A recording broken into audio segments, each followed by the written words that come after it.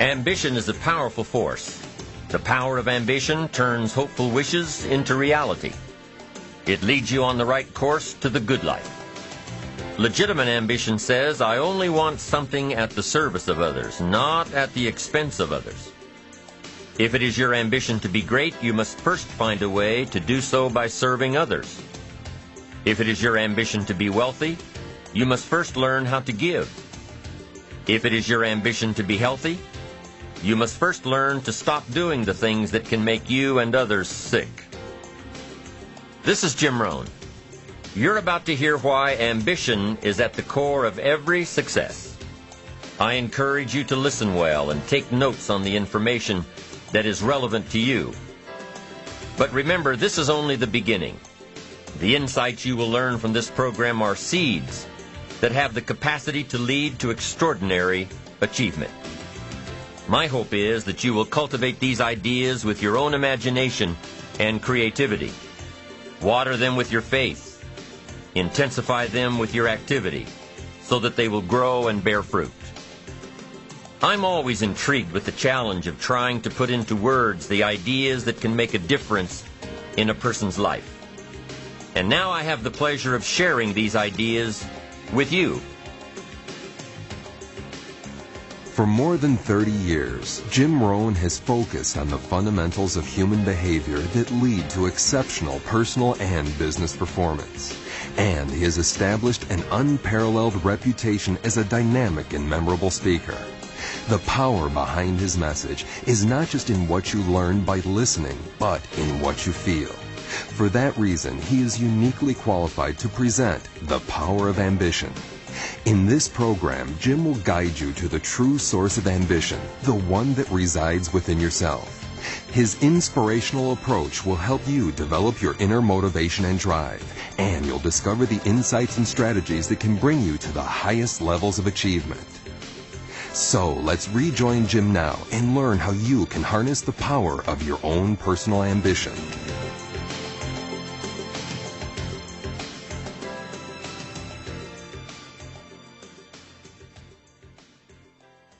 To a lot of people, ambition is kind of a mystery.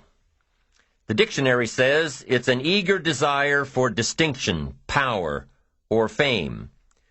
But what does that really mean? Well, let's start with the word eager. All by itself, eager is kind of exciting. Kids are eager for their birthday parties. They expect to be the center of attention, get lots of presents, eat too much. I guess grown-ups are eager for birthdays too. Unless, of course, they're embarrassed that the number of candles on the cake outnumber their achievements. But we can be eager to see a ball game, eager to see our kids in a dance recital, eager to see an old friend, eager to shop for a new car. Eager sounds like a lot of fun. But do you ever hear people say they are eager to live a better life, eager to have a better family, eager to make a lot of money? Probably not. And that's a problem. Because how I see it, living a better life, having a better family, and making a lot of money takes an eager desire. We have the remarkable ability to get exactly what we must have. But there is a difference between wishes and desires. We've all heard people say, "Oh, I wish I could just drop 5 pounds. I want to be a little lighter."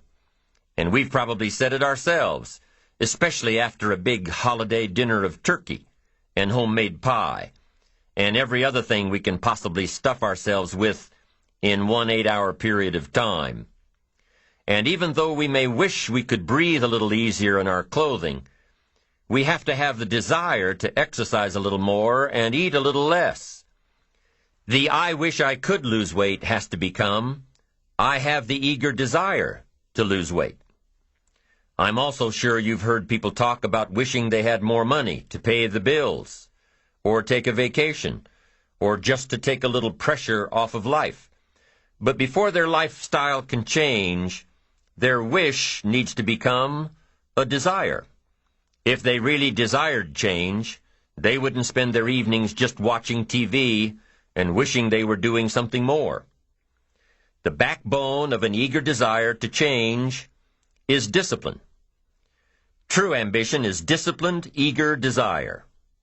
It's that little part within us that says, if I want to be ready for that meeting tomorrow, I need to finish preparing for it today. If I want to make sure I can pay for my kids' college education, I need to start saving today. If I want a better life tomorrow, I need to start working on it today. Ambition is a minute-by-minute, day-by-day mentality. To have the ambition to work towards a better family life, a newer car, a bigger house, a financially secure future, you have to live it every moment. If living a successful life was easy, I'm sure more people would be successful. If just being ambitious was enough, I'm sure all of the broke and perplexed people in the world wouldn't be broke and perplexed. While most people spend most of their lives struggling to earn a living, a much smaller number seem to have everything going their way.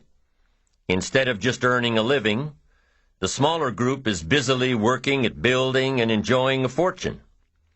Everything just seems to work out for them. And here sits the much larger group, wondering in awe on how life can be so unfair, complicated, and unjust. So what's the major difference between the little group with so much and the larger group with so little? Despite all the factors that affect our lives, like the kind of parents we have, the schools we attended, the part of the country we grew up in, none has as much potential power for doing good as the ability to dream. Dreams are a projection of the kind of life we want to lead. Dreams can drive you. Dreams can make you skip over obstacles. When we allow our dreams to pull us, they unleash a creative force that can overpower everything in our way. To unleash this power, though, your dreams must be well defined. A fuzzy future has little pull power. Well-defined dreams are not fuzzy. Wishes are fuzzy. To really achieve your dreams, to really have your future plans pull you, your dreams must be vivid. If you've ever hiked a 14,000-foot peak in the Rocky Mountains, one thought has surely come to mind. How did the settlers of this country do it? How did they get from the East Coast to the West Coast? By foot. Carrying one day's supply of food and water is hard enough. Can you imagine hauling all of your worldly goods with you? Mile after mile, day after day, month after month? These people had dreams, big ones. They had ambition. They didn't focus on the hardship of getting up the mountain. In their minds, they were already on the other side. Their bodies just hadn't gotten them there yet. Despite all of their pains and struggles, births and deaths along the way, those who made it to the other side had a single vision: to reach the land of continuous sunshine and extraordinary wealth. To start over where anything was possible, where everything was possible. Their dreams were stronger than the obstacles in their way. You've got to be a dreamer. You've got to see the future finished in advance. You've got to see California while you're climbing 14,000-foot peaks.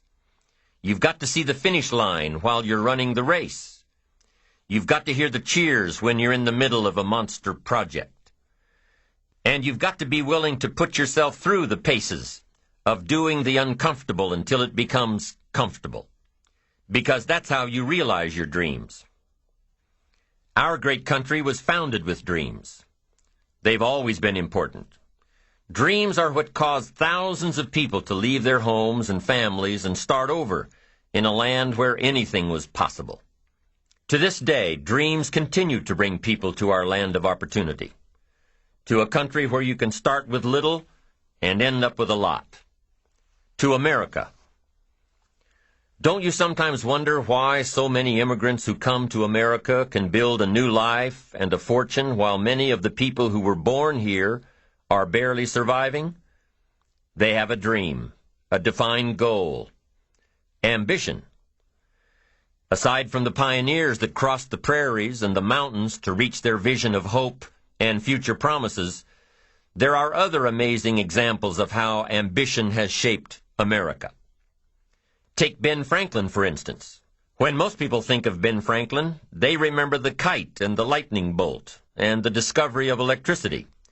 What a lot of people may not know is that Ben Franklin was one of the first writers to address self-making. When Franklin started Poor Richard's Almanac in 1732, he used the blank spaces between the crop data and the weather information to insert clever bits of moral and practical advice. I'm sure you've heard the saying, fish and company start to stink in 3 days. Well, that was one of hundreds of Ben Franklin's comments on life. Another was, diligence is the mother of good luck. You know, it's amazing how hard-working, smart-working people have all the luck. We sometimes hear of a brand-new musical group, an overnight success. They must have been in the right place at the right time, knew the right people, had a friend to help them out. But if you've ever watched an interview with some of these folks, you'll probably hear that their overnight success took several years. Diligence is the mother of good luck. Now, in addition to these witticisms, Ben Franklin gave us 3 principles of success and ambition that have withstood the test of time. Number 1, happiness doesn't come from big pieces of great success, but from small advantages hammered out day by day. What Mr. Franklin is saying here is that we must be happy with what we've got when we're in pursuit of what we want. Too often we say, oh, I'll be happy when I just get that promotion. I'll be happy when I just land that contract. I'll be happy when I just have more money. I'll be happy when I just. Just what? You won't be any happier when you reach your goals than you are right now. It just doesn't work that way. Abraham Lincoln said it best. He said, you'll be as happy as you make up your mind to be. Right now, whether you're on your way, whether you've already gotten there, you'll be as happy as you make up your mind to be now. Right now. Being happy on the way doesn't mean you can't aim for great things. After all, look at everything Franklin accomplished in his lifetime. It means that big achievements come one small advantage at a time. It means that you've got to enjoy the journey. It means that you must enjoy and take pride in your little accomplishments. It means enjoying who you are becoming in pursuit of your eager desire, every day, every single day. Ben Franklin's second principle said that life is plastic. Within each of us is the power to mold ourselves and mold our environment. It is up to each of us to begin this molding process with a final product in mind. And it is within our power to work it and form it every minute, every day, every month, every year. By using your mind and your abilities and your attitude to work a little each day on molding your life, you'll soon see how magnificent your power is to gain those small advantages each day, the little steps it takes to build up to success. Principle number 3, success is a pleasure. Success is a pleasure. If what you are doing today isn't satisfying, gratifying, guess what? You're really not successful. If you are not fulfilled with what you are doing today, you cannot possibly be successful. It doesn't matter how many worldly possessions you may have, how many cars, how many toys, how much money. If you're not happy with your life as it is, you cannot be successful. Now, I know that success is a relative term. It means different things to different people. To a school kid, success may mean a star on top of his latest test. To a homemaker, it probably means that she has a well-run household and a wonderful family. To an outside professional, it's most likely the thrill of closing a major contract, or the pride in accepting a performance bonus, or being named the top-producing salesperson. But the one thing you will hear from everyone who is successful is that they are happy with who they are and what they are doing. They are happy, content, satisfied. Success is a pleasure. What have you done today that makes this day successful? Think about it and write it down. If at the end of the day you can jot down the things that have made it a good day, you will soon see patterns forming. This really is a good habit to get into. When you can see a pattern of pleasure, you'll know you're on the road to success. So take note of Mr. Franklin's 3 principles of success and ambition. Number 1, big achievements come one small advantage at a time. One step at a time, one day at a time. Number 2, you have the power to mold your life, to make it whatever you want, to shape it and reshape it. And number 3, success is measured through pleasure. This is the key one. Success is measured through pleasure. You've got to be happy along the way. You've got to learn to give yourself a pat on the back. Good job, you need to tell yourself. I'm proud of me today. You've got to be happy. You've got to learn to enjoy the process. These are really common sense ideas. They're practical, and William James agreed. He's another American great, one of the most notable philosophers and psychologists in our history, and he founded a philosophy called pragmatism. To be pragmatic is to be practical, to test the validity of a concept by its practical results, to actually question something and rate its usefulness by what it can do for you, to hear a method of doing something and figuring out if it's even worth your while. One of the issues Mr. James dealt with in his lifetime was, what does it mean to be a success, a significant person? After years of pondering this question, William James described success as a combination of 2 things. Number 1, an inner ideal which is followed persistently with courage. And number 2, outer achievement related to that ideal. Let's go back to number 1, an inner ideal which is followed persistently with courage. I take that to mean defining a goal and having the resolve to complete it. No matter what, I'll do it or die. Promise yourself you'll read the books until your skills change. Go to the seminars until you get a handle on it. Do it until it makes sense. Practice it until you've got it right. Don't give up until you get where you want to be, however long that is. Step by step, piece by piece, book by book, seminar by seminar, do it until. Go for it. Until is a very important word. It's magic. It means that you'll never give up. Don't miss the chance to grow, to pay the price. Until you learn, change, grow. You'll discover some of life's great treasures when you pay that price. William James' second part to success dealt with the outer achievement related to that ideal. You need both aspects to really be a success. But what Dr. James realized about his philosophy of success was that the first part is indeed more important than the second. Going for it. As long as you're working toward your inner goal, your dream, then success is possible. But once you give up your inner vision, then you can never become successful. You never will become successful. Until doesn't even matter. Now, maybe the person who's been working on a project for 10 years can be successful in his own right, if he's honestly working toward it, doing everything to make himself worthy of reaching the dream, really happy with where he is, doing it until. Then maybe he is a success.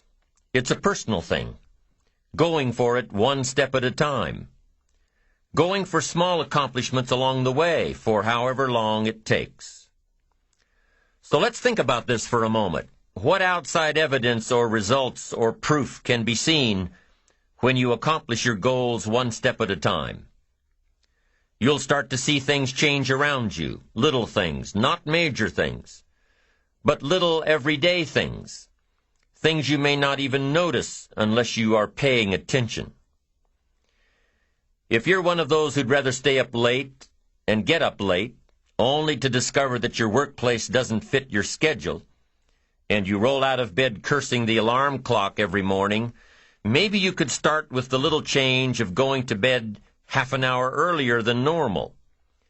And maybe you'll see, in time of course, you can't train your body overnight, maybe you'll find out that you jump out of bed in a better mood, and that your day will start better, and that you'll get more done, and that the people around you that caused you problems aren't so hard to work with after all. It all starts by making one little change and adding to it every day. You see, you can't change what's going on around you without first changing what's going on within you. Start changing how you look at mornings, and sure enough, people will start changing how they look at you. When you start changing how you think, how you act, how you treat others, how you treat yourself, when you start responding instead of reacting to life, life will start responding to you. I'm telling you that you can do it with your lifestyle. You can do it with your sales career. You can do it with your management career. You can do it with any part of your life. If you are looking for equities unmatched, don't curse the only thing you have, seed and soil, sunshine and rain, miracle and seasons. But start processing things like we're covering in this program, and change will take off for you. You cannot believe what can happen in such a short period of time. So you ask yourself, what small changes can I start making today? Well, you can start in your car on your way to work. If you're sitting on the highway, stop-and-go traffic, moving at about 15 miles per hour tops, look at the guy or the lady sitting next to you and give them a smile, or thumbs up, or even wave. Now, some people might think you're a little strange, but hey, you'll feel better. And tomorrow, when you get into the office, how about a big cheery hello to the people at the front desk, and everyone you see on the way to your office? And when you get home tonight, how about giving your wife or husband and kids big hugs, instead of collapsing on the sofa? When you start with the little things that make others happy, improve their day, you'll find that these little things add up to big ones. So what happens when you start taking charge of your own personal happiness, your own life? Do you think that these little things will somehow make a difference in meeting your goals?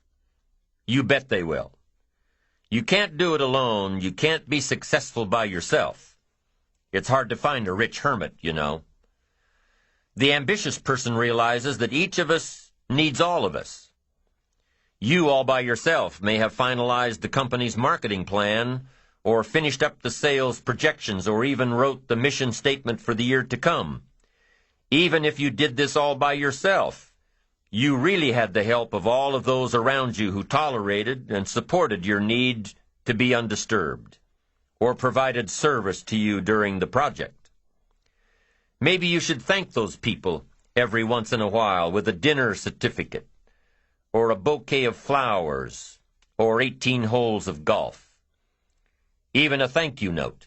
Thank you notes are so important. After all, without your support team, you probably wouldn't be where you are today. You can't be successful by yourself, so thank them.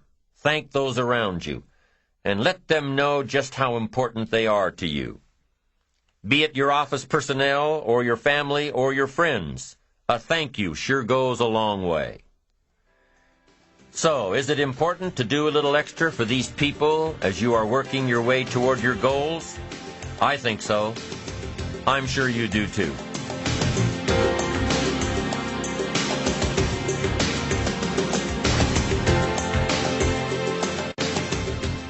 Once you've decided that you're going to set sail, go for it, and let loose on your new charted course, you don't have to worry about the winds that will most certainly blow around you, the obstacles, the negativity that will stand in your way. You don't have to worry about what other people will say. You just have to keep your mind on your course. Those winds may blow fast and furious, but if you know your path, if you know where you are going, They will help push you toward the dreams and goals and treasures that you have already decided you're going after. Your goals will push you forward, ahead of the stormy weather. There are some amazing people around that we can learn from today, people who have already braved the storms and come out on top, people who are still alive today, people who started with nothing and ended up with something great. Famous people, not so famous people. Maybe even people you know, but don't know their stories. People who had an early vision and ambition. People who turned their focused dreams into the reality of success.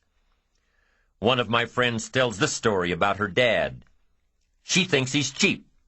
She gives him a hard time every time they go to one of those all-you-can-eat places, because he eats all he can eat, until he can't move, until he needs to take something for indigestion. But she knows where he came from, his history, and understands just why he is the way he is. He eats all he can eat because he was raised in an orphanage, a place where you had to grab all you could or you'd be hungry. But the real story behind her father is that he made himself a millionaire, with nothing more than a dream. He watched his own father drown when he was 4, was taken away from his mother a few years later and put into an orphanage because he was so bad. Raised by other people, strangers. After growing up in foster homes, he decided to go out on his own. He barely finished high school, but he found a job as a vacuum cleaner salesman. He did well, really well.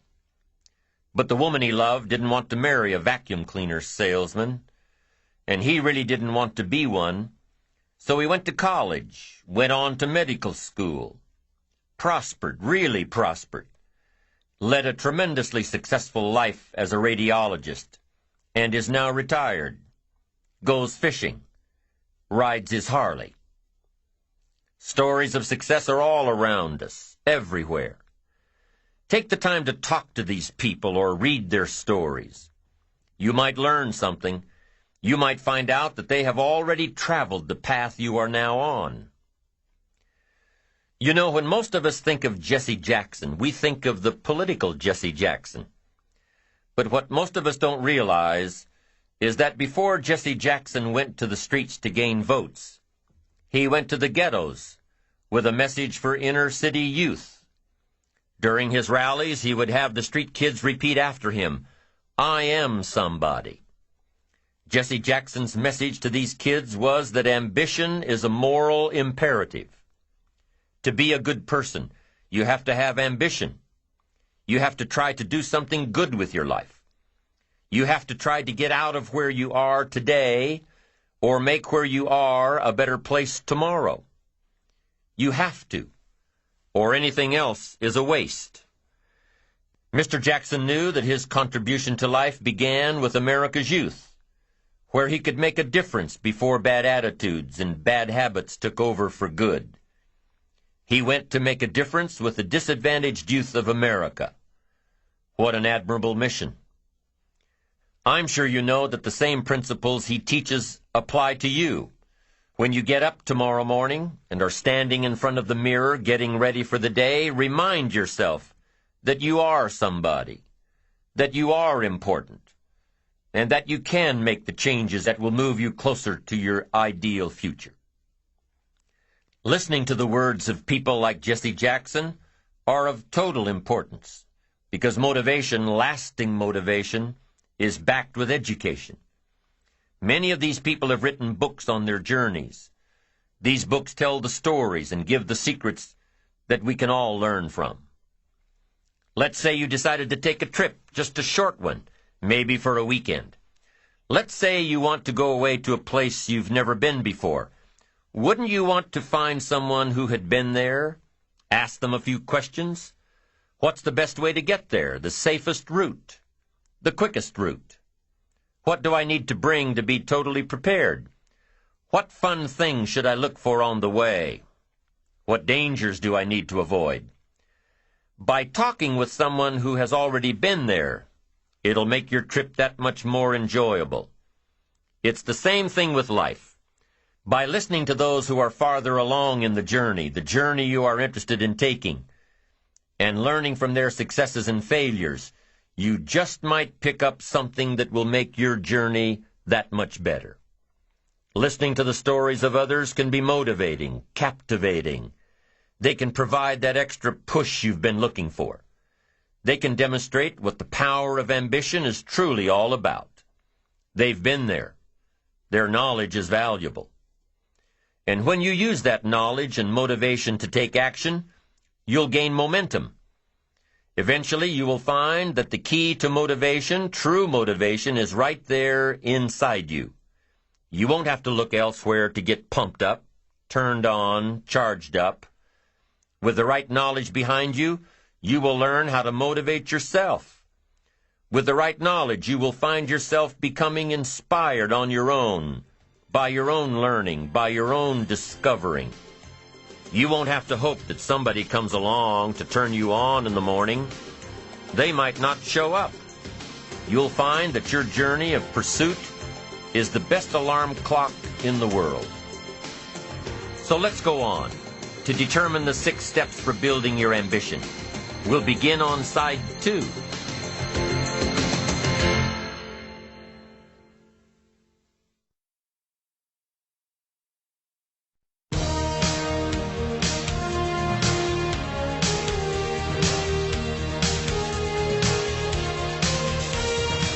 Joseph Epstein wrote a book called Ambition.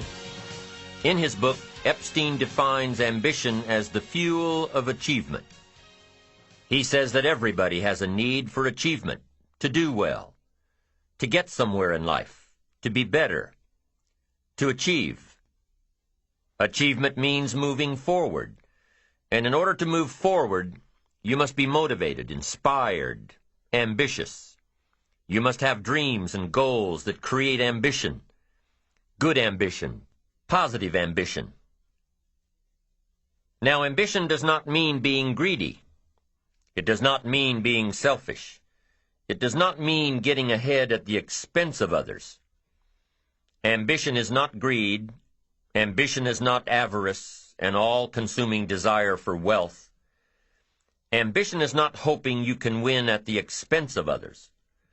Do you suppose Judas was ambitious? He ended up with 30 pieces of silver, a fortune in those days. Was Judas successful because he had all that money? No, Judas sold out. Was Judas happy when it was all over with? No. The money didn't make him happy. What he did to get the money certainly didn't make him happy. What Judas became in the pursuit of his fortune caused him to end his own life. What drove him was not ambition. Ambition is not greed. Ambition is an eager desire to achieve, an eager desire to get ahead in life, to do more for your family, to prosper in health, wealth, and relationships.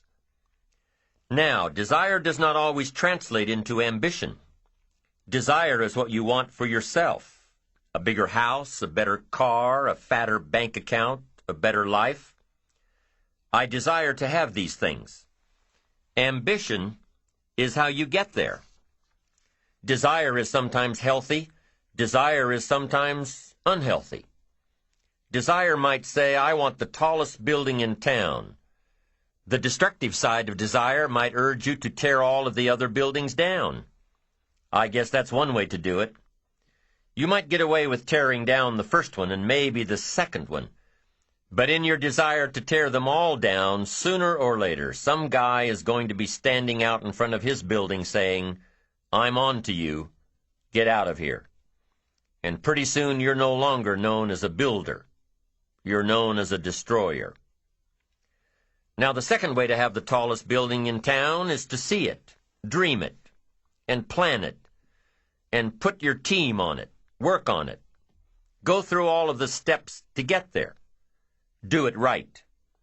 Have the ambition to be the owner of the tallest building in town, and go through all of the right steps to get there. If you really want it and have the skills to do it, and the patience to weather all of the storms, your ambition will lead you there. Having the ambition to do what it takes to get you where you want to go is good. Ambition is creative and constructive. Ambition is an expression. It's something inside of you want to express in a positive way. I'm sure you have dreams of accomplishing great things. Are you ambitious enough to realize these dreams? Are your dreams strong enough to pull you toward your future? Are they vivid enough to see the end result now? Are they worthy of doing until you get there? What are your reasons for creating these dreams? Reasons vary from person to person. I bet if you did a little soul searching, you could come up with a fairly strong list. The list of reasons. Why is it so important to achieve these dreams? What are you trying to express? These reasons for accomplishing great things are different for everybody. There are personal reasons, sometimes uniquely personal reasons. Some people do well for the recognition. Some people do well because of the way it makes them feel. They love the feeling of being a winner, and that is one of the best reasons. Once in a while I hear someone say, "If I had $1 million, I'd never work another day in my life." Hey, that's probably why the good Lord sees to it that he doesn't get his million, because he would just quit. Family is another reason, a motivator for doing well. Some people do extremely well because of other people, and that's a powerful reason. Sometimes we will do something for someone else that we would not do for ourselves. I know a lady who was getting back on track from financial disaster. Even though she didn't have much of anything left, her primary motivator was to keep her daughter in private school, an expensive one of the best in the country. Although her goal was to financially surpass where she was before her economic fall, her main reason to work all of those extra hours was to give her little girl the best possible education. As you can well imagine, wanting to do something for someone else led her to all sorts of other accomplishments as well. How fortunate are the people who find themselves greatly affected by someone else. It's powerful. What has you getting up early, hitting it hard all day, and staying up late? What has you inspired? What are your reasons for doing well? What's at the core of your quest? What is the power behind your ambition? Think about it. Jot it down. Do some soul searching. Define your reasons so they will work better for you.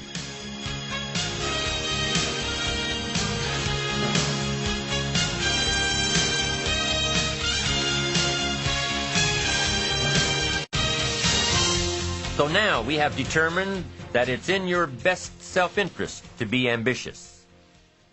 Self-interest, self-preservation. As human beings, we can't help but be interested in our own self-preservation. We can't help but be self-interested. It's one of the strongest urges we have. Interested in our preservation, interested in our development, interested in our success. There's certainly nothing wrong with self-interest, but here's the clue. Self-interest must be enlightened as to what truly serves us best. When I found out that self-interest was okay, that was a big relief to me. Now, we're not talking about selfish. We're talking about self-interest. Self-interest needs to be educated, enlightened.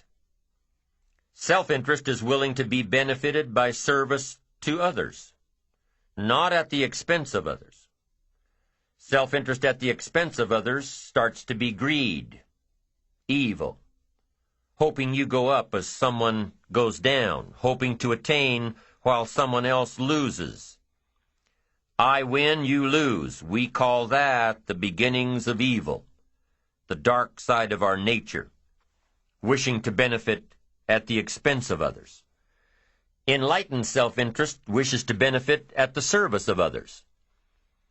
A friend of mine tells this little story about a person she hears from about every 3 months or so.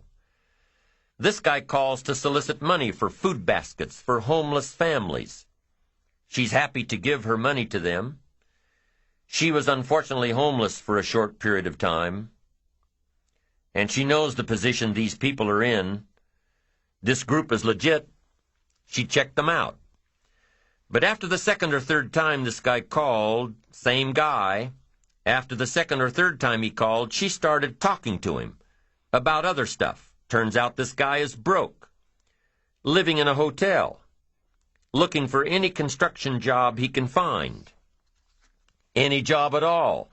But what's unique about this guy is that he donates 2 or 3 hours a night, every night, to call people and get money to feed the homeless. Every night, from his hotel room. Now, most people would say this guy should use those hours every night to work a second job or a third job. But while he's way down on the ladder of success, he feels it's important to help those less fortunate than he is. He has a roof over his head. He makes enough to feed himself. And my friend says that every time she talks to this guy, every 2 or 3 months, he's doing better. He's digging himself out of debt. He's starting to save money. He thinks he'll be able to move into an apartment in another month or 2. Now, recently an interesting thing happened. My friend was talking with an associate of hers. She's single, lives in a big house, needs to find a handyman to help her out on a regular basis, someone who can build an addition onto her house. So my friend told her about this guy. The only reason this guy ended up being hired was that my friend's associate was touched by his dedication to service, while he, himself, was down and out. Service. Success at the service of others. Now, this guy isn't rich by any stretch, but through my friend's network, he now has constant work, doing things around several people's houses. And now he's in a place of his own. And guess what he does every night? He's still making phone calls to get money to feed the homeless. What great character this man has. Enlightened self-interest leads to wealth. Self-preservation leads to poverty. Somebody says, well, I can't be concerned about other people. I have to pay attention to myself. Well, then, you'll always have to. Somebody says I can't be concerned about other people's bills. I've got enough worries trying to pay my own. Well, then, you'll have to worry about them for the rest of your life. The best way to get that monkey off your back is to turn your attention around. Once I understood some of this stuff, I'm telling you, it revolutionized my whole life. Now, self-interest is okay, yes. But here's what self-interest must be if you truly want to be happy. It must be enlightened. It says, don't keep your attention on yourself if you want your life to work out well. Turn your attention to others. In your own self-interest, be enlightened.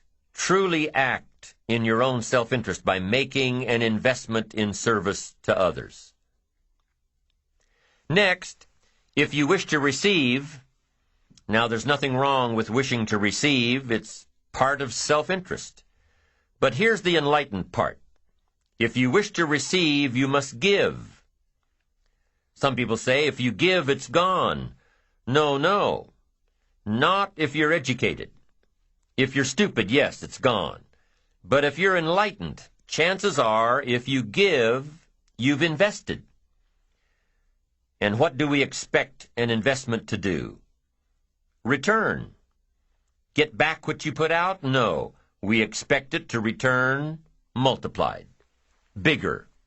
Greater. Better. My father taught me way back, son, always do more than what you get paid for. Now, some individuals might argue with that. They'd say, no, you're going to mess up the whole program. I know they're wrong. In my own self-interest, I did what my father taught me, to always do more than I got paid for. Why? to make an investment in my future. Do more than you get paid for to make an investment in your future, and it's paid off for me. If you're wanting that big promotion, are you going to go up to your boss and say, "Just give it to me. I'll work harder if you just give me that promotion"? No, it doesn't work that way. You've got to do more in your current position so that you get noticed, so you stand out from everybody else. So the boss says, "Hey, we've got this position opening up, and I think we should give it to Nancy. She does so much more than we expect. Just imagine what she'll do if we give her this promotion." You've got to do more than you're paid for. You've got to. It's an investment in your future. It's one thing to make a sale. I'm telling you, if you make a sale, you'll make a living. If you go beyond making the sale and serve people by keeping in touch, calling them before they call you, writing a thank you note, sales will lead to multiple sales. You can make a fortune if the customer is well taken care of. People who are well taken care of will open doors you can't get through by yourself. All of us have found ways to make a living. What got interesting for me early on was to figure out ways to make a fortune. You'd say, "Well, Mr. Rohn, how would I deserve to make a fortune?" It's easy. Render fortunes of service. People will do things you cannot believe for people who give them good service. Here's one of the greatest gifts you can give anybody, the gift of attention. In return, they will do extraordinary things for your career, take you by the hand, and lead you to more people than you could meet by yourself. Always do more than you get paid for. Next, in enlightened self-interest, life responds to deserve, not need. Life responds to deserve, not need. Life was not designed to give us what we need. Life was designed to give us what we deserve. What we deserve. Once you understand that little life principle in your own self-interest, I'm telling you, it's life-changing. The ancient law does not go like this: if you need, you will reap. No, it doesn't work that way. A lot of people out there are hoping it works that way, but no, it doesn't. The ancient law goes like this: if you plant, you will reap. If you sow, you will reap. Somebody says, "Well, I really need to reap." Well, then you really need to plant in your own self-interest. Your own self-interest needs to be educated in how to plant, how to do it so everybody wins, because life doesn't respond to need. You can't go to the soil and say, "I need a crop." The soil just smiles at you. And here's what the soil says: "Don't bring me your need, bring me some seed. Bring me some effort. Bring me some discipline. Bring me some interest. Bring me some service. Bring me these things, and I'll return to you multiplied by 2 times, 5 times, 10 times. You can't come with need. You've got to come with seed. You've got to come with willingness. You've got to come with skills. You've got to be willing to learn, willing to change, willing to grow, willing to put yourself out, willing to stand up to the bad weather, willing to pull out the weeds, willing to nurture. That's the only way you get a return. Once you understand these principles, self-interest now truly becomes an exciting challenge, making sure everybody wins. Enlightened self-interest makes sure that everybody wins. Now here's another one. If you want to find, you must search. And if you search, you will find. In order to find, you must search. You must go to church. You must go to the seminar. You must go to the library. You've got to go to the bookstore. You've got to go to the class. You've got to go to the training. You've got to go searching. Why? If you search, you will find. You'll find ideas. You'll find inspiration. You'll find hope. You'll find contacts. But you've got to be out there, on the search, on the look. Life reserves its treasures for those who deserve it, not those who need it. Enlightened self-interest, giving so that you will receive, searching so that you will find, making sure that everybody wins all the way around. Enlightened self-interest needs to be educated. Enlightened self-interest says, I will learn that life is not just the passing of time. I will learn that life is the collection of experiences, ups and downs, highs and lows, laughter and tears. You must decide to act. You must have the discipline to act. Now, here's what's important about discipline. One discipline affects another discipline. All disciplines affect each other. In fact, here's a good philosophical phrase. Everything affects everything else. Nothing stands alone. Don't be naive and say, this doesn't matter. Of course it matters. It all matters. Some things may matter more than others, but everything matters. If you'd rather sleep in than go for a walk around the neighborhood, pretty soon it will matter. If you'd rather spend your money instead of saving it, pretty soon it will matter. If you'd rather put off a letter to an old friend instead of corresponding regularly, pretty soon it will matter. If you'd rather work late every night instead of going home and spending time with your family, pretty soon it will matter. It all matters. Every letdown affects the rest. If you won't walk around the block, you probably won't eat right. And you probably won't buy the books. And you probably won't attend the seminars. And you probably won't spend your money wisely. And after years of this, it all adds up. So the key to reversing this process is to start picking up the disciplines. It does matter. It all matters. Now, here's the positive side. Every new discipline affects the rest. Every new discipline makes a difference. That's why action is so important. The smallest action, the least action, the action that you won't think will matter, it all matters. Take it.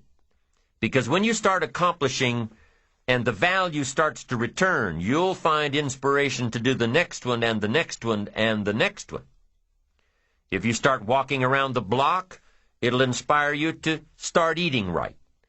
You start eating right, it'll inspire you to get a book. You get a book, and it'll inspire you to get a journal. You get a journal, and it'll inspire you to develop some skills. Disciplines affect each other. Lack affects the rest of your life. The key is to diminish the lack. One of our greatest temptations is to just ease up a bit, to do just a little bit less than you're capable of, to take a little break.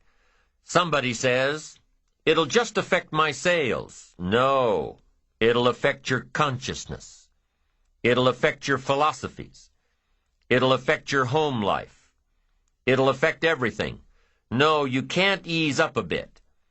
That's what vacations are for. When you're at work, work. When you're on vacation, rest.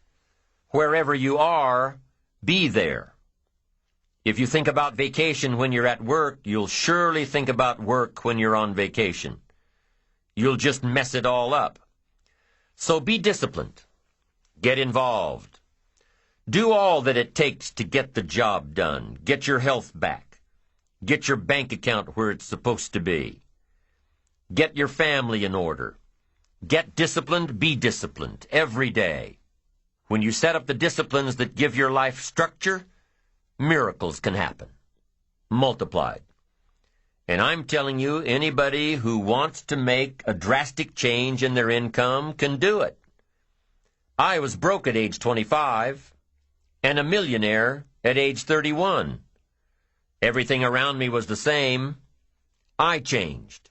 I refined my philosophy. I read the books. I took the classes. Started looking at life a little differently. I'm telling you, it works. Now, there are 6 principles of building ambition that we will discuss as we go through this program. These principles work together, creating and directing energy. Directing your energy toward achievement. Directing your energy toward self-expression. Right now, we'll touch on the 6 principles in definition only, and later in the program, we'll get into each one separately. Here they are, the 6 principles of building ambition. Number 1, positive self-direction. Knowing who you are and where you want to go. Accumulating the knowledge and being prepared for opportunities that come your way. Number 2, self-reliance. Taking responsibility for your own life. Taking responsibility for whatever happens to you.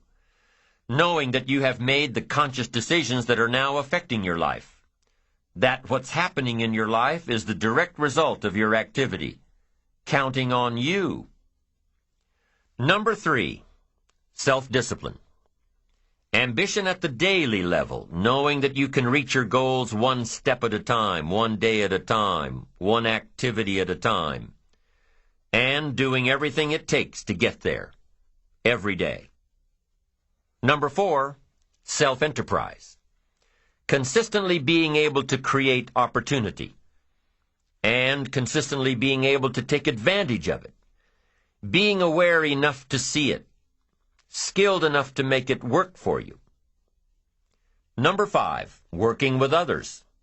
We must make ourselves stronger to benefit us all. We must succeed at the service of others, learning how to take your skills, enterprise, reliance, and direction to the table to create true success. And the 6th principle of building ambition is self-appreciation. Appreciate your accomplishments. Appreciate your potential. Knowing that in one day you completed all you set out to do. Fueling your ambition by fueling your appreciation of yourself. Each of these principles, when activated correctly, help to develop your ambition, your eager desire to get more out of life, to gain wealth, to gain prosperity, to have a better family, to build a better business. All of these principles work together in creating and directing energy toward achievement and self-expression. All of these 6 principles are required to build the 3 cornerstones of a truly ambitious person: focused concentration, resilience, and integrity. You'll know you have unlocked the power of ambition when these 3 qualities, the cornerstones, become words that best describe you. So when we continue, we'll get started with principle number 1, positive self-direction.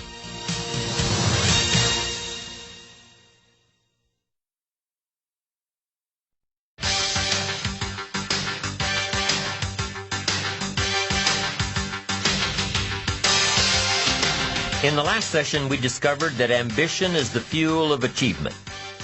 That achievement is truly self-expression in its strongest and clearest form. So if achievement is based on self-expression, then it only makes sense that there is one true place to find ambition: inside yourself.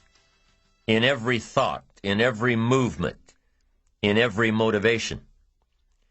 Self-expression. Isn't self-expression really self-direction? How you think, how you move, how you motivate yourself? It is. And ambition is a result of self-direction, one of the 6 principles for building ambition. Positive self-direction says, I know who I am, and I know where I want to go. I am accumulating knowledge and experiences and feelings and philosophies that will help prepare me for opportunities that I know will show up without notice. Positive self-direction. You know who you are and where you want to go. You've already spent a great deal of time thinking about it. You've been working on the parts of your personality that will make you better. Working on your attitude. Working on your health. Working on your time management skills. Putting it all down on paper. And you constantly see yourself in the place that you want to be. As you talk with yourself every day, how often do you ask, is what I am doing today getting me closer to where I want to be tomorrow? Am I making the daily adjustments necessary? Am I doing all that it takes? Will I keep on doing it until? Direction determines destination. Here's a question you need to ask yourself. Are all of the disciplines that I'm currently engaged in taking me where I want to go? Are all of the disciplines I am presently engaged in taking me where I want to go? What an important question at the beginning of the month, at the beginning of the week, at the beginning of the day. Because here's what you don't want to ever do: kid yourself. You know, kid your neighbor and kid me and kid the marketplace if you want to, but gosh, you can't kid yourself.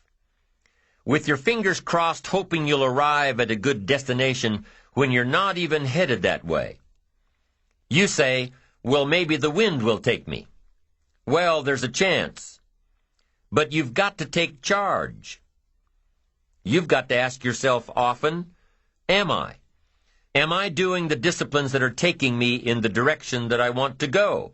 I don't want to be faked out here and think I'm on the way to financial success when there's not a prayer, not a hope. I don't want to be faked out hoping that there's someone else who's going to take care of it, take care of me. They're not going to take care of it. They're not going to take care of me. What if all of your negative relatives turn positive? What'll that do for your fortune and your future? Not much. If prices come down a little, what'll that do for your fortune and your future, and your sophistication and your culture? What'll that do? Not much. If the economy gets a little better, what'll that do? Answer, not much. If you don't make plans of your own, you'll fit into someone else's plans. And guess what they have planned for you?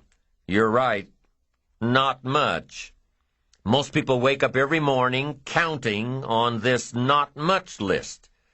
And that's why what they have is not much. Not much hope, not much promise, not much progress. They're driving what they don't want to drive, living where they don't want to live, doing what they don't want to do. Forget the thief waiting in the alley to snatch your purse. What about the thief in your mind? Lazy, not stimulated by thoughts and questions. Don't become a victim of yourself. Ask yourself these questions. Is this the direction I want for my life? Is it someone else's direction? Is it a goal that I have been ingrained with since my childhood? Is it my parents' or my spouse's or my boss's or my children's? Is it mine? Ask yourself these questions. Debate them if you will. Debate the ideas I am sharing with you on this program later. After you've heard all the ideas, debate what will work for you and won't work for you. But most importantly, get into the debate of your inner mind. What am I doing that works? What am I doing that doesn't work? Debate it all. Work with your mind to figure out the best possible direction for you. Your self-direction. Your self-direction. You hear stories all the time of kids, middle-class kids, upper-middle-class kids. You hear stories all the time about good kids that are having problems. Their parents are highly successful. They want their kids to be highly successful. But the kids are having problems. Maybe not with their grades, but with how they feel about themselves. The parents push their kids into one career direction, probably to take over the family business or follow in the family footsteps. It's the parents' direction, not the kids' direction. The kids know that something's just not right. And for these kids, something goes wrong. I know this lady that comes from a medical family. Everybody's in medicine. All of the kids grew up and went to school to be in medicine. It's just what you did. You grew up and became a doctor. Now, it wasn't a bad upbringing. They had everything they needed, but they also had the extra push to go into medicine. As a matter of fact, my friend says that they were raised with such tunnel vision that she didn't even have the slightest idea how food got into the grocery store, how cars got into the lots, how money got into the banks. She didn't know. The issues were never brought up at the dinner table. She remembers back in the late 70s, the first time she went to look for a job to make extra money in college, that the best jobs in the paper, the ones for qualified people, were only advertising a monthly salary of $900. $900. She thought the average person on the street, the average non-qualified person, made at least $3,000 a month. What a difference. What a shock. To be so sheltered from real life, to be so far off in what the average person made for a living, it was a real revelation. So she started asking questions. I mean, if she was that far off in her judgment of average earnings, maybe she was way off on other thoughts in life, too. Maybe there was more to life than being in medicine. Maybe this wasn't what she wanted to do after all. Maybe she finally found the reason why she hadn't been happy through all of her academic achievements. Sure enough, she figured out that the medical goals were not her own, only those of her parents. And even though she was chastised by her family for not following through with the family goals, she is now much happier following her own path. Direction must be your own, or it can end up being damaging. Damaging to your soul, damaging to your spirit, damaging to your health. Now there's one more part to my friend's story of growing up in a medical family. It's a part that nobody in her family talks much about, yet it happened. And it's an important part to tell. While my friend was pushing for perfection in school, she also pushed herself into an eating disorder. She ended up with this a few years before anyone really knew anything about anorexia. So there wasn't much help available.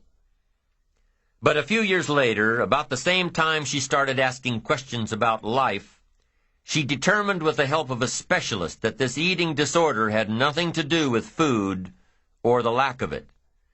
It had to do with control. It had to do with direction.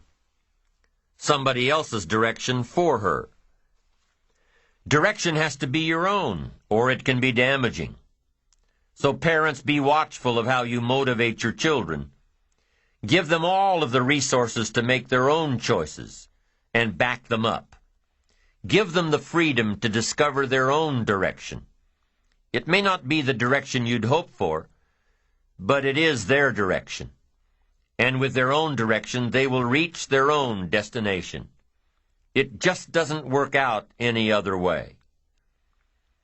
Now, if you are one of those people who had the revelation that the life and goals you're pursuing are not your own, you can change it, just like my friend did. But the change doesn't come overnight. The direction of life can come overnight.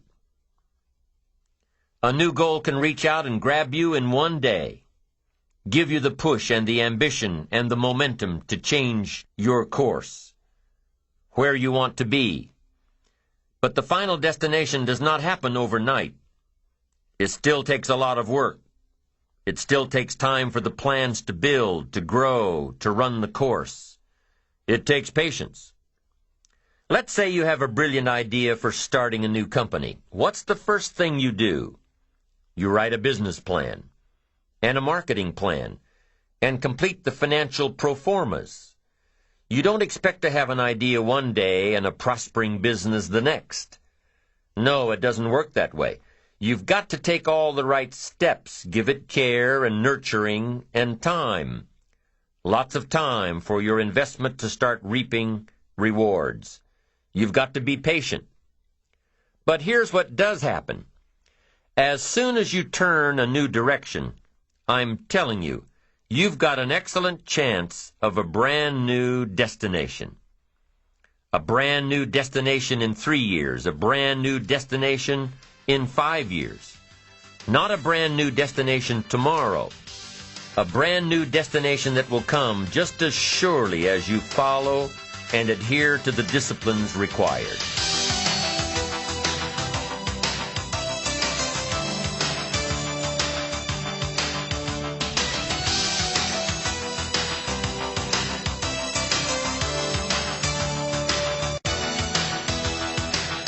Now, there are two parts to self-direction, positive self-direction. Part 1, self-knowledge. Self-knowledge is knowing who you are and what you want to do with your life. Self-knowledge is knowing how you feel about yourself. Self-knowledge has a lot to do with your philosophy, and your philosophy has a lot to do with shaping your attitude. How you feel about yourself, how you feel about life, how you feel about your direction, how you feel about others around you. Your attitude. You've got to know. You've got to gather up enough knowledge and information to know what's right for you. How do you gather up information? Well, you can start with your own experiences. The best way to know if something works for you the right way is to do it the wrong way. Now, you can't keep doing it the wrong way. You've got to be smart enough to say, hey, this isn't working, and change it. Start doing it the right way. Then search for the knowledge and apply what's right for you in your life. Develop your own attitudes and philosophies around your own experiences and the experiences of others. Take all of the information you have gathered and compile it, consider it, debate it, tear it apart, turn it upside down. Look at it from your own perspective and refine it to suit you. Rearrange it. Throw some of it out. Keep what you think will work for you. And most importantly, make sure that what you end up doing is the product of your own conclusion. Make sure that the knowledge that you are building is your own self-knowledge. The first component of positive self-direction, self-knowledge. The second component of positive self-direction is self-preparation. Self-preparation, being ready for the opportunities when they show up in your life. Being ready for the sales call that may make you a fortune. Being ready for the meeting that may positively affect your career. Being ready for it all, in expectation that it will come. Now, for those of you who are parents, when you found out that a new member of the family was going to come along in 9 months or so, what did you do? You started getting ready. You started reading the books on how to best handle a baby. You started buying everything you needed to care for the baby. You started asking advice from friends and relatives who've already had a baby or two. You asked questions, defined your parenting style, got ready for a major change in how you live and the hours you keep, and the financial obligations you have to live up to. You started getting ready. Well, preparing for your own life is pretty much the same. Defining a goal, planning a goal, knowing that with enough planning and dedication and hard work, you'll meet your goal. You know that it will be tough for the first few years, but the sacrifice is well worth it. So in the meantime, you've got to be ready for it. If you wish to be ruler over many, you've got to be faithful with few. If you wish to have power and influence over many, be the leader of many, and get the return from many. Be faithful when there's just a few. Faithful meaning disciplined. Be disciplined when there are just a few. And in your own enlightened self-interest, that gives you the best chance to be the ruler, or to have power, or to have influence, or to have a place of honor among the many. Be faithful when there's just a few. Someone says, if I had a big organization, I'd really pour it on, but I've just got a few and I don't know where they are. Come on, when you've got just a few, you could know where all of them are. What if we interviewed parents who had a fairly large family who have all grown up and gone? What if we said to them, what happened to all of your children? What if they said, I don't know, they just all wandered off? And we asked, well, where did they all go? And they say, who knows, they're just all gone. We're just going to have some more. No. If you've got a few employees, if you've got a few distributors, if you've got a few people, that's the time to sharpen your communication skills of being in touch, getting prepared, giving the most of your heart and soul. That's the time when you just have a few. In your own enlightened self-interest, set up the lines when there's a few. Be totally absorbed when there's just a few. Then you put yourself by reputation and by skill in line, so that when a leadership position opens with the many, you'll be called. That's the key. Now the same thing goes with your money. Someone says, oh, if I had a fortune, I'd really take good care of it. But I've only got a paycheck, and I don't know where it goes. Wow, did you ever hear that expression, I don't know where it all goes? Did you ever hear that? Oh, we'd love to have you run our company. You don't know where it all goes? Wow, we'd love to have you run the world. It just gets away from you? It just disappears? Come on. Positive self-direction says, in your own enlightened self-interest, pay real close attention to just a few dollars. Really know where they come from and know where they go. Set up the disciplines when the amounts are small, and you'll be on your way to handling it when the amounts are many. Enlightened self-interest, positive self-direction, self-preparation. Be ready for tomorrow by doing all that you can today, setting your goals. Set a goal that will make you stretch for what it will make of you to achieve it. What a brand new reason for setting goals. What an all-encompassing challenge to have a better vision of the future, to see what it will make of you to achieve it. And here's why. The greatest value in life is not what you get. The greatest value in life is what you become. The major question to ask on the job is not, what am I getting here? The major question to ask is, what am I becoming here? It's not what you get that makes you valuable. It's what you become that makes you valuable. Set the kind of goals that will make something of you to achieve them. So there you have the two components of positive self-direction. Number one, self-knowledge, knowing who you are and what you want to do with your life. And number two, self-preparation, getting ready for the opportunities before they come your way. You need both aspects for positive self-direction, figuring out who you are and what you want, and being prepared for the day you reach your goals, being ready, being worthy, becoming the person you need to be in pursuit of what you want. What good is an opportunity if you're not prepared to take advantage of it? It's no good. Won't do a thing for you. Be prepared. Now here's what's called the self-knowledge acid test. Quickly, without thinking too much about it, quickly list your 3 most important long-term work-related goals. Is it a client you've been trying to sign for several months? Is it a major sale you've been trying to make? Is it a promotion? Is it a partnership in the firm? Quickly list your 3 most important long-term work-related goals. Achievements that you want to make. Achievements that will take a while to get. Write them down. Again, without thinking too much about it, quickly list your 3 most important personal and spiritual goals. Things that will make a difference in your personal life. Is it going to church more often than holidays? Grasping all you can from the Sunday sermon? Is it spending more quality time with your kids? Is it turning the TV off during the dinner hour and actually talking about the important things in life with your family? Is it making more dates with your spouse? Is it planning a much-needed family vacation? What is it? What are the important goals in your personal and spiritual life?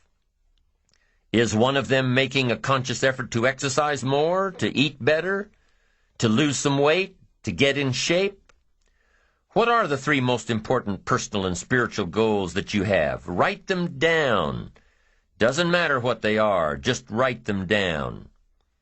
Now, take some time to really visualize what the achievement of these goals would look like. What does your future hold for you if you landed that big client? What does your future look like if you got that promotion? If you spent more time with your family? If you planned more outings with your spouse? What does your future look like? Really spend some time on this now. It's important stuff. What does it all look like? Ask yourself, is this really my goal? Is this truly what I want? Is it a positive goal? Is it important enough to me to become what it takes to reach this goal? Is it mine? Is it worth it? If your 3 goals on the career side and 3 goals on the personal side don't stand up to these questions, you need to take some time to carefully redefine a few things. Redefine your list. Redefine where it is that these goals came from. Redefine what actually is important to you. Redefine how hard you'll really work to get them. Now, there are 2 parts to this goal setting and redefining process. There's 2 parts. Number 1, don't set your goals too low. An interesting thing that we teach in leadership, don't join an easy crowd. You won't grow. Go where the expectations are high. Go where the demands are high. Go where the pressure is on to perform, to grow, to change, to develop, to read, to study, to develop skills. Now here's the second part on setting goals. Number 1 is don't set your goals too low. Number 2 is don't compromise. Don't sell out. There were some things I went for back in those early years that I paid too big a price for.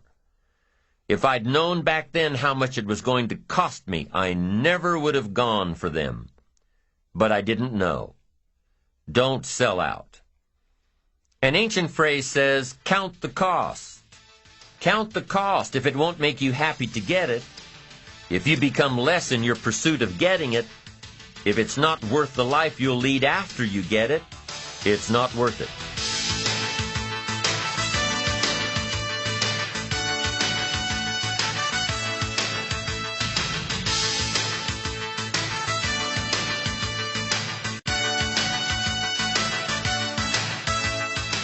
Now let's talk a little more about self-preparation. Self-preparation has 2 benefits. The first benefit of self-preparation is that it moves you toward your goal. You've already got it in mind. You know where you want to go. You're getting ready for it. You're doing all the things you're supposed to do. And by getting ready to achieve your goals, you're moving closer to your goals. That's how it works. The second major benefit to self-preparation is that it refuels your ambition. Your activity refuels your ambition. The things that you are doing today are getting you ready for tomorrow. It's exciting. You know that you're getting closer every day. Ambition must be kept alive, be kept active, must continue to move forward. Otherwise, you're just daydreaming. You must keep active, keep moving forward so your ambition can fuel you, motivate you, get you where you want to be. Self-preparation. The benefits are, number 1, it moves you toward your goals, and number 2, it refuels your ambition. Be prepared. Get ready. This method of self-preparation involves 3 steps. Step 1. Carefully consider where the next opportunity for reaching your goal will originate. Where will it come from? Will it come from networking with your colleagues? Will it come from reading the last book that you bought? The book that's still sitting on your shelf waiting to give you some answers? Will it come from you taking the time to think it out? Where will it come from? The next opportunity that will push you forward. If you don't know, here's what you have to do. For each major goal of yours, the top priorities on your list, for each of these, take out a separate piece of paper, 1 single sheet per major goal, write down your goal at the top, and start listing all reasonable resources. Write down every possible place that you could find the opportunity to achieve this goal. And with each resource, classify them. Ask yourself, is this resource a sure thing? A good bet? About even chances? Unlikely? A long shot? Ask yourself these questions and classify all of the resources you have written down. That's the first step. The second step in this method of self-preparation is to make sure you know what you need to do to be prepared for your opportunities. Take your sure things first. Figure out what you need to do to be prepared when they happen. Break down your preparation into concrete steps. Make sure that you know exactly what you have to do to take advantage of the opportunity when it comes your way. Let's say that one of the top priorities on your career list of goals is to get this new client. Let's take it one step further to say that on your resource list for this goal is to have a lunch meeting with a friend who just happens to be the mentor of the client you're going after. Is this friend of yours a sure bet on your resource list? Well, let's say he is. I mean, you know this guy is a tremendous consulting source for the client you want. The client you want really listens to the opinions and advice of your friend. So you're getting ready to have lunch with your friend. What do? You've got to make sure that you're up on all the knowledge and the industry data that will impress your friend. Make him realize that he knows someone who could benefit from your knowledge and your vitality and your spirit and your experience. Impress him.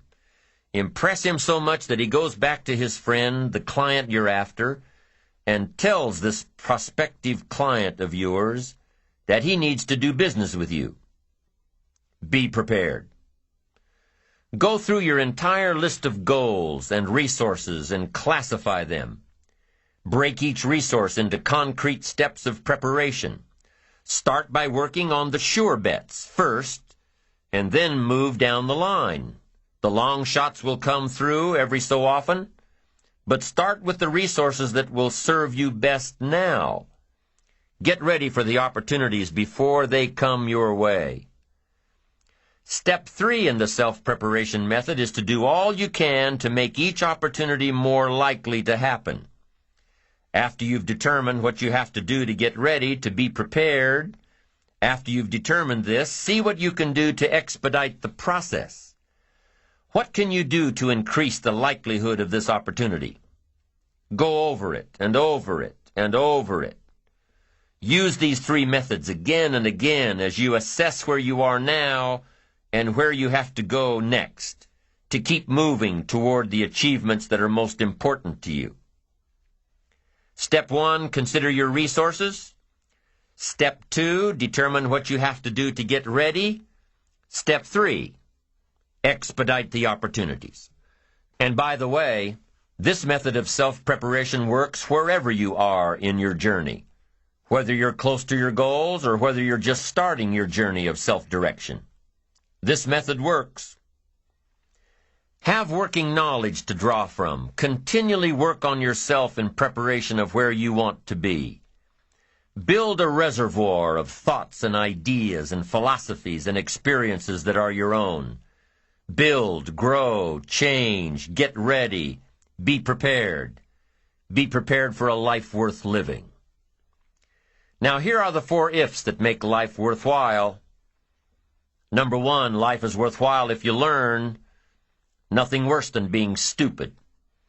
Life is worthwhile if you learn. Learn from your personal experiences. Learn from other people's experiences. Second, life is worthwhile if you try.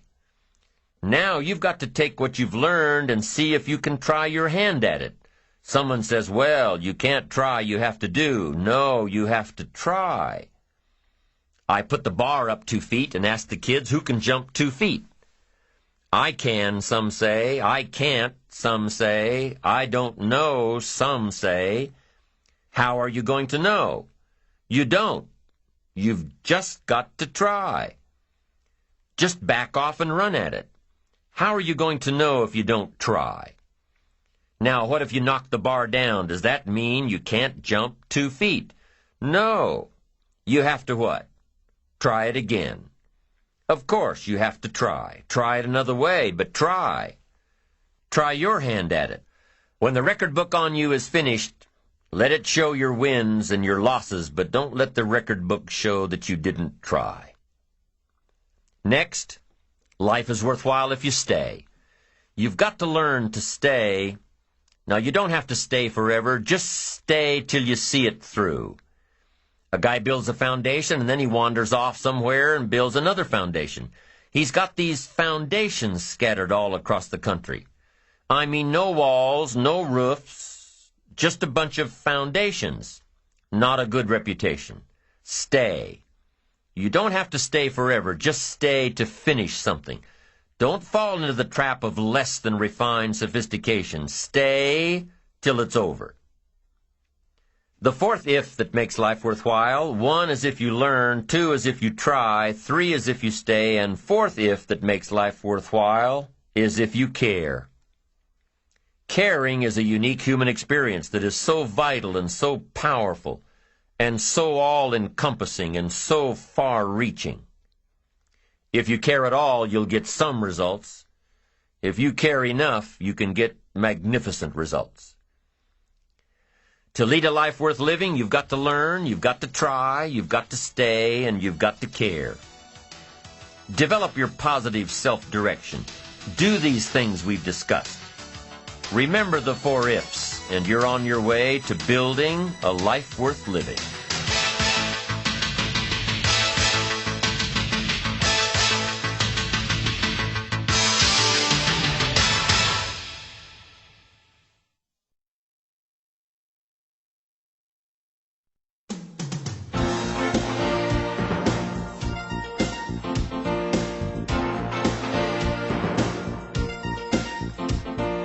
The second principle of building ambition is self-reliance.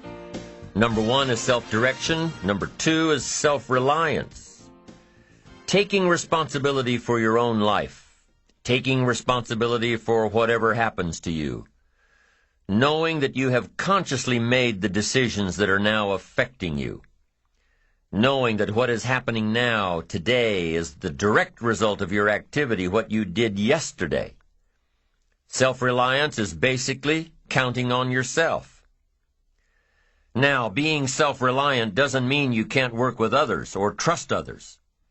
Self-reliance means counting on yourself, trusting yourself, being confident with yourself, being responsible to yourself, trusting your own instincts, trusting the conclusions that you have developed from your study of experiences and philosophies.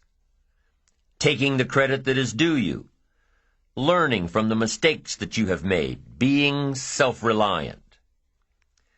Gestalt psychologists give an example of being self-reliant. They say that you're responsible for getting caught in the rain.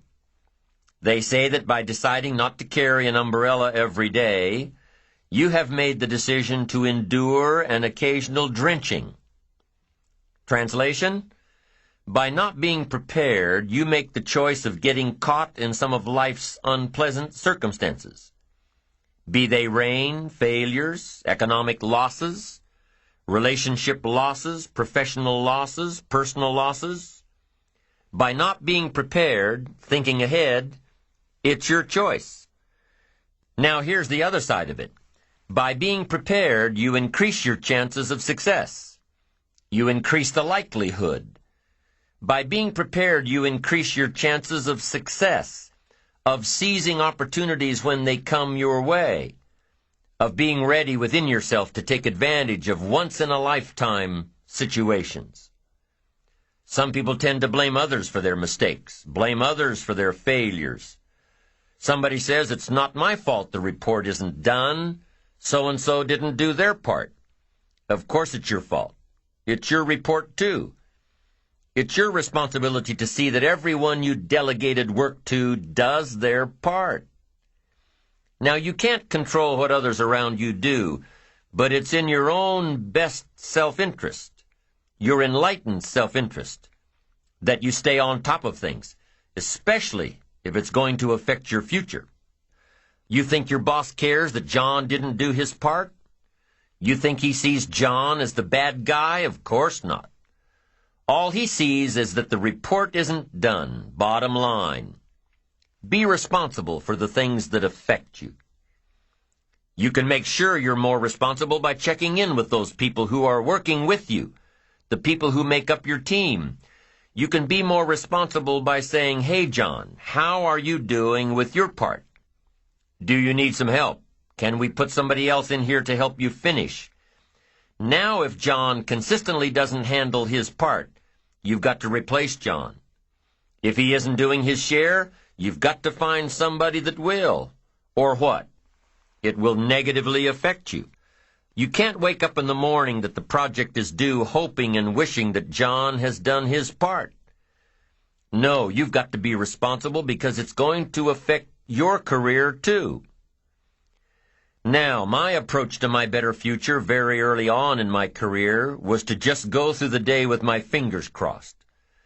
And I used to say something like, "I sure hope things will change for the better." Then here's what I found out. They're not going to change. Somebody says, "Well then, how will my life ever change?" Answer, when you change. When you change, when you get better, it'll get better. If you change, it'll all change. Don't put it on someone else. Hope that someone else will change it for you. Take responsibility for yourself. Take personal responsibility. You can't change the circumstances or the seasons or the wind, but you can change your reading habits. You can change whether or not you go for the skills, burn the midnight oil, turn yourself around, multiply your value by 2, 3, 5, 10. That you've got charge of. That you have control of. You don't have control of the constellations, but you've got control over whether or not you go to night school, take adult classes, learn some new skills. You have control over that. And if you don't, that's your fault. You've got to take personal responsibility. You've got to be self-reliant. You. Nobody else can change your life, alter your ambitions, pave a golden road for you. But you can. It's up to you. Be responsible for yourself. Learn to reap the harvest without complaint. This is a sign of growing maturity. And here's where it comes from, taking full responsibility. Take full responsibility for everything you do. Be responsible to yourself. It's your crop. Whatever your paycheck is, take full responsibility. You say, "Well, it's my employer." No, it's not your employer. You can become twice as valuable, 3 times as valuable. Burn the midnight oil, learn some more skills, bring more value to the marketplace. I'm telling you, whatever your harvest is, take it without complaint. Take it without blaming others.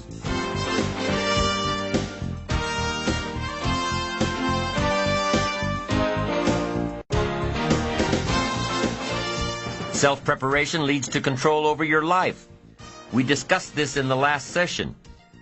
Whenever you prepare correctly, taking all of the steps you're supposed to take, doing everything in your power to stay on track, whenever your preparations lead to success, achieving your goals, you reinforce the disciplines that got you there. Success leads to reinforcement of the proper disciplines. If what you're doing is working, keep doing it. If what you're doing isn't working, change it. When you are doing all that you can possibly do and are successful at reaching your expectations, keep doing it. Success is a reinforcement. Psychologists call this positive reinforcement. We all know about positive reinforcement. That's how we train our dogs. That's how we teach our kids. That's how the trainers at SeaWorld can get a killer whale to do tricks and follow commands and work side by side with humans. By positive reinforcement. When you bring a brand new puppy home and try to teach him not to mess in the house, what do? You reward him for going outside or scratching at the door. When you're trying to get your toddler out of the diaper stage, what do? You reward her with special presents. Make her feel special for learning something new. When you're trying to get your older kids to crack the books and study, what do? You reward them when they get good grades. You teach them that the skills they are developing now will have great positive effects on their lives later. But you reward them now. This is positive reinforcement. Learning that there are rewards for doing something good, something worthwhile, something of value. The greater the value, the greater the reward. The better you do, the better your reward. The greater the value, the greater the reward. A bigger paycheck, a better house, financial freedom. It's all a reward system. Now, there are two major benefits of positive reinforcement. Number one, positive reinforcement builds good habits. If what you are doing, the habits you've gotten into, are building your ambition and increasing your success, keep doing them. Your success is reaffirming that these habits are good. Your success tells you that you need to keep doing what you are doing. By reviewing these habits that bring on success, you reinforce them, give them sticking power. Now here's the other side. By reviewing your habits, what you do every day, by reviewing your habits, you may find out that some of them are inhibiting your success. You may find out that what you're doing every day is bad for you, or you may realize that you've gotten out of some very good habits. Somebody says, well, I've just gotten out of the habit of taking my daily walk around the block. Well, I guess you'll just have to get in the habit of being sick down the road. Somebody says, well, I used to read the books all the time. I've just gotten out of the habit. Then change it. Go back into your disciplines. If you've just gotten out of the habit, just get back into the habit. It's called discipline. If it doesn't work, don't do it any longer. You can keep your fingers crossed if you want to and hope that it'll all straighten out. You can wish for the wind not to blow quite as severely, to change in your favor, but we call that naive at best. If the habits that you've gotten into aren't serving you, change them. You can't keep doing this any longer. Don't wish for a better wind. The key is to wish for the wisdom to set a better sail. Utilize whatever wind that blows to take you where you want to go. That is the philosophy I picked up at age 25, and it revolutionized my whole life. And here's what I found. I found it was easy. I became a millionaire when I was 31, and I found it was easy. Now here's my definition of easy. It was something I could do. I figure if it's something you can do, it's easy. But here's a little parenthesis. I worked hard at it. I made sure my disciplines were in line. I made sure my habits were good. I made sure I did all that I could. I found something that I could do, but I worked hard at it. I got up early, stayed up late, and worked hard from age 25 to 31. But what I did was easy, meaning it was something I could do. Well, you say, Mr. Rohn, if it was so easy, how come during those 6 years all those other people around you didn't get rich? Here's why. It's easy not to. How else would you describe it? That's it. It's easy to keep doing the things that don't work. It's easy to keep bad habits. It's easy not to develop the disciplines. It's easy not to. So how come I got rich and they didn't? Here's a philosophical phrase. The things that are easy to do are also easy not to do. That's the difference between success and failure, between daydreams and ambitions. Here's the key formula for success. A few disciplines practiced every day. And those disciplines have to be well thought out. What should you spend your time doing? Don't waste your time on things that aren't going to matter. But a few simple disciplines can change your whole economic future. Future with your family, future with your business, future with your enterprise, your sales career, your management career. A few simple disciplines, a few simple habits, good habits, repeated every day. Now here's the formula for failure. Errors in judgment, repeated every day. All you've got to do is to have a few errors in your judgment and repeat them every day. I'm telling you, they'll spin out of control in 10 years. You'll end up driving what you don't want to drive, wearing what you don't want to wear, living where you don't want to live, earning what you don't want to earn. A few errors every day, bad habits every day, it's disastrous. Now here's why it's easy to repeat an error in judgment. Because failure doesn't fall at the end of the first day. Bad habits don't show their horrible results at the end of the first day, or the first week, or the first month. It's easy to get faked out. If disaster fell on us at the end of the first week, we'd change our philosophy. But it's so subtle. Errors in judgment, bad habits. They're so subtle. They get you a little off course, a little off course, a little off course. You keep drifting off course, and all of a sudden you're caught. So you've got the choice right now of one of two easies, easy to do or easy not to do. I can give you in one sentence how I got rich by the time I was 31. I did not neglect to do the easy things I could do for 6 years. I did not neglect. That's the key. I found something easy I could do that led to fortune, and I did not neglect to do it. The major reason for not having more of what you want in America, more health, more money, more power, more influence, more everything, the major reason is simple neglect. Neglect. And if you don't take care of neglect, it becomes an infection, and then it becomes a disease. So if you're in the habit of not doing it, doing all it takes to get ahead, get in the habit of doing it. Doing all it takes. That's the first benefit of positive reinforcement, building good habits. Now, the second benefit of positive reinforcement is that it creates the energy to fuel additional achievement. It gives you the drive to do more, to not only keep on doing what's right, but to do more of what's right. The disciplines that will help you grow and get ahead of it all. The knowledge that what you're doing is paying off creates more energy to keep going. How easy is it to get up in the morning when you know you're not doing all that it takes? It's not very easy at all. You can just lay there awake thinking, oh, what's a few more minutes in bed? It won't matter much anyway. Wrong. It does matter. It will matter.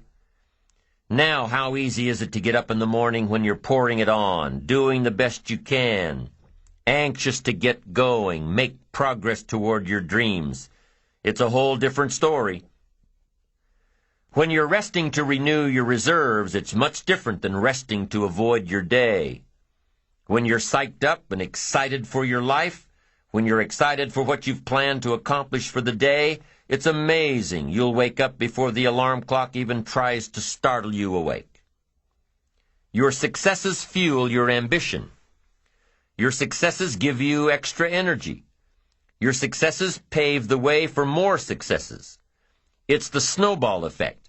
With one success, you're excited to meet another, and another, and another. And pretty soon, the disciplines that were so difficult in the beginning, the disciplines that got you going, are now part of your philosophy. How do you know when you're successful? Do you have to be a millionaire? No. All we ask of you is that you earn all you possibly can. If you earn $10,000 a year and that's the best you can do, that's enough. God and everything else will see to it that you're okay. The key is to just do the best you can. If it's $10,000 a year, wonderful. If it's $100,000 a year, wonderful. If it's $1 million a year, wonderful. It doesn't matter $10,000 a year or $1 million a year. It doesn't matter as long as you've done the best you possibly can. Earn the most you possibly can. Be the most you possibly can. And here's why. The essence of life is growth. The essence of life is growth, to do the best you can. And here's what's interesting. Humans are the only life form that will do less than they possibly can. Humans are the only life form that will settle for less. Every other life form except human beings strive to its maximum capacity. How tall will a tree grow? Approximately. As tall as it possibly can. You never heard of a tree growing half as high as it could. No, trees don't grow half. Trees send their roots down as deep as possible, stretch their limbs up as high as possible, produce every leaf possible and every fruit possible.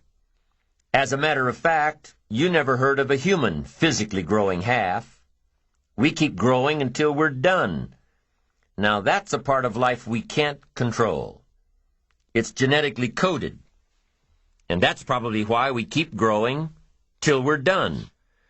Because we can't control that part. It's the rest of our growing that we control. The growing of our minds, the expansion of our minds, that we can control.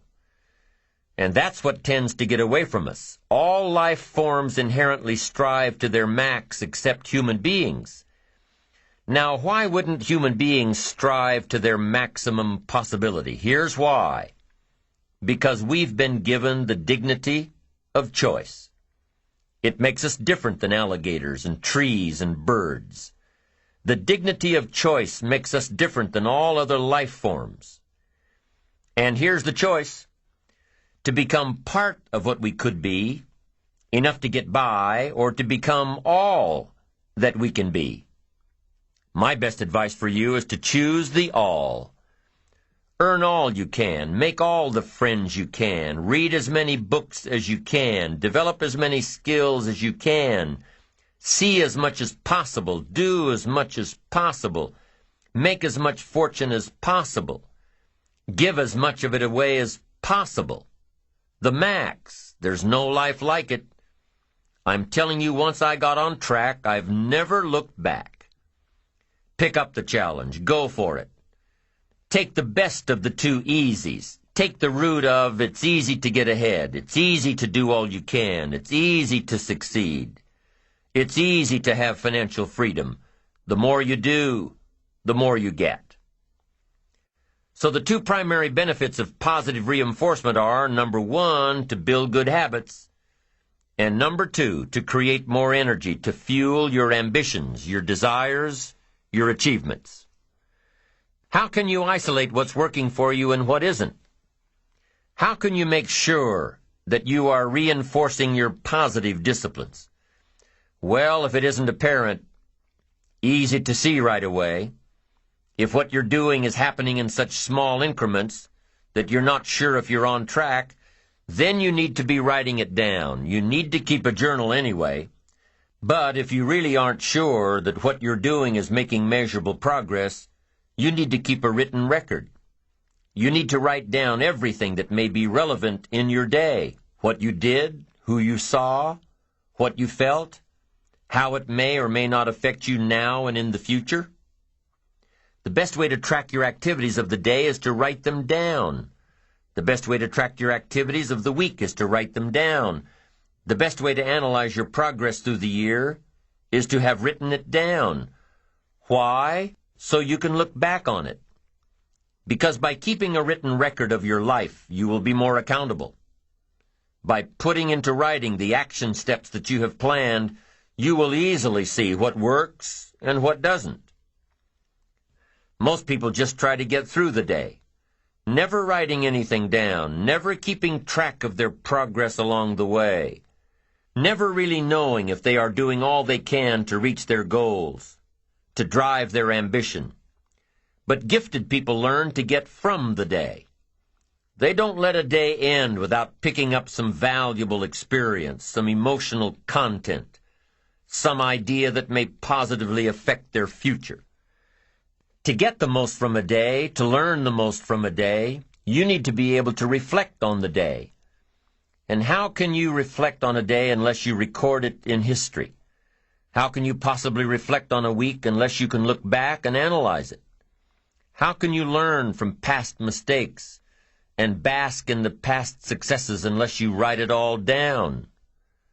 There's something magical in writing out a problem. It's almost as though when you start writing it out, you start figuring out ways to make it work. Perhaps the magic is that when you write it down, you can now be objective.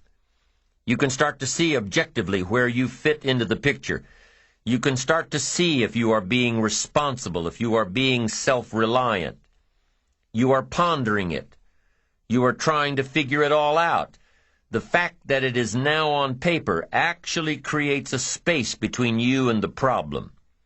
And in this space that you have created, now solutions have room to grow. You see, writing about events that occur helps you to understand exactly what is happening.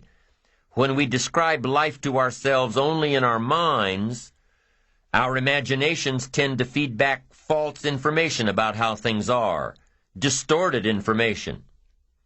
Sometimes our creativity can create scenarios that really don't exist at all, if we keep the information just in our mind. But by writing it all down, we now can become more factual, more accurate, more realistic, more logical. And then as we reread what we have written, we create a new picture in our mind. And once we see things as they are rather than how we think they are, we can see our way to make them better. It's all part of being responsible. It's all part of seeing things objectively in order to fully understand the steps that we must take to make things better. The steps we must take to better prepare ourselves for the opportunities that lie ahead.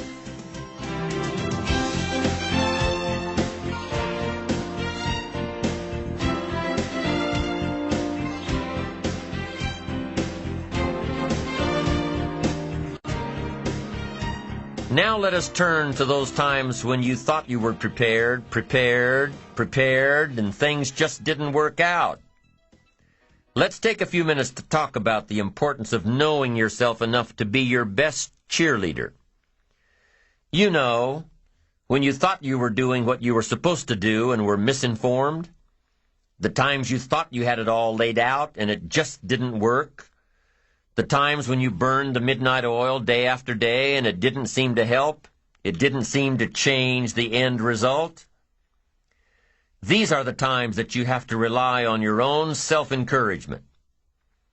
And there are two ways to use self-encouragement. Number one, take responsibility for the missed opportunity or the misrepresentation. Learn from the fact that even though your client wanted it one way and you presented it the right way, it didn't work. Be prepared for the letdowns that happen every so often. Know that this lost opportunity just sets you up better for the next one. Realize that you can make the necessary alterations next time. Make the changes that will make the difference. Study your mistakes and learn from them. Don't dwell on the mistakes. Acknowledge them. Learn from them. Encourage yourself that you're smarter than your bank account leads you to believe. The second way to use self-encouragement, remind yourself that you're bound to get better. Don't get down on yourself. Don't beat yourself up. It's the next opportunity that matters, not the last one, the next one. Now, the last one matters only in that you must learn from your mistakes. But the next one gives you the opportunity to show that you have learned from your mistakes. You can do it better next time. You just have to practice. Keep trying. Keep trying until what? Until you've got it down. If you figured out what went wrong last time, then you know how to make it right next time. If you figured out what it was in your presentation that didn't work, don't say that next time. If you figured out that the reason you didn't close the deal this time was because you didn't have all the facts and figures in place, have all the facts and figures in place next time. Don't beat yourself for messing up. Pat yourself on the back for figuring it out. You need to encourage yourself. You need to pump yourself up. You need to be your own cheerleader. Why? Because you can't wait and hope that someone else will come along and cheer you up, make you feel better, tell you that you'll do better next time. You have to rely on yourself. You have to have faith in yourself and your ability to figure out what works and what doesn't, what's right and what's wrong. You have to have the inner belief that everything you're doing for a positive outcome in the future. You have to encourage yourself with future successes. Number one way to use self-encouragement: take responsibility for missed opportunities and study your mistakes. Number two, don't get down on yourself. Encourage yourself with your future. Encourage yourself with your goals, your dreams, your ambition. Knowing that you've got a plan, knowing that you're taking the right steps, knowing that you're going to do it until. When you miss an opportunity, are unprepared for an opportunity, or suffer a setback while realizing your goals, when you miss out, you need to encourage yourself by immediately getting back into line. There's an old cowboy saying, fall off a horse 7 times, and you're a real cowboy. If you fall off a horse, get right back on. If you fall off track, get right back on. If you fall away from your disciplines, get right back to them. If you fall out of habit, get back into the habit. If you fall off, get back on. If you fall off the horse of habits or disciplines or progress. If you fall off the horse, get back on. It may be hard, it may be a bit frightening, but get back on. Keep your ambition alive and active and well. We must all suffer one of 2 pains, the pain of discipline or the pain of regret. If you don't spend an ounce of discipline, you'll most likely suffer tons of regret. Discipline weighs ounces, regret weighs tons. It's much easier to be disciplined and have the money than to try to rationalize why you don't. I'm telling you, better a few disciplines than a lack of dignity. Don't wish for less problems, wish for more skills. Don't wish for less challenge, wish for more wisdom. Don't wish for it to change out there. Develop yourself to the point that you can truly and totally rely on yourself. Develop yourself into self-reliance, the second part of building your ambition. Self-reliance, self-responsibility, counting on yourself, believing in yourself, doing it yourself, disciplining yourself. And now we're ready to move on to the third principle of building your ambition, which is self-discipline. I'll meet you on side 5.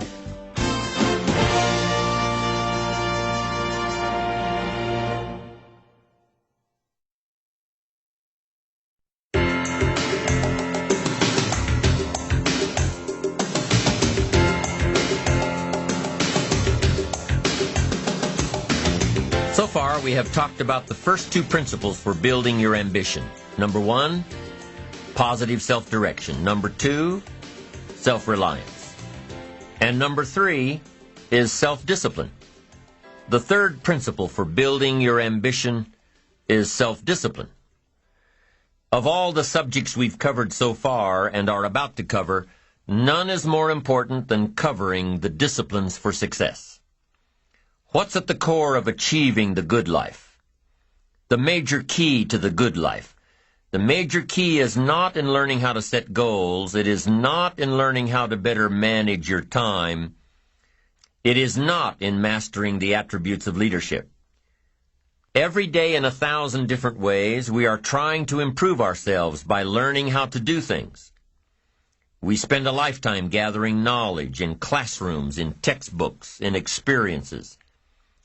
Now, if knowledge is power, if knowledge is the forerunner to success, then why do we fall short of our objectives?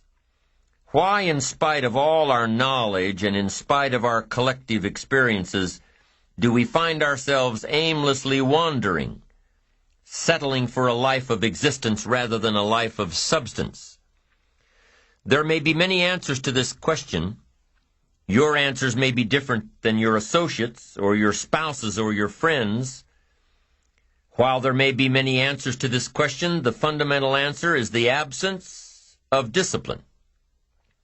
Applying all that we know. That's the key word, discipline, self-discipline. We might add one more word here, consistent. Consistent self-discipline. It doesn't really matter how smart you are or how much you know if you don't use it. It doesn't really matter that you graduated magna cum laude if you're stuck in a low-paying job. It doesn't really matter if you attended every seminar that comes to town if you don't apply what you've learned. Better than knowledge is applied knowledge. And once we've applied our knowledge, we must study the results of that process. Apply our knowledge, study the results. Refine our approach. Finally, by trying and observing and refining and trying again, our knowledge will inevitably produce worthy results, admirable results. And with the joy and results of our efforts, we continue to apply, to learn, to observe, to fuel our ambition with the positive reinforcement of continued progress. Pretty soon, we'll find that we're swept into a spiral of achievement, a vertical rise to success. And the ecstasy of that total experience makes for a life of triumph over tragedy, dullness, and mediocrity. But for this whole process to work for us, we must first master the art of discipline, self-discipline, consistent self-discipline. It takes consistent self-discipline to master the art of setting goals, to master the art of time management, to master the art of leadership, to master the art of parenting and relationships. If we don't make consistent self-discipline part of our daily lives, the results we seek will be sporadic and elusive. It takes a consistent effort to truly manage our valuable time, or we'll be consistently frustrated. Our time will be eaten up by others whose demands are stronger than our own. It takes discipline to conquer the nagging voices in our minds, the fear of failure, the fear of success, the fear of poverty, the fear of a broken heart. It takes discipline to keep trying when that nagging voice within us brings up the possibility of failure. It takes discipline to admit our errors and recognize our limitations. The voice of the human ego speaks to all of us. Sometimes the voice of ego says that we should magnify our value beyond our results. It leads us to exaggerate, to not be totally honest. It takes discipline to be totally honest, both with ourselves and with others. Be certain of one thing: every exaggeration of the truth, once detected by others, destroys our credibility and makes all that we say and do suspect. As soon as a business colleague figures out that we tend to exaggerate, guess what? They'll always think we exaggerate, and they'll never quite hold us in the same regard again. Never. The tendency to exaggerate, distort, or even withhold the truth is an inherent part of all of us. It starts when we're kids. Johnny says, "I didn't do it. I didn't do it." Well, maybe Johnny didn't do it, but he probably had something to do with it. And then it continues when we're adults, exaggerating the benefits of a product to make a sale, exaggerating our net worth to impress old friends, exaggerating how close we are to closing a deal to impress the boss. And only an all-out, disciplined assault can overcome this tendency. It takes discipline to change a habit, because habits are formed a little bit each day, every day, every day. Once habits are formed, they act like a giant cable. They act like a nearly unbreakable instinct that only long-term disciplined activity can change. We must unweave every strand of the cable of habits slowly and methodically until the cable that once held us in bondage becomes nothing more than scattered strands of wire. It takes the consistent application of a new discipline, a more desirable one, to overcome one which is less desirable. It takes discipline to plan. It takes discipline to execute our plan. It takes discipline to look with full objectivity at the results of our applied plan. And it takes discipline to change either our plan or our method of executing that plan if the results are poor. It takes discipline to be firm when the world throws opinions at our feet. It takes discipline to ponder the value of someone else's opinion when our pride and our arrogance leads us to believe that we are the only ones with the answers. With this consistent discipline applied to every area of our lives, we can discover untold miracles and uncover unique possibilities and opportunities.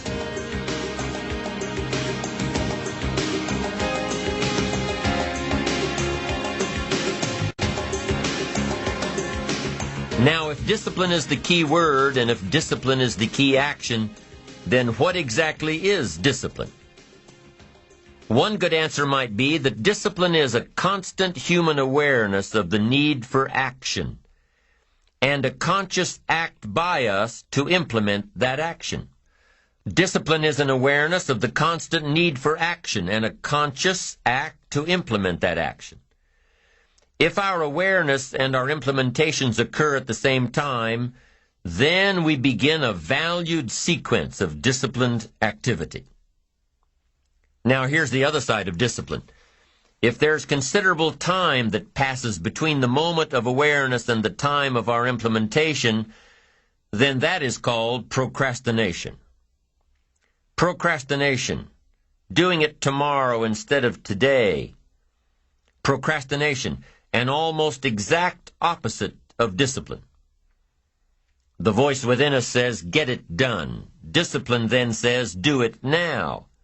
Do it to the best of your ability, today, tomorrow, and always, until finally the worthy deed becomes instinctive. Procrastination says later, tomorrow, whenever I get a chance. Procrastination also says, do what is necessary to get by or to impress others. Do what you can, but not what you must. In every circumstance we face, we are constantly presented with these two choices. Do it now or do it later. Discipline and procrastination. A choice between a disciplined existence, bearing the fruit of achievement and contentment, or procrastination, the easy life for which the future will bear no fruit, only the bare branches of mediocrity. The rewards of a disciplined life are great, but they're often delayed until some time in the future. The rewards for the lack of discipline are immediate, but they are minor in comparison to the immeasurable rewards of consistent self-discipline. An immediate reward for lack of discipline is a fun day at the beach.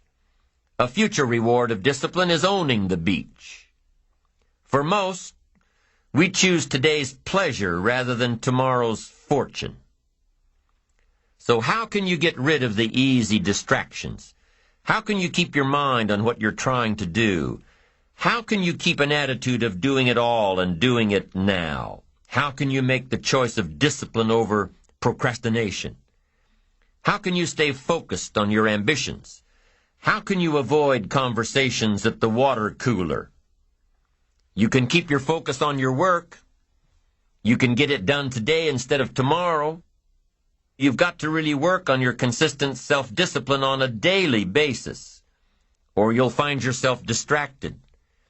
Distracted by negative thoughts, distracted by negative people, distracted by water cooler chatter, and pretty soon, depending on the type of people you've associated with, distracted by your doubts within yourself.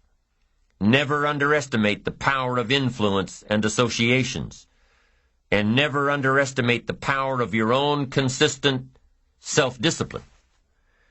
Now let's take a closer look at discipline, at the 3 steps to becoming disciplined. First, true discipline is not the easiest option. Most people would rather sleep until 10 o'clock than get up at 6. It's easier to go to bed late, sleep late, show up late, leave early. It's easier not to read. It's easier to turn on the television than to open a book. It's easier to do just enough than to do it all. Waiting is always easier than acting. Trying is always easier than doing. Imagine what life would be like if we didn't have to make our bed in the morning, or keep our garage clean, or pay our taxes, or show up for work tomorrow. Wouldn't it be fascinating if we didn't have to do these things? Wouldn't it be fascinating? What do you suppose would become of us? You're right. Not much. For whatever the reason, the system we live in and contribute to is designed to make the easiest things in life the most unprofitable. Profitable seems to be the most difficult. Our world is and always will be a constant battle between the life of ease and its momentary rewards and a life of discipline and its far more significant rewards. Each has its own price, the price of discipline or the price of regret. We will pay one or the other. What we wish we had done is the voice of regret, speaking in a sorrowful tone at a time when there is no going back. This is regret. No second chance. No, what would I do differently? Choose one or the other, but both will have their price, the price of discipline or the price of regret. One costs pennies, the other a fortune. Dostoevsky said, "There are hundreds of young men who would die for the truth, but very few who would spend 5 years studying to know what the truth is." Dying for the truth is much more dramatic than the discipline of studying it one little piece at a time, one day at a time, 1 month at a time. But in the big picture, is dying for the truth really easier than adhering to the daily disciplines? The first lesson of discipline is that it isn't the easiest option. The second lesson of discipline is that it's a full-time activity. And we've said that the best form of discipline is consistent self-discipline. You see, the discipline that it takes to make your bed every day is the same discipline necessary for success in the world of business. The discipline to organize your garage is the same discipline to organize your business.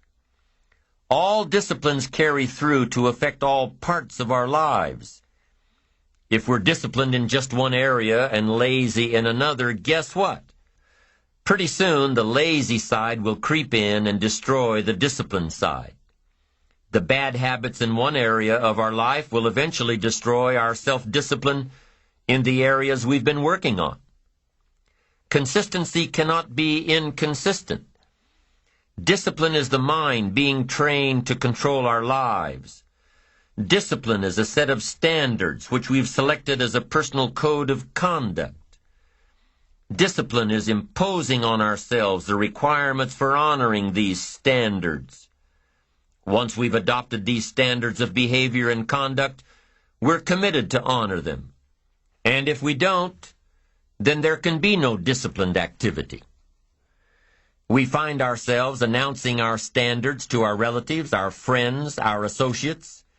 We shout our beliefs and condemn those who believe any differently, but then we don't walk the talk. We end up acting in a way far different from the beliefs we've shouted. We tell our kids that the TV is rotting their minds, yet we spend our evenings in front of it. We tell our employees that they must take advantage of every minute of the working day, yet we spend 3 hours at lunch. Do as I say, not as I do. This is inconsistent. This leads to a loss of credibility among those who watch us. And more importantly, this leads to a loss of credibility within ourselves. The only thing worse than one who is inconsistent in applying their self-imposed disciplines is one who has never considered the need or the value of discipline at all. These people seem to wander aimlessly, changing procedures, changing standards, changing loyalties, and shifting frequently from one commitment to another, leaving behind a trail of broken friendships, unfinished projects, and unfulfilled promises, all because of a discipline that was either non-existent or imposed so infrequently that it was ineffective. Here's the third step to becoming consistently self-disciplined. Number 1 is realizing that discipline isn't the easiest option. Number 2, discipline is a full-time activity, day by day, every day. And The third step to becoming self-disciplined is really a philosophy that holds one of life's unique promises. Number 3 simply says, for every disciplined effort, there is a multiple reward. That's one of life's great arrangements. It's like the law of sowing and reaping. In fact, it's an extension of the biblical law that says if you sow well, you reap well. Now here's a unique part of the law of sowing and reaping. Not only does it suggest that we'll all reap what we've sown, it also suggests that we'll reap much more. Life is full of laws that both govern and explain behaviors. But this may well be the major law we need to understand. For every disciplined effort, a multiple reward. For every disciplined effort, a multiple reward. What a concept. If you render unique service, your reward will be multiplied. If you're fair and honest and patient with others, your reward will be multiplied. If you give more than you expect to receive, your reward is more than you expect. But remember, the key word here, as you might well imagine, is discipline. Everything of value requires care and attention. Everything of value requires discipline. Children require discipline. They must have a structure built for them. They must have boundaries to work within so they feel secure and comfortable to explore and grow. They must learn to recognize what's right and what's wrong, what's acceptable behavior, what's not acceptable. Children require unwavering discipline, consistent discipline, or they'll be confused as to how they're supposed to behave. Likewise, our thoughts require discipline. We must set up our inner boundaries, our codes of conduct, or our thoughts will be confused. And with confused thoughts, we'll end up being confused, hopelessly lost in the maze of life. And confused thoughts produce confused results. Look around you at this very moment in time.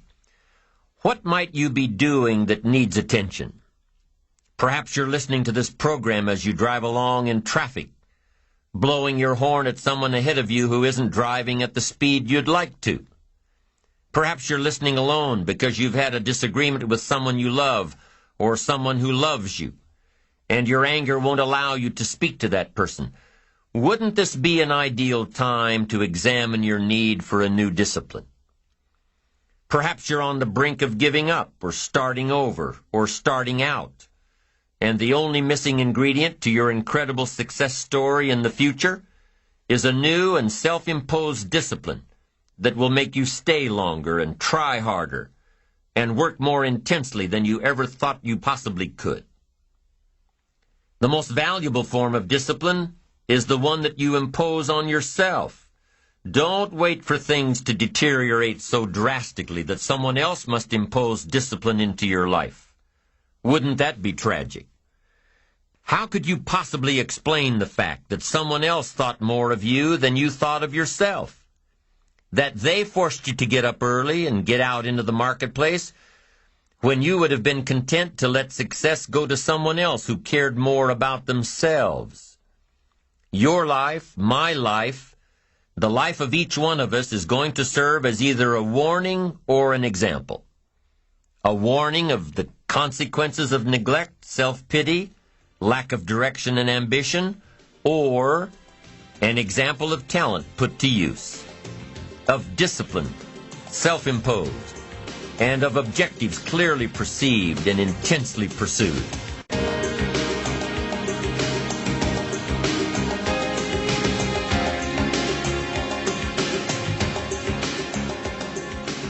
Now, can too much discipline be a bad thing? Can you possibly be too disciplined? Too much of anything is a bad thing. Life without balance results in an unbalanced life. Walking around the block every day is good. Walking or running 6 hours a day is bad. It's obsessive, unless, of course, you make your living as a marathon runner. Then you're doing your job. Eating an apple a day is good. Eating only apples is bad. You won't get all the protein and vitamins and nutrients your body needs. Working hard, burning the midnight oil, doing it until is good. Working nonstop, never taking a vacation, never having any fun, never spending quality time with the people you love, working day after day, month after month, never taking a break year after year, is bad. If you've got your nose to the grindstone all the time, how are you ever going to spot new opportunities, consider new ideas? It doesn't work that way. You've got to stop and ponder where you've been and where you're going. You've got to reflect so you know if you're even on the right track. Everyone has heard the story of Willy Loman in the play Death of a Salesman. Willie was a workaholic. He typified the old-fashioned concept of success. After all, if you're always working, you must be successful. No, it doesn't work that way. For workaholics, there's never enough work. They can work 10, 12, 14 hours a day, take 2 jobs, work them back to back. The only satisfaction is fighting off sleep, denying life's pleasures, getting more tasks done. Some people are impressed with this type of behavior. But just because a workaholic spends too much time working, that doesn't mean he or she ends up with the most money. These people are generally more task-oriented than results-oriented. They're busy being busy, not busy being productive. Workaholics generally end up alienating their families, losing their health, facing a crisis of values. Now, wouldn't you prefer a life of productivity rather than a life of tasks? Of course. When you schedule your time and take advantage of your time, you can work smarter instead of working longer, and you'll probably end up getting more done than the workaholic, and still have time for other things in life. Enlightened self-interest says, I will look for new ways to work smarter by focusing on doing more per hour instead of doing more hours. It says I will run my day so my day doesn't run me. Enlightened self-interest also says that a life worth living comes from a life of balance and moderation. Too much of anything, even good things, will sooner or later throw you off track. Now, here's the key technique that you can use in your life to help keep you on the right track. This technique is called visual chain thinking. Ambitious people don't see each step toward their goals as a singular step. Each discipline as a singular discipline. Each project as a singular project. Each sale as a singular sale. With everything they do and with every discipline they adhere to, they see it all as part of a chain, a link in the chain of events and actions that will lead them to their final destination. Every action and every discipline today is a link in the chain. Every action and every discipline tomorrow is a link. Every action and every discipline in the future is a link.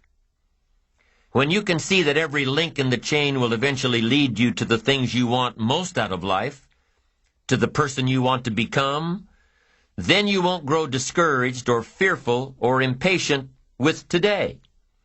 When you can see where you're going through visual chain thinking, even on the toughest days, you'll keep building your ambition by knowing where you're going, not just where you are today. Part of this visual chain thinking is built when you decide on your direction, when you can see where you're going to end up before you get there, when you can see California while staring at the east side of a 14,000-foot mountain. And building your visual chain of thought begins when you have well-defined plans for your career, your family activities, your investments, and your health. Your plans and goals are your visual chain, knowing where you're going before you get there. Develop a plan, a game plan.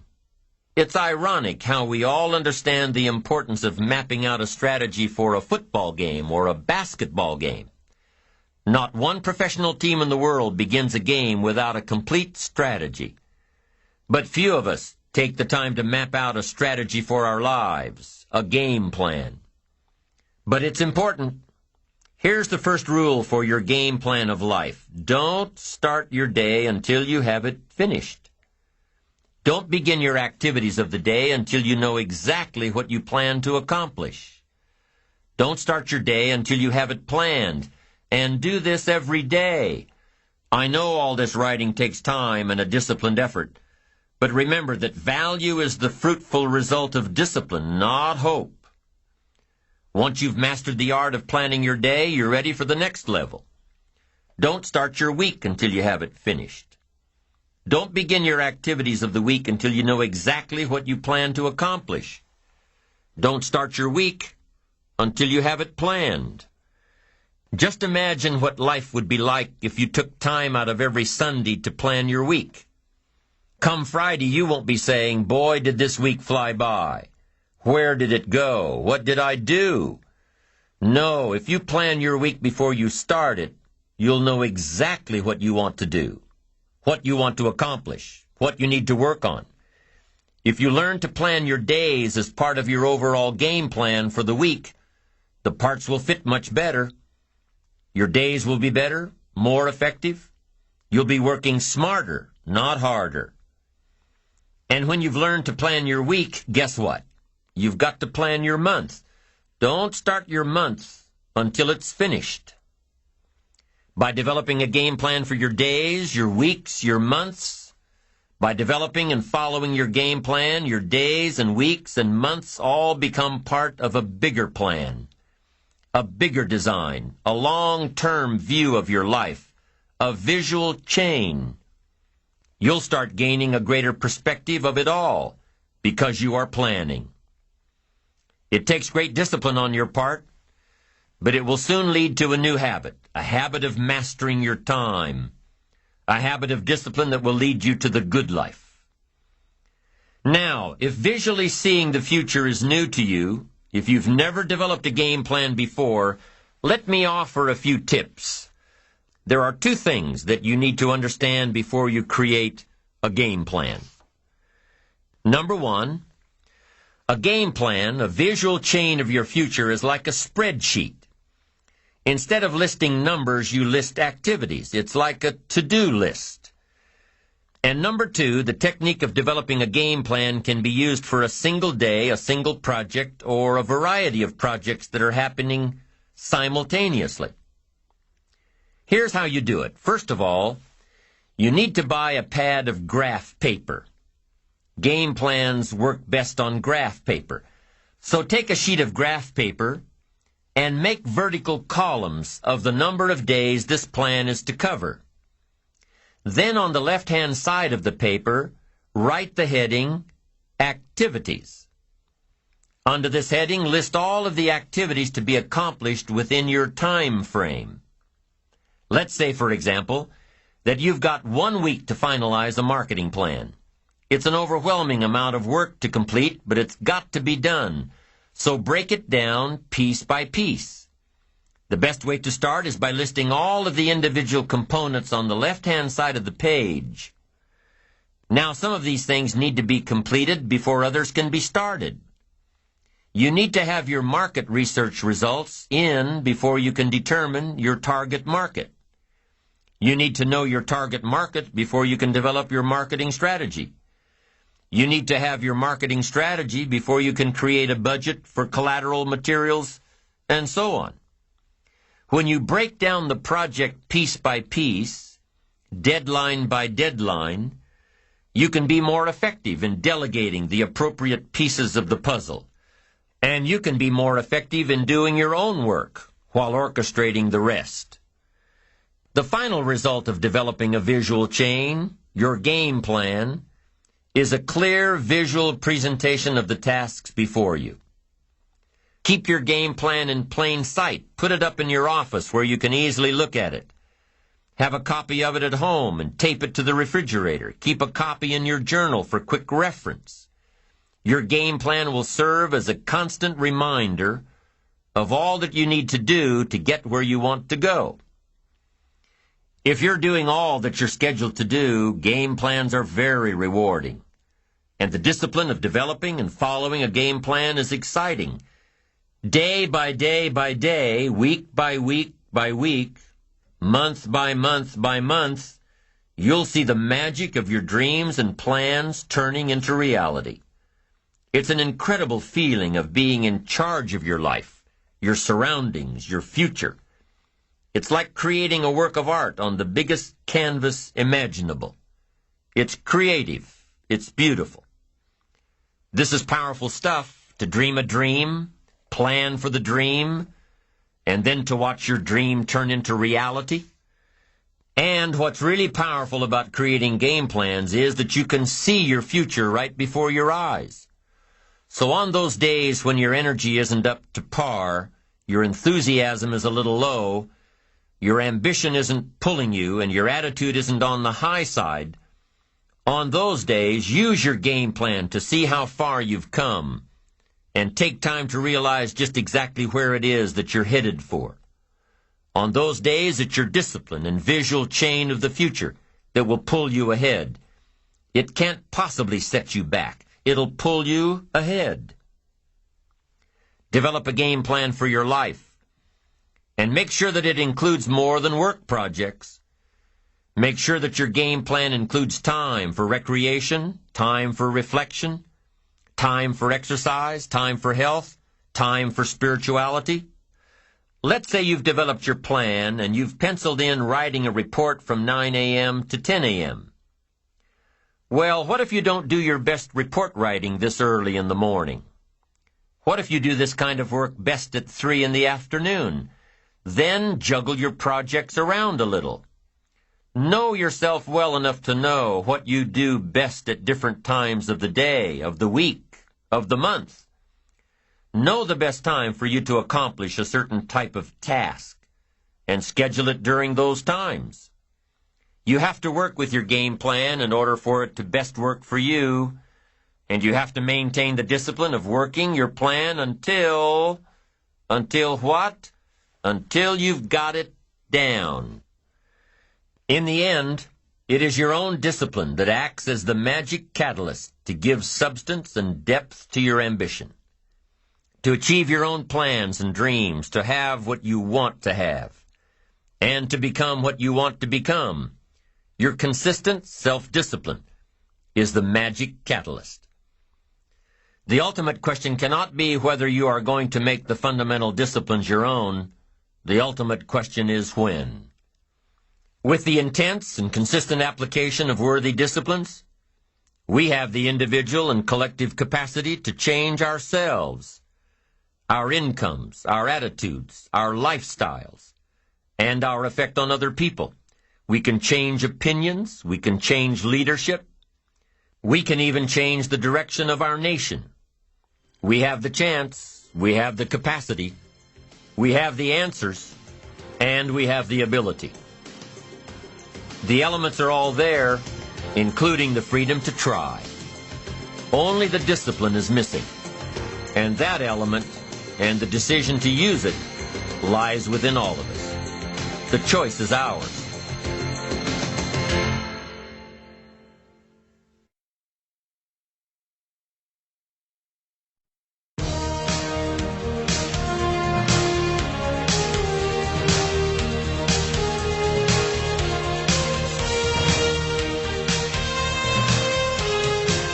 So far, we've discussed the 3 principles of building your ambition. Number 1, positive self-direction, knowing who you are and where you want to go. Number 2, self-reliance, taking responsibility for your own life, taking full responsibility for whatever happens to you. Number 3, self-discipline, creating the need for action and implementing that action every day until it becomes a way of life, a good habit. And the 4th principle of building your ambition is building your enterprising skills. Building your skills to be self-enterprising, to consistently create opportunity, new opportunity, to consistently take advantage of the opportunity that you've created, to be aware, to face life with your eyes and ears open to the possibilities that may be just around the corner. An enterprising person is one who comes across a pile of scrap metal and sees the making of a wonderful sculpture. An enterprising person is one who drives through an old, decrepit part of town and sees a new housing development. An enterprising person is one who sees opportunity in all areas of life. To be enterprising is to keep your eyes open and your mind active. It's to be skilled enough and confident enough and creative enough and disciplined enough to seize opportunities that present themselves, regardless of the economy. An enterprising mortgage banker will develop creative financing strategies during slow markets. An enterprising lawyer will study new laws and market herself to people who may need help in those areas. An enterprising salesman will research beyond the obvious to find new prospects for his products or services, isolate a secondary market, develop another benefit. An enterprising attitude says, find out before action is taken. Do your homework. Do the research. Be prepared. Be resourceful. Do all you can in preparation of what's to come. Think of a few people you know who are enterprising. Think of people in the news, in your office, in your neighborhood. What do these people have in common? Well, they're probably always on the go, developing a plan, following a plan, reworking the plan until it fits. They're probably very resourceful, never letting anything get in their way. They probably don't understand the word no when it applies to their visions of the future. And when posed with a problem, they'll probably say, let's figure out a way to make it work, instead of, it won't work. You need to be like that pesky little Energizer bunny. You need to keep going and going and going. Self-enterprising people always see the future in the present. Self-enterprising people will always find a way to take advantage of a situation, not be burdened by it. And self-enterprising people aren't lazy. They don't wait for opportunities to come to them. They go after the opportunities. Self-enterprise means always finding a way to keep yourself actively working toward your ambition. Self-enterprise requires two things. Number one, creativity. Creativity to see what's out there and shape it to your advantage. Creativity to look at the world a little differently. Creativity to take a different approach. Creativity to be different. And what goes hand in hand with the creativity of self-enterprise is number two, the courage to be creative. The courage to see things differently and the courage to go against the crowd. The courage to take a different approach. The courage to stand alone if you have to. The courage to choose activity over ease. And activity generally relates to how you feel about yourself. Understanding your self-worth, how valuable you are. What could you do if you had all the skills, took the classes, read the books, burned the midnight oil? What could you do? What true value could you develop? This is one of the better exercises. What could I become? What could I really do in the marketplace? In enterprise, home, family, experience, love, friendship, marriage. How valuable could I become? Am I valuable enough to work on what's not working so I can reach my full capacity? If I'm operating at 20%, what could I possibly do with the other 80%? Once you start understanding how valuable you are, it's a whole new experience. Understanding self-worth. It plays a major role in our ability to be self-enterprising. Our self-worth makes the difference between being lazy and being active. Being self-enterprising. If we don't feel good about ourselves, we won't feel good about our lives. And if we don't feel good about our lives, we won't be very interested in looking for opportunities. So you see, being self-enterprising doesn't just relate to the ability to make money. Being self-enterprising also means feeling good enough about yourself, having a great enough self-worth to want to seek advantages and opportunities that will make a difference in the future. Enterprise is always better than ease. Every time we choose to do less than we possibly can, it affects our self-confidence, our self-worth.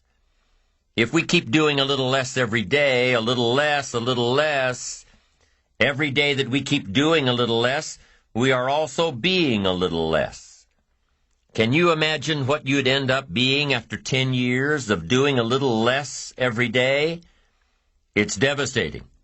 Think about it. Doing less could ruin your life. Now, you can reverse the process of doing a little less. You can reverse this process by using your self-direction, your self-reliance, your self-discipline. You alter the course by doing a little more each day. A little more, a little more, a little more. And pretty soon, you'll develop a new habit of doing rather than neglecting. And days and weeks and months of doing a little more will ultimately do what? It'll increase your confidence and your courage and your creativity and your self-worth. In the end, it's how we feel about ourselves that provides us with the increased courage and creativity for self-enterprise. It's how we feel about ourselves that provides the greatest reward from activity and enterprise. It's not what we get or what we accumulate that makes us valuable. It's what we become that makes us valuable. Success isn't in the having. Success is in the doing. It's the process of doing that brings value. It's the activity that transforms our dreams into reality, that converts ideas into actuality. Self-enterprise is found in the activity, for without activity we'll miss the opportunity. Let me tell you what I think most messes with the mind. I think that simply doing less than you can messes with the mind. It causes all kinds of psychic damage. I think being less than you can be, trying less than you could try, doing it with less enthusiasm than you could do it, messes with the mind. It somehow damages the mind. It damages our self-image. Because here's what I've discovered happens. The minute you turn this around and start extending yourself, you'll see immediate rewards. Maybe not monetary ones, not yet, but it's how you feel about yourself that's the greatest value. You see, it's not what we get that makes us valuable, it's what we become. Discover all you can do, see how much you can earn, how much you can share, how much you can start, how much you can finish, how far you can reach, how far you can extend your influence. Some people out there would have us believe that positive affirmation is more important than activity. Instead of doing something constructive to change our lives, they would have us repeating slogans and canned affirmations like every day and in every way, I'm getting better and better. Well, getting better and better doesn't just happen from wishful thinking. Getting better and better only happens with the discipline of doing better and better. Discipline is the requirement for progress, and affirmations without discipline are in reality delusions. Now, don't get me wrong here. There's nothing wrong with affirming the good life as long as we are disciplined enough to take action. Affirmations can be effective as long as we remember two very important rules. Number one, we should never allow affirmation to replace action, activity, enterprise. Feeling better is no substitute for doing better. And number two, whatever we choose to affirm must be the truth. If the truth happens to be that we're broke, the best affirmation would be to simply say, I'm broke. Wow, face it, accept it, be responsible for it, and change it. By admitting that you're broke, by saying it out loud, you'll probably be disgusted enough to start the thinking process on how to change it. Anyone saying I'm broke with conviction will most likely be driven from ease into action. Confronting harsh realities has an incredible effect. Confronting the truth and then applying the discipline to express the truth, instead of disguising it, inevitably leads to positive change. And reality is always the best beginning. You see, within reality lies the possibility to create our own personal miracle. Our own personal miracle. And the power of faith starts with reality. If we can bring ourselves to state the truth about a situation, then, as the saying goes, the truth will set us free. Here's another old saying: faith isn't faith unless it's all you're holding on to. If your life and circumstances have resulted in a situation that is ugly, call it ugly. If you've lost it all, admit that you've lost it all. Be responsible to it. And if faith is all you've got left, use it. Create your own personal miracle. Once we understand and accept the truth, the promise of the future is freed from the shackles of deception. Once we accept the truth, the promise of the future will pull us. Here are some creative techniques that'll help keep you on the right track toward that promising future. Remember, creativity is the first requirement for self-enterprise. Number one, think on paper. You can't take a trip to somewhere new without a road map. You can't build a house with the plans in your head. You can't build a company with the business plan in your head. You can't seek venture capital with the financials in your head. But here's what you can do. Put it all on paper. Your roadmap, your blueprints, your business plan, your financial projections.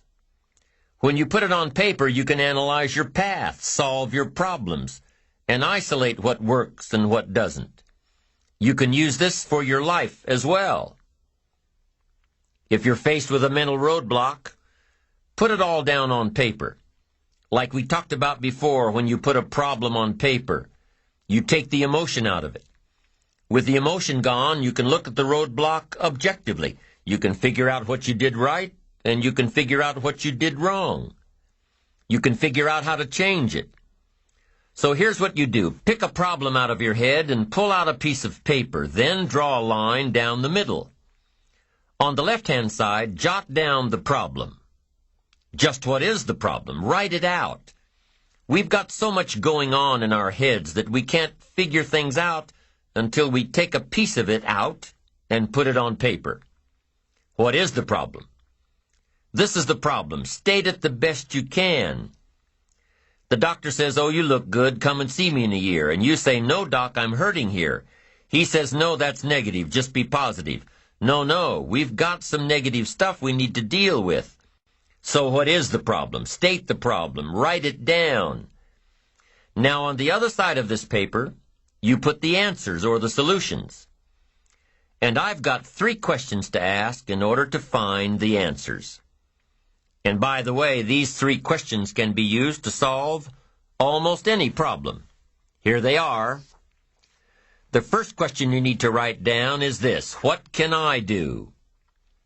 What can I do? Because you don't want to go any further than that if you can solve it yourself. What can I do?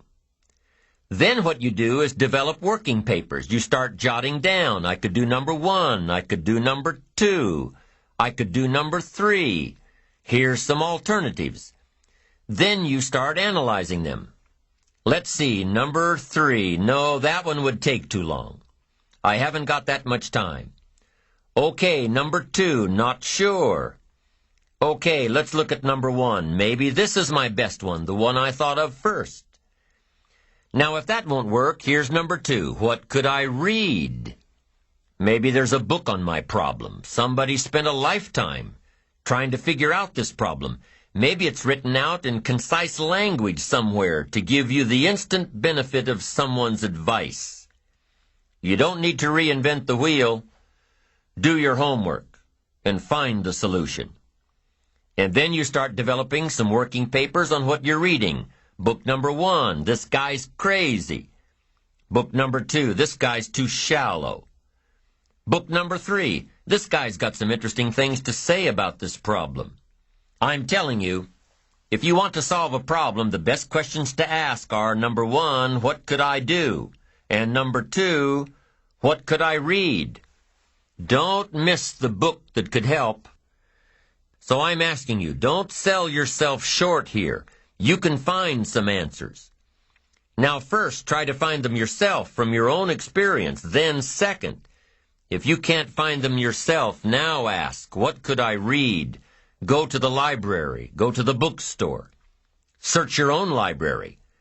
Go back through your own journals to find the stuff that's been helpful and valuable to you. And see if maybe you've made some notes that could be helpful in your situation. Now, if that doesn't work, then ask question number 3. And question number 3 is, who could I ask? Now, guess what you're prepared with when you ask somebody to help you? You've got your working papers to show them. You say, I've got my working papers. I've tried my best to figure it out myself, and that finally left me short.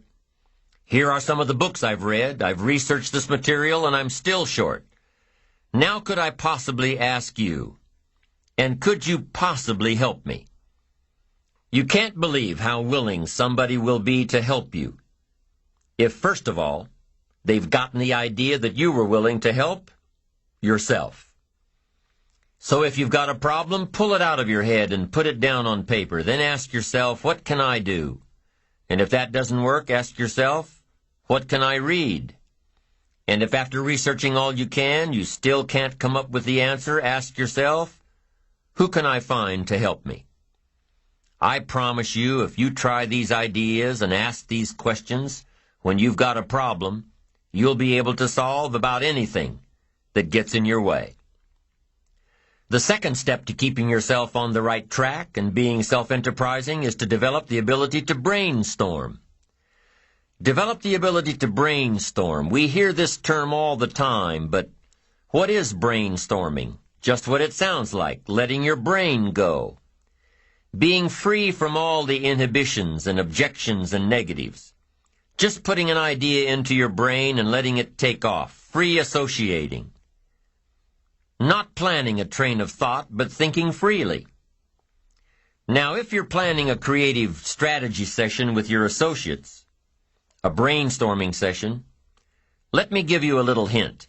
Effective brainstorming can only happen if you're free from your ego. You can't be worried about saying something stupid or silly or something totally off the wall, because your silly thought may trigger someone else's brain to take it one step further. Brainstorming in a group is an experience of collective thought, an experience of developing one idea or several ideas through a variety of thought processes. Here's another hint on brainstorming. It can't be effective unless everyone involved is comfortable with each other. If you don't feel comfortable within the group, you may withhold the very thought that provides the solution to the problem. You may withhold it because you don't want to appear stupid. How do you think all the advertisements you see on TV and in the magazines get created? How do you think some of those crazy campaigns are born? The process happens through hours and hours of creative brainstorming and working papers. Every member of the team jots down notes, and one idea builds on another idea, and another, and pretty soon a campaign is born out of the collective thoughts of the group. Now, I don't believe that the best decisions are made by committee, but great ideas are often created by committee. That's number 2 to keeping on the track of self-enterprise. Finding answers through brainstorming, whether you're letting your brain go by itself or whether you're part of a group. Brainstorming can often lead you to solutions. Solutions you'd never have thought of if you'd imposed parameters on your thought process. Here's number 3 for creatively keeping on the track of self-enterprise. And it's really an extension of number 2. Number 3 says, imagine outlandish solutions. Get your brain out of the ruts by considering ideas without considering their practicality. Consider ideas without considering how practical they are. You see, if you allow yourself to think without confinement, you may come across a solution that seems totally inappropriate. But guess what else this type of thinking will do? It'll allow you to open up the process, which will eventually lead to totally appropriate solutions. The fourth creative technique for keeping yourself on the right track to self-enterprise is through flowcharts and doodles and formulas. That's right, doodling. The thing you got in trouble for in grade school is actually quite stimulating to the brain, because the way you think while doodling is quite different than the way you think while creating a flowchart or writing a formula. Your doodles may end up looking like some symbol that will trigger your brain to think of an alternative solution. Drawing creative doodles wakes up a different part of your brain. Try creating a flowchart showing the path to success. What does it look like? Is it a straight course? Is it a varied course? Does it have a lot of curves and corners and different angles? Try creating a flowchart to success. It doesn't matter if it ends up being accurate or not. What matters is that it's stimulating the creative thought process. And once you awaken that creative part of you, you'll be amazed at the opportunities that were always there, ones you never saw before. It's all a matter of how you look at life and opportunities. The fifth method of creatively staying on the self-enterprising track is to access the information highway. It's amazing the kind of information that comes across the phone lines these days. With your computer, either your home computer or the one you've got at work, you can go online with hundreds of services. You can access stock quotes. You can access worldwide newspapers. You can do research. You can call up a bulletin board and directly ask questions of other users. You can make new contacts, develop an entirely new network. By taking advantage of the electronic age, you can learn more than you could otherwise learn, meet people that you'd otherwise never meet. You can find information that your library may not have. You can share information and transfer files that you've never before been able to share. Many people are afraid of their computers. They don't take advantage of all their system has to offer. Work with your computer. Find out what types of information and services you can access. Use it as a new resource, a new specialized resource that's yours for the taking. The sixth technique for staying on track: commit yourself to learning. Feed your mind. Sharpen your interest in two major subjects, life and people. Learn how you can better interact with others. Learn more on how to get the most from life. Learn all that you can so that you can become all that you can become. Learning is the beginning of a life worth living. Learning is the beginning of wealth. Learning is the beginning of happiness. Learning is the beginning of health. Learning is the beginning of spirituality and faith. Learning and searching is where the process of creating your own personal miracle begins. Learning is the beginning of self-enterprise. So there you have the 6 steps in creatively building your self-enterprise traits and ultimately building your ambition. Number 1, think on paper. Number 2, develop the ability to brainstorm. Number 3, imagine outlandish solutions to your challenges. Number 4, try to think in a different way using doodles, flowcharts, and formulas to spur your thought processes. Number 5, access your computer's capabilities to reach the information highway. And number 6, commit yourself to learning all that you can learn in an effort to become all you can become. Those are the 6 steps to creatively developing your self-enterprise.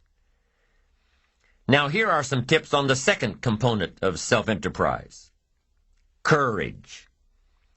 Ambition requires courage. Ambition requires that you stand up for what's right and fight what's wrong. Ambition requires that you hold on to your values in pursuit of your success. Ambition requires that you fight off fear. Fear is one of those things, one of those emotions that can stop people dead in their tracks, foregoing success and achievement. Fear can stop people from taking all that life has to offer them. Fear can rear its ugly head in many ways. Remember the old saying, "You have nothing to fear but fear itself." You can be afraid of success. You can be afraid of failure.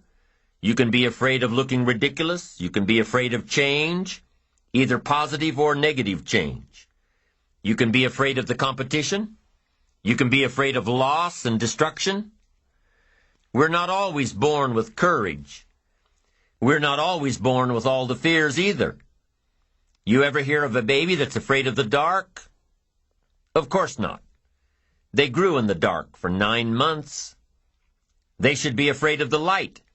But do you ever hear of a 3 or 4-year-old afraid of the dark? All the time. Where'd they learn that fear? Who taught them that the dark outside is any different than the dark inside? Where'd they learn that?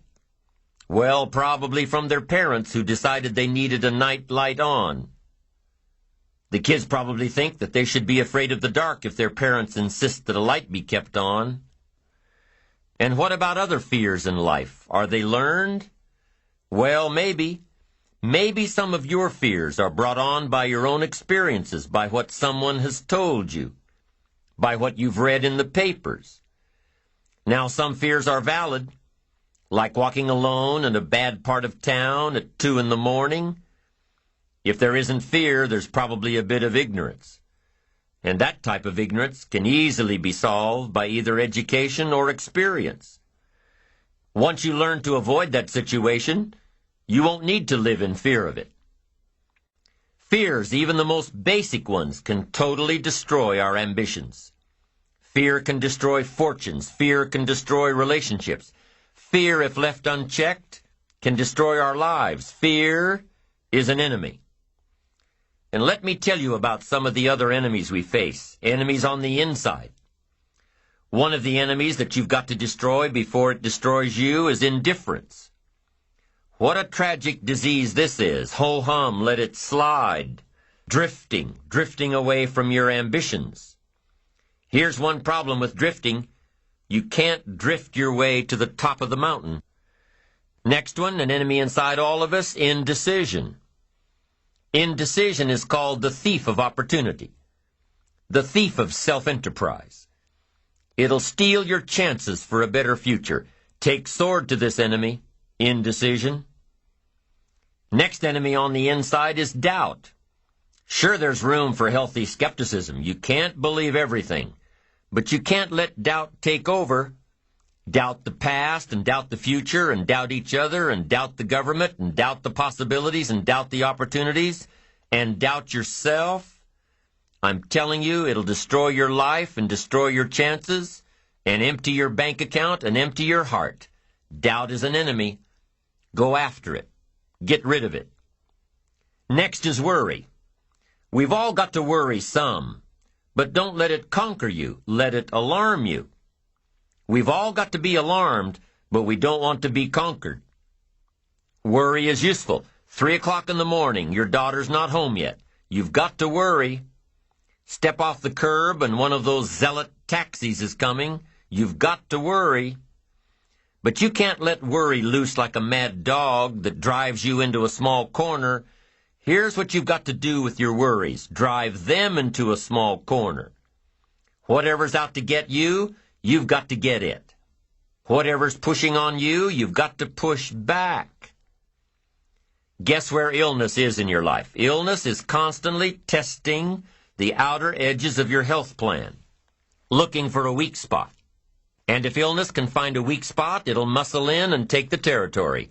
Unless you've got enough discipline and power to say, I'm not going to let that happen. I'm going to fight illness like an enemy. I'll work on my health plan enough to destroy it. The next enemy inside is overcaution, the timid approach to life. Timidity is not a virtue. It's an illness. And if you let it go and go and go, it'll conquer you, leave you without a promotion. Timid people don't get promoted. They don't advance and grow and become powerful in the marketplace. And it's possible to conquer it. Do battle with the enemy. Do battle with your fears. Do battle. Build your courage to fight what's holding you back. keeping you from your ambition. Do battle. Have the courage to fight back. Be courageous in your life and in your pursuit of what you want and who you want to become. Here are a few techniques to help build your courage. Number 1, put all remote possibilities out of your mind. Don't worry about things you have no control over. Don't spend your time thinking about all the bad things that might happen to you. Don't spend your time plotting and planning ways to make sure these things will never happen to you. Courageous people don't worry about the unlikely, things out of their control. They concentrate on what they can control. Number 2, face your fears before you start something. Imagine difficult situations before they occur. Make a list of the worst that could happen, and you'll probably see that it's not so bad after all. A friend of mine lost everything a few years back: home, cars, possessions, antiques, art, jewelry, credit, lost it all. So now, on her way back up, whenever she's faced with a tough decision, she asks herself, what's the worst that can happen? And guess what? She's already been through the worst and survived, so it's not an issue anymore. Now, you don't have to lose everything to lose that particular fear, but what I'm saying is, once you face your fear, you can move on. Once you've itemized out the worst that could possibly happen, you'll see that you have the inner strength to deal with it. And if you've looked at the possibilities beforehand, you'll probably never be faced with the situation at all. Why? Because you've already thought about it. You've already thought it through. And by contemplating what might happen, you'll chart your course to make sure that it doesn't. So the first courage-building technique is to put the remote possibilities out of your mind. The second, to face fears beforehand. And the third technique to build your courage is to imagine the alternative. See in your mind the end result of giving in to your fear. Really feel the cost of being ruled by fear.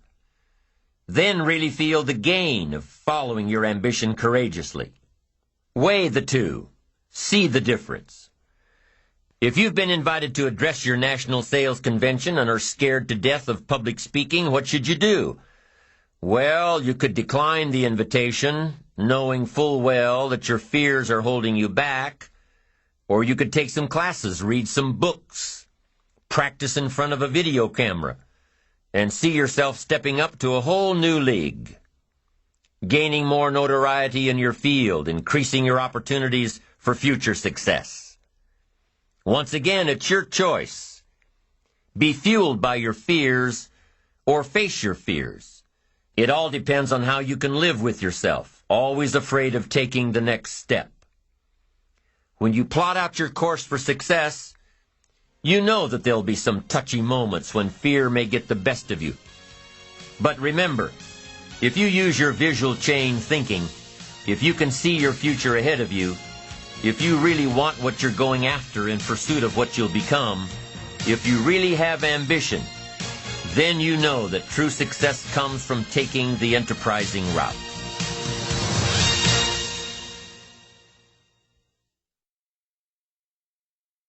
Subscribe to youtube.com/Triple B Media for more great videos. Thank you.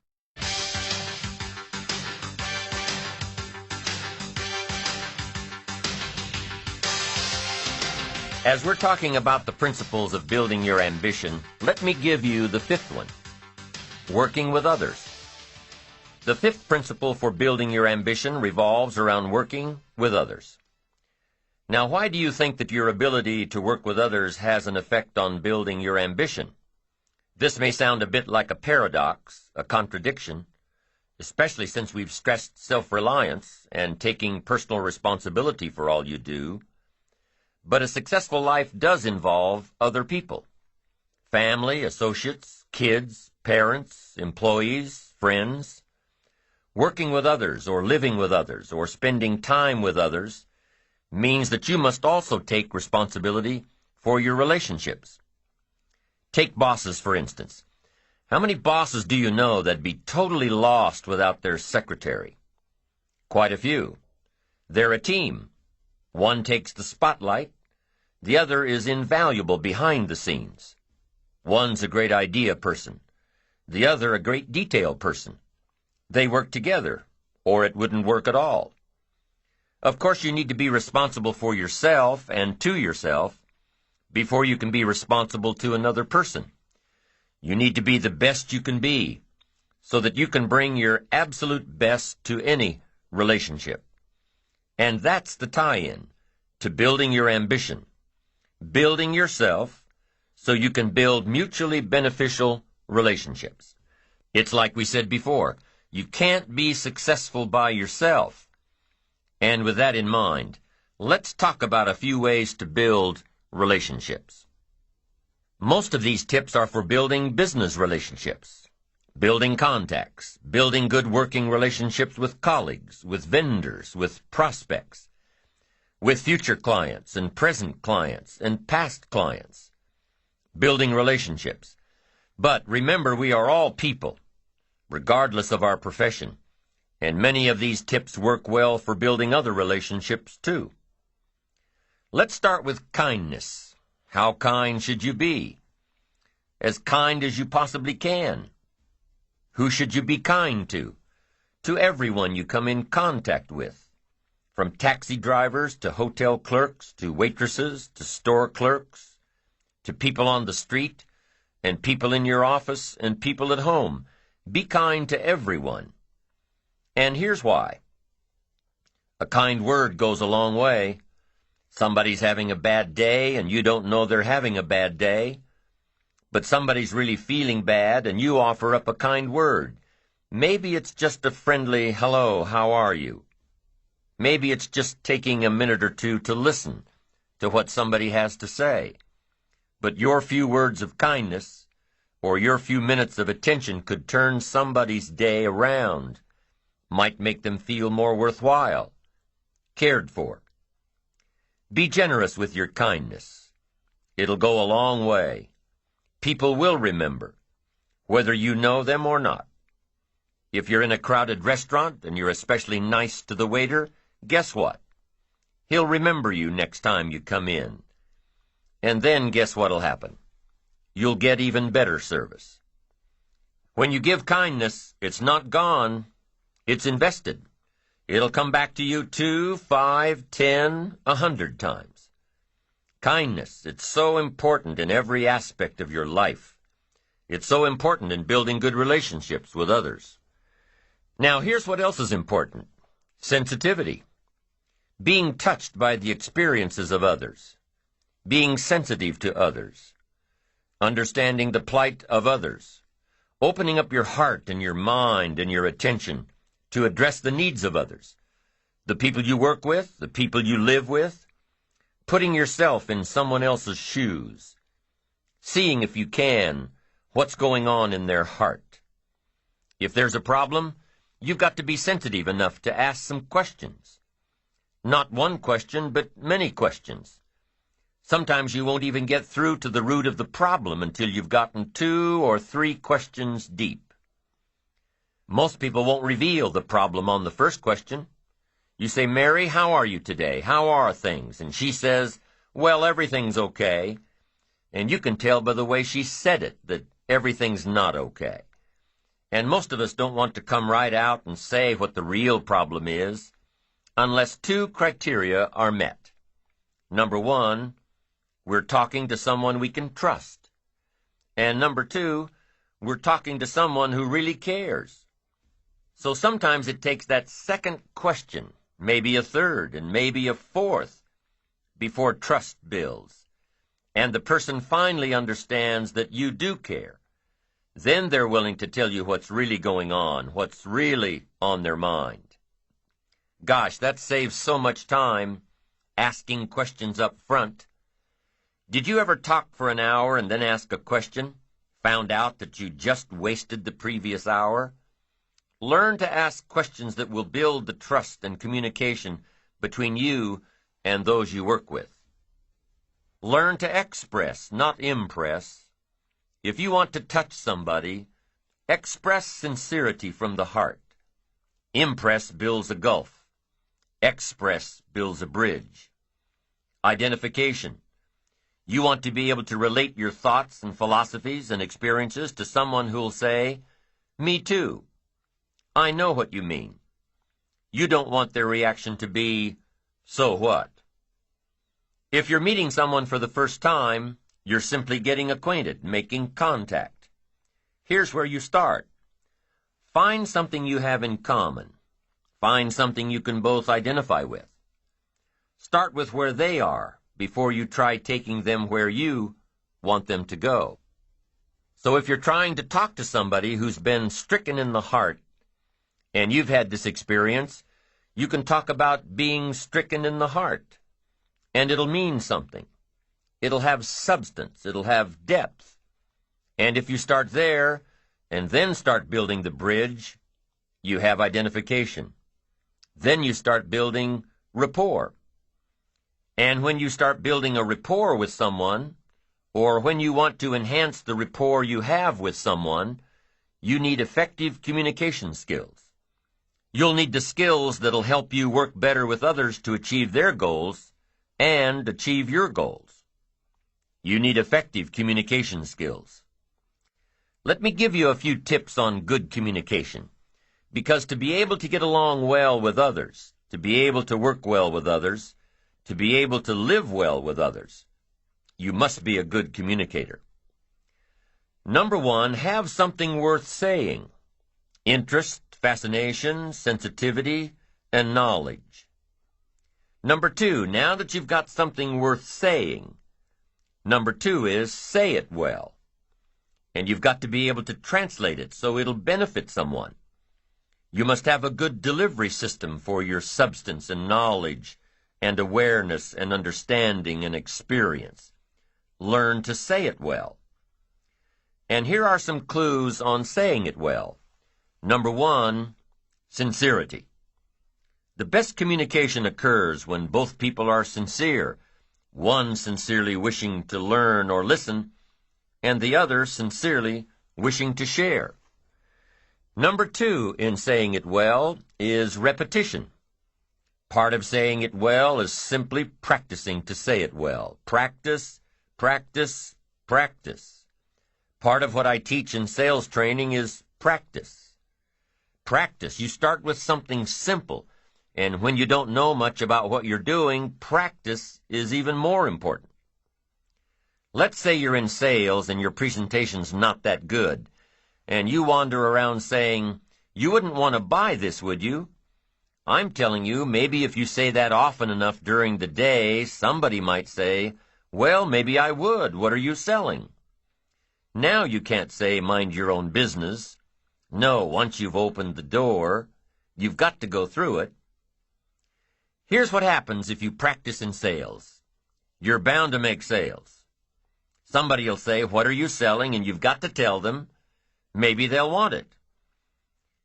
You're bound to get better. If you practice, you'll get better. You'll get better at your sales presentation. You'll get better at listening to your prospect. You'll get better at closing the sale. You'll get better at earning a living. Practice is just as valuable as a sale. Because here's what's valuable in sales: the skills. The sale will make you a living. The skills will make you a fortune. So, practice your presentation and your ability to communicate what you know. The people out there who say, "No, I wouldn't care for any," are just as valuable. Why? Because they took the time to let you practice your presentation. And especially when you're just getting started, you might want to pay them to listen to you practice while you stumble around. So, be thankful for the no's.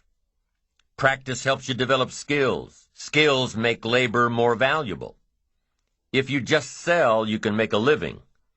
If you skillfully sell, you can make a fortune. If you just talk, you can hold a family together. If you skillfully talk, you can build dreams and the future. The difference is skill. You can cut a tree down with a hammer, but it takes about 30 days. If you trade the hammer for an axe, you can cut the tree down in about 30 minutes. The difference between the 30 minutes and 30 days is the tool. and your best communication tool is your skill. So practice to get the skill of saying it well. Part of saying it well is sincerity. The next part is repetition. Now here's another part of saying it well. Brevity. Sometimes you don't need too much, just enough. The more you know, here's what I found out. The more you know, the briefer you can be. Because you can learn to make words more effective. Jesus was brief when he was putting his team together. He just wandered around the countryside, and every once in a while he'd see somebody he wanted on his team and said, "You follow me." Now that's short. That's brief. Now why could Jesus be so brief and yet be so effective? Here's what I think. For all that he was that he didn't have to say. For all that he was that he didn't have to say. When you become bigger, when you become wiser, when you become stronger, you become a person of better reputation, so that when you arrive, maybe your reputation has preceded you. And when you get there, you don't have to say much. You don't have to launch into a 2-hour harangue if your reputation has preceded you. Your reputation will get a lot of the job done for you before you ever arrive. Next is style. Part of saying it well is style. Be a student of style, a variety of styles. Then make sure you develop your own. Be a student, but develop your own. Don't be someone else. Let someone else influence you, but don't become them. Develop your own style. Here's another tip on saying it well, vocabulary. You've just got to have a good vocabulary to say it well. Vocabulary. We can only translate for other people with the tools called vocabulary. If you're lacking in vocabulary, then you're lacking in tools to describe some problem or some answer. Words, vocabulary. You can't communicate without them. And you can't communicate well without a defined vocabulary. Every time you come across a word that's new to you, what should you do? Look it up. Every time you're in a conversation and the other person uses a word that's new to you, look it up. Now, most of the time you can figure out the meaning of a new word by how it's used. But if you can't, make sure you hold your response until you know for sure. Several years ago, some of my friends took a survey among prisoners, some rehabilitation program they were working on. And they weren't looking for this, but here's what they found. There's definitely a relationship between vocabulary and behavior. Interesting. This is what they found. The more limited the vocabulary, the more the tendency to poor behavior. Wow. When you stop to think about it for a moment, it makes sense. Vocabulary is a way of seeing. It gives us insight, and only with your present vocabulary can you see. You can't use tools you don't have to see, to create light, understanding, awareness, comprehension, perception, vision. You can only have as much vision as your present vocabulary will give you. And if you're limited in vocabulary, then you can't see very well. What if a person could only see the world through a little tiny hole? Can you imagine the mistakes he'd make in judgment? He'd say, "Here's how it is." You'd say, "No, that's not how it is. Here's how it is." The guy says, "But I can't see it." How come he can't see it? He doesn't have the vocabulary to understand the translation. Now, vocabulary is also what we use as a tool to express what's going on in our heart, what's going on in our head. Translate our questions, translate our answers, our perceptions, what we see, to be able to say it. And I'm telling you, if you have a limited way of translating and expressing what's going on in your heart and what's going on in your head, you'll fall way behind. So you'd have twin problems without a good vocabulary. Number one, you wouldn't be able to see. Number two, You wouldn't be able to express. And your world would keep getting smaller and smaller and smaller, not having the vision, not having the tools. Finally, you wouldn't need a place much bigger than 10 by 12 to live. Why? That's about as big as some people's world is. That's all they've got, this little narrow world. Making mistakes every day. Why? They can't see. Getting it wrong every day. They can't comprehend. They can't understand. No tools with which to translate. For good communication, number 1 is having something good to say. Number 2 is saying it well. And number 3 is reading your audience. You've got to read what's going on between you and the people you're talking to. Should you say what you're saying a little softer? Should you say it a little stronger? Should you explain it more? Should you be more clear and concise? Should you quit? A lot of the decision-making that's going on during a conversation with someone depends on how well you can read, how well you can tell what's going on in the minds of those you're trying to reach. Doesn't matter if you're looking into the face of a child or the face of a colleague or 1,000 faces in an audience. You've got to read what's going on. You've got to pay attention. So let me give you some ways to read. The first one is you've got to read what you see. You've got to read what you see. Search the face of a child and see if you're coming across. See if they look perplexed. See if they're getting it. See if they can't get it. Body language tells us a lot. Look at how the people you're talking to are sitting, what they are doing with their hands, their eyes. A guy's got his arms crossed, legs crossed, chin tucked down and frowning. You've got your work cut out for you. This guy's not going to be easy to reach. The lady's standing up from behind her desk. You've got to hurry. She's not going to listen to much more. You've probably got to pick up the pace and get down to it. So the first one is read what you see. Here's the second one. Read what you hear. You've got to be a good listener to be a good communicator. Get some feedback. Listen. To be a good parent, you've got to be a good listener. To talk well, you've got to listen well. That's so valuable. Get the feedback. Now what you hear may help you change gears. Be a little stronger. Be a little softer. Find a different illustration. This one isn't working. Search for another way to say it. Become sensitive to someone else's words. Not just by preparing to talk when the other person's through. Listen. Pick up those signals that the feedback of words gives us. Now, here's the third way to read your audience, and that is to read how you feel. Emotional signals. You've got to learn to pick those up. Pick up those feelings. Women just seem to have this part built in. Men can learn it, but women have it. Woman says it doesn't feel right. It just doesn't feel right. Man says, what does that mean? It doesn't feel right. She says it's something. He says something, something. What is this something?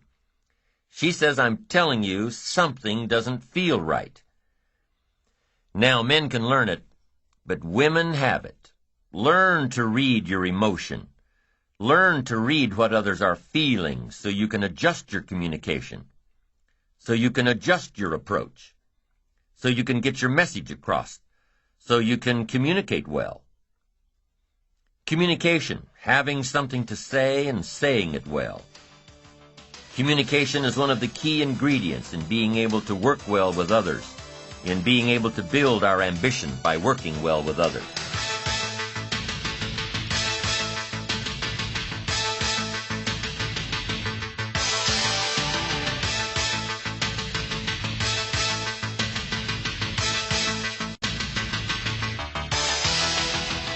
Now that we've talked about some basic communication skills, you need to understand how best to apply them. What you can do and cannot do in the marketplace. How you talk and act while playing volleyball on a Saturday afternoon probably isn't the same as how you'd talk and act around a group of people who want to invest in your company. How you communicate with your old friends and family members is probably an abbreviated version of how you should communicate in a high-powered business setting. When you meet a new group of people, you must watch and listen and be alert before you decide on the appropriate communication style. You might greet old friends with a slap on the back and a tasteless joke, but you certainly wouldn't greet a multi-million-dollar opportunity that way.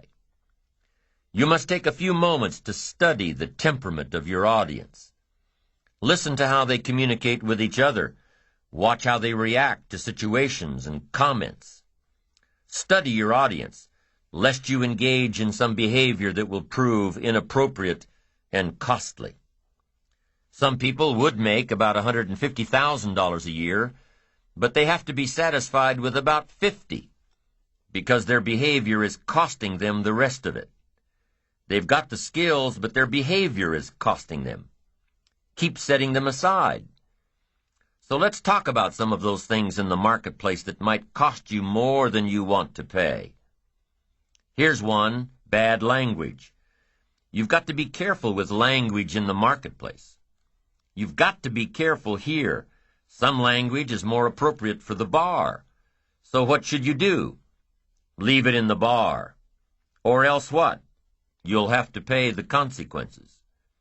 We must all be students of consequences, things that cost us, and language is one of the most important ones to consider. Language in the marketplace.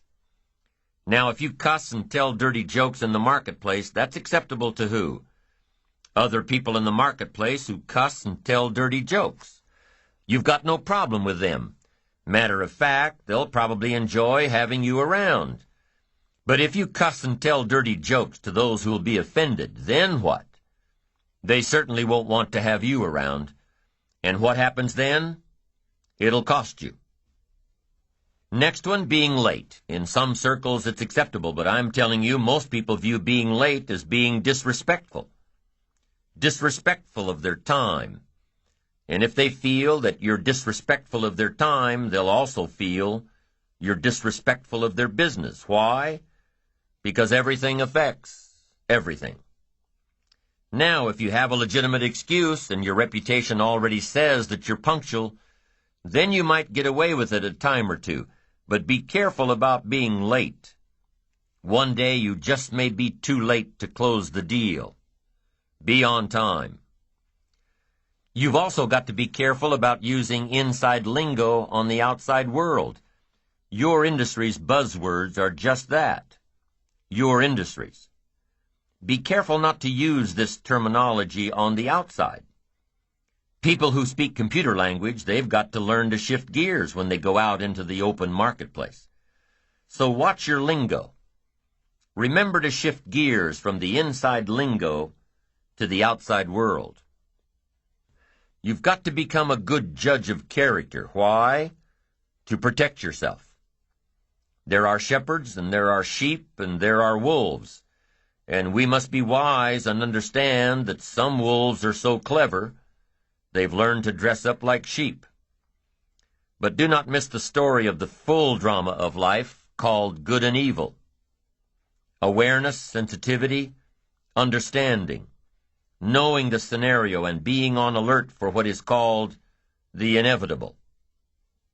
We must learn to be a good judge of character. And here's something else we must learn to do to work well with others. We must learn to deliver criticism and express anger in a safe way. It's inevitable, during the course of working with others, it's inevitable that you'll come across some situation that'll result in anger. Or criticism needs to be handed down. It's just a part of life, that you delegate some responsibility, and through either a lack of good communication or a lack of good listening on the other end, it's inevitable that some situation will get you all hot and bothered. Now what do you do with your anger? You can't lash out. You can't lash out at your children or your friends or your colleagues. But here's what you can do, and here's what you must do. Lash out at the problem or the situation. Honey, you say to your teenager, "You know I love you, but what you did was wrong. I hate it that you took the car without asking first. And I especially hate it that you got a speeding ticket. What were you thinking? So whatever the punishment might be, make sure you're punishing the bad deed, not the person. Your assistant ends up sending the contract to the seller instead of the buyer. Make sure your assistant knows that you appreciate him, but you don't appreciate the wrongdoing. Whatever criticism you hand down, whatever anger you're processing, make sure that the one to receive it knows full well that you care about the person, but hate what they did. And if you're too steamed up to be this rational about it, make sure to keep your mouth closed until you've cooled off a bit. In Dale Carnegie's book, The Leader in You, he describes the attributes of kind criticism. He quotes Andres Navarro's technique of kind criticism as the 3-for-1 rule. If you don't like something about the way someone works, write down the problem. But before you confront that person with criticism, discover 3 good things about the person. Noticing 3 good things gives you the right to criticize 1 bad thing. Interesting thought. Criticism after appreciation. With well-delivered words, well-chosen words, you can admonish the doing without admonishing the doer. This is important. You love the person. You hate the act. Make sure they know the difference. You don't have to couch the words. You don't have to hide your anger or disappointment. But you do have to make sure that your communication is effective so that the wrongdoing will never be done again. And the more you care, the stronger you can be. This has to do with intensity now. The intensity of your communication to those you work with, those you live with, those you're close to. The more you care, the stronger you can be. If you really care for someone, I'm telling you, they'll give you room to get right on their case. They'll give you room to use some powerful language. They'll give you room to go right after them. If they know that you really care. You can solve some sticky problems. You can attack the dark side and the bad behavior. They'll give you room if they know how much you care. And the more you care, the stronger you can be.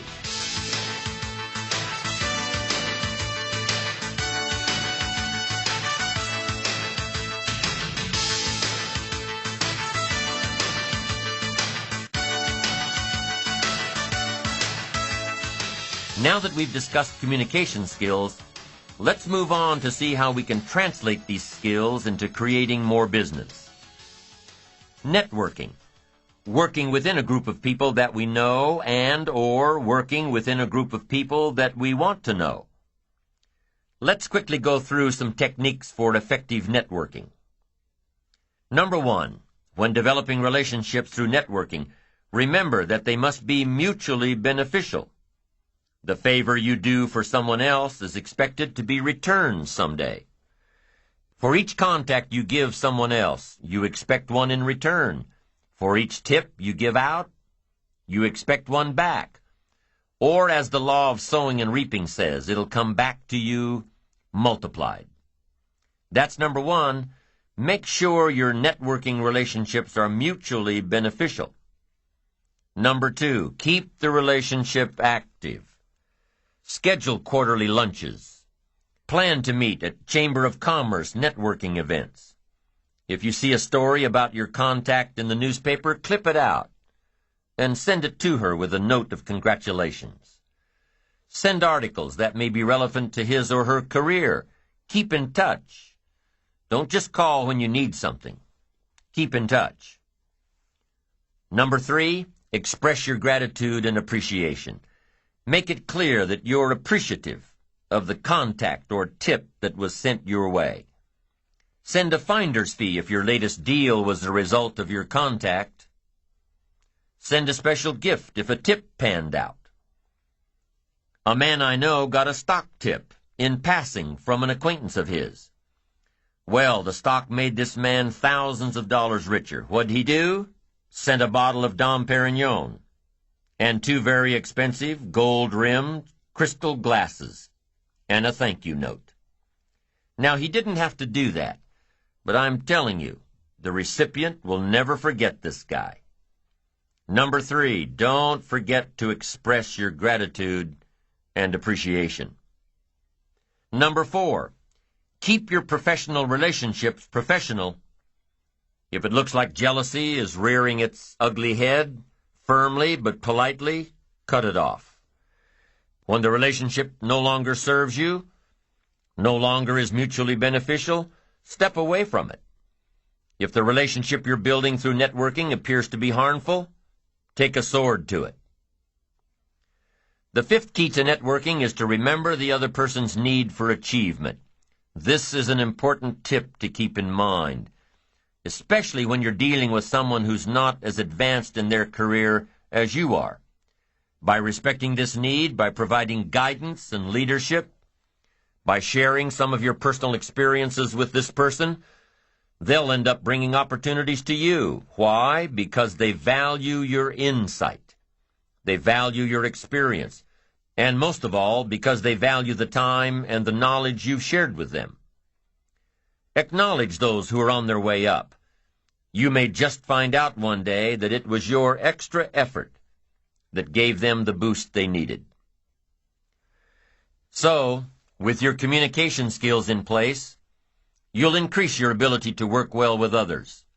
Listen, talk, share, sympathize, empathize, and when you extend your reach to work well with others that you know, you'll be able to extend your reach to work well with those you don't. You'll be able to develop networking skills. And once you do, you'll find that networking is an incredible way to increase your opportunities, tip by tip, contact by contact. And now recall the laws of sowing and reaping, of giving and receiving. The more you give of yourself in an attempt to communicate well with others and work well with others, the more you give, the more you'll receive as you strive to build your ambition. And here's the last but most important key to working well with others. Learn to work with others that deserve it, not those who need it. You must follow the guidelines of life itself. Life responds to what? Deserve.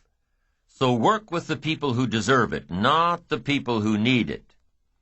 And here's what else you've got to do. Show people how to deserve it. How to deserve your work. How to deserve your time. How to deserve your attention. Show people how to make small steps of progress and reward them along the way. And show them how to deserve it one step at a time. One step at a time, until finally they work themselves out of need and into deserve. Out of the shadows of despair and poverty into the light of ambition.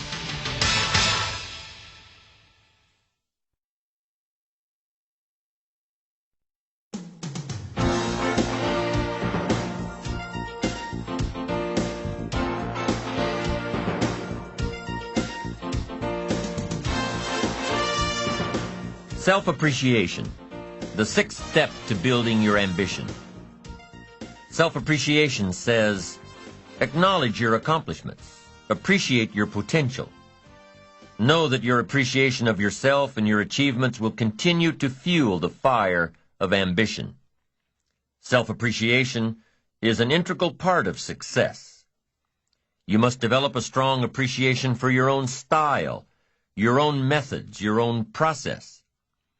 There is no stereotype for success. There is no model for success. There is no such thing. So what exactly is success? Success is the steady progress toward your personal goals. Your own personal goals. Designed by you, not by the latest #1 bestseller on the book list. Not by some philosophy that's imposed on you. Success is the steady progress toward your own personal goals. Success is not an amount of money. Success is not a bank account. Success is the steady progress of you toward your goals, the person you want to be, the things you want to have, for yourself and for your family, your business goals, your personal goals, spiritual goals, health goals, the goals that give you satisfaction and joy. To me, that's what success is, and my definition of success could be radically different than yours. So there's no one definition of success. You've got to have this much money in the bank, you've got to look like this, you've got to live in this kind of home, you've got to have this kind of financial security. In my personal opinion, those things have nothing to do with success. Success is your own steady progress toward the goals you set, daily, weekly, monthly, for your life, for your business, for your family, for yourself. If a man tells me, hey, pretty soon I'm cashing it all in, and I'm going to head for the mountains and live in a cabin and feed the squirrels and live off the land, I'm telling you, if I get a report later that said this man did that, cashed it all in, headed for the mountains, bought a cabin, is feeding the squirrels and living off the land, if I were to hear that, I'd say this man was a smashing success. So success is not some stereotype. Resist all stereotypes. There is no one model. There is no one set way. There is only your way. It takes a combination of philosophies and ideologies. It takes a combination of thoughts to mold and emerge with your own. We need the mental food that others provide. We need mental exercise. We need to open up our minds to different alternatives.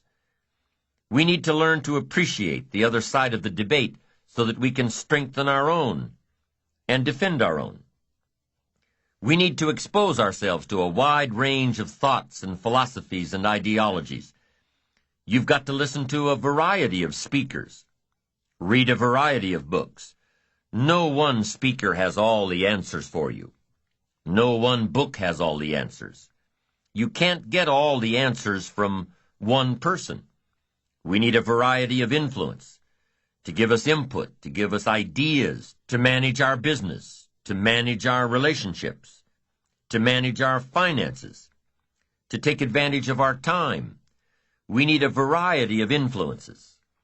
We need a variety of books in our library. We need a variety of tapes in our video library, our audio library. We need a variety of voices.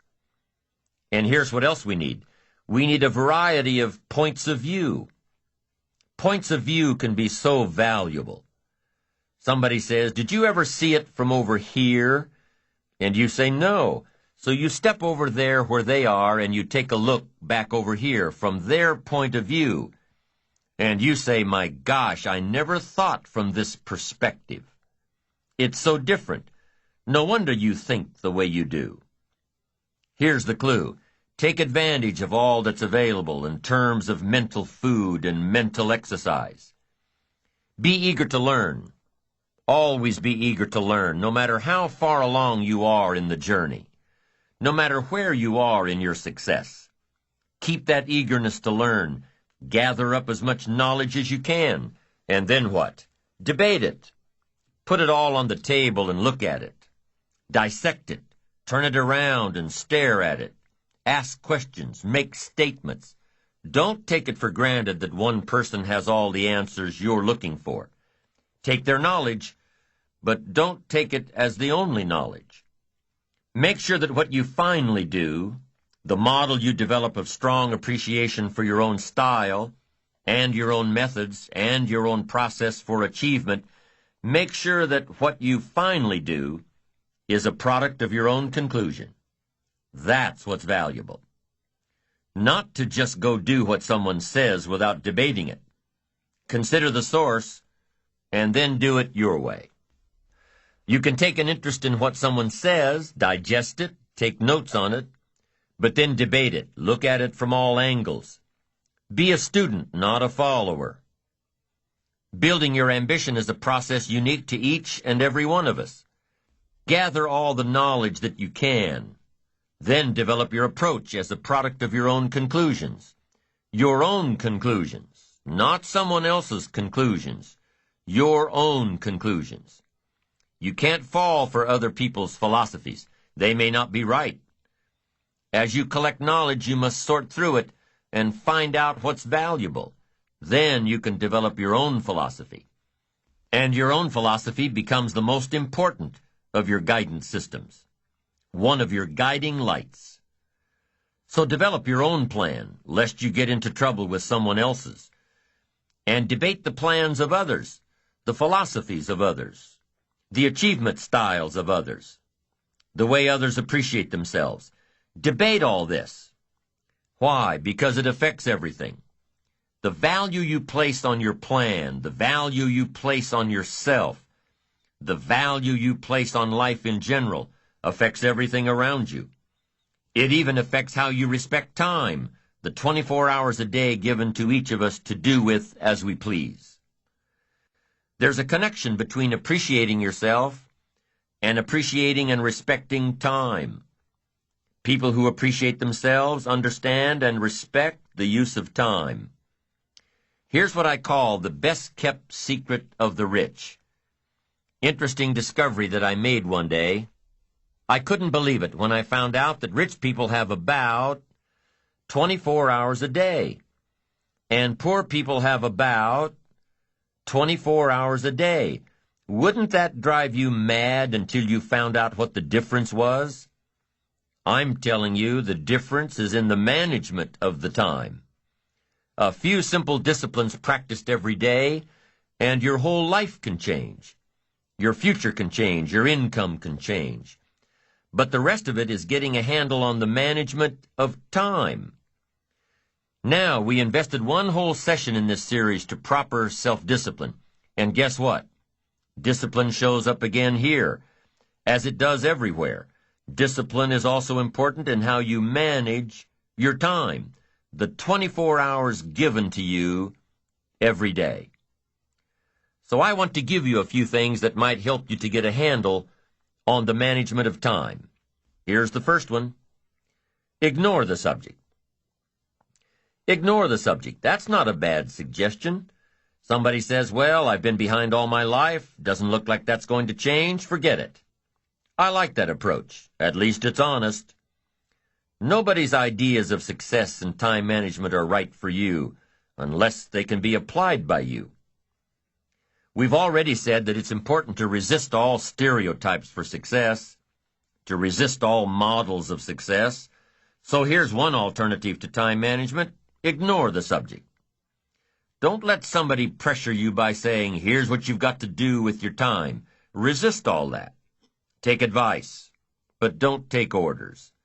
Let somebody give you their opinions and then accept the ones you want to accept. And the ones you don't want to accept, don't accept. Resist all attempts to pressure you into becoming the model of success. Resist all that. Do it on your own time, the time that's right for you. Now here's another alternative to time management. Step down to an easier task. Step down to something more manageable. Something that doesn't require that much time, that much effort. That's an alternative. Some people in sales are promoted to being manager.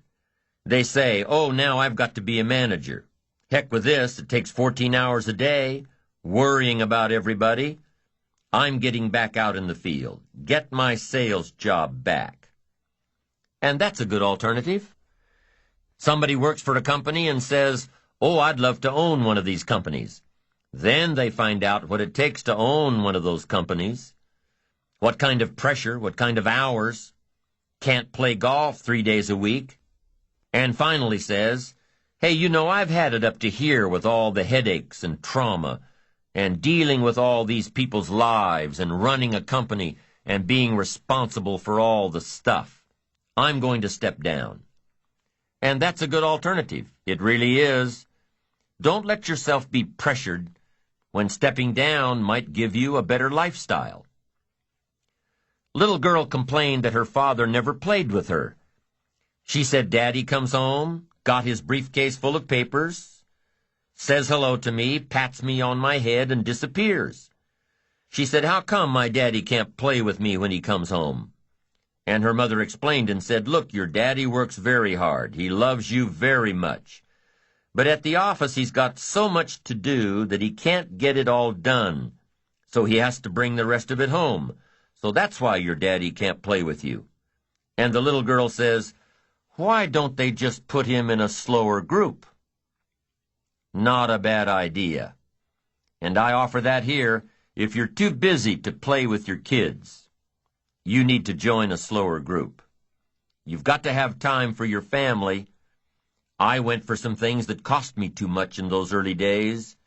If I'd known how much it was going to cost, I never would have paid the price. So you've got to weigh the consequences, how to make everything fit. Sometimes that extra money isn't worth it if it pressures you into losing touch with somebody you really care about. So family must be considered here as well. But here's the best alternative to time management, and that's to get more out of you. If we just get more from ourselves, we can make an hour as valuable as 10 hours used to be. We can get as much done now in a day as we used to get done in a week. Efficiency, skills, knowledge, awareness, practice, getting better, all of that value we can bring to the marketplace, bring to the job, and that's where the real time management comes in. I found out that a normal day is enough time. 8 hours, 10 hours, 5 days, 6 days, that's enough time. The rest of it now has got to be the best use of that time. There's a movement going on now in the workplace. The movement is people setting up home offices, telecommuting to work, working at home and communicating with the office through fax machines and computers and modems and delivery services. People are even starting to work in one state and live in another. They don't need to be at the office all the time. For some jobs, they don't need to be at the office at all. And guess what some of these folks find out? The projects that used to take 2 days, they get done in a few hours. Why? Because they have no distractions. No people stopping by their office to chat. No unsolicited phone calls to take. No unexpected visitors to deal with. When they work, they work. When they play, they play. Now, not everybody has the luxury of having a job that can work like this.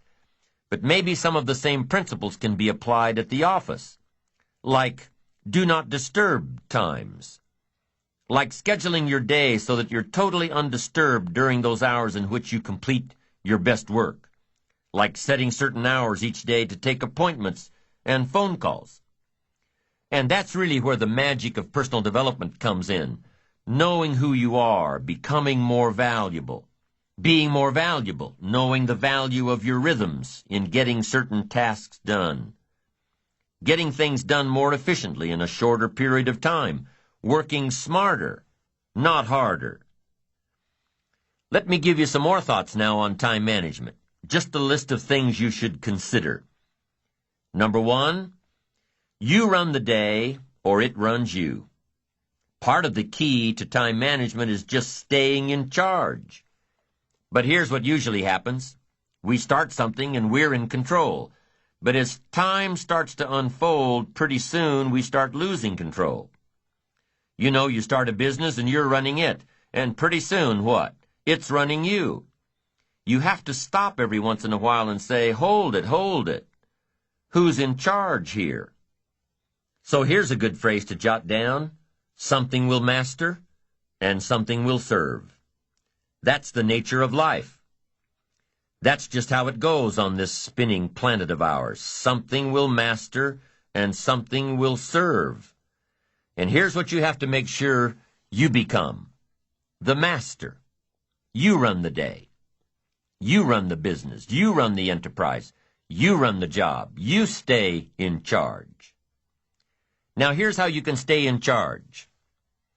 Have your written set of goals with you at all times. Then prioritize your goals and decide which is important. Then constantly review your goals.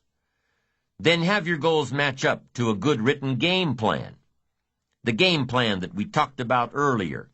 The game plan that says, take it out of your head and put it down on paper. Then, with game plan in hand, try to separate the majors from the minors. The really important things from the things you just have to do.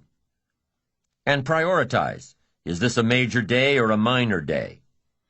And adjust your time accordingly. Is this a major conversation or a minor conversation? A lot of people don't do well, and here's why. They major in minor things. They spend too much time on things that don't count, and too little time on things that should count. So you're about to pick up the phone and make a call, but before you do, decide, is this a major call, is this a minor call? If it's a major call, it needs a little preparation. If it's a minor call, a few pleasantries will probably do. Hi, how are you? Tell a little joke, exchange some pleasantries. So a little evaluation will save you a lot of time. Major, minor. Next time management essential, don't mistake movement for achievement. You probably know some people around you who are just plain busy being busy. You've got to be busy being productive. It's easy to get faked out by being busy. Guy comes home at night, flops down in the easy chair, says, I've been going. But the real question is, doing what? I mean, it's the doing what. That's the real key, not the going. Some people are going, doing figure eights. They're not making much progress. Don't mistake movement for achievement. Evaluate the hours in your days and see if there's not a lot of wasted time in there that you could manage better. Do more with.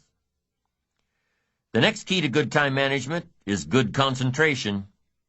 Focus. You've just got to zero in on the job at hand. Concentrate. Don't start your business day until you get to the business. I used to start my business day in the shower. I'm trying to compose a letter in the shower. The cobwebs haven't been cleared out yet. I'm not awake yet, and I'm trying to compose a letter. Found out it doesn't work. Wait till you get to the office to start your work. Wait until you get to work before you get to the work. Don't start your business day at the breakfast table. It's not good for the family. Here's another one. On the way to work, don't think about work. It's dangerous. There's a lot of cars out there on the highway. Can you imagine if everybody was driving to work thinking about work? It'd be a mess. Accidents everywhere. Here's what you've got to do. On the way to work, concentrate on the way. In the shower, concentrate on the shower. At the breakfast table, concentrate on the family. Wherever you are, be there. Don't be somewhere else. Give whatever you're doing the gift of attention. Give people the gift of attention. The gift of attention. Concentration. Next time management essential, learn to say no.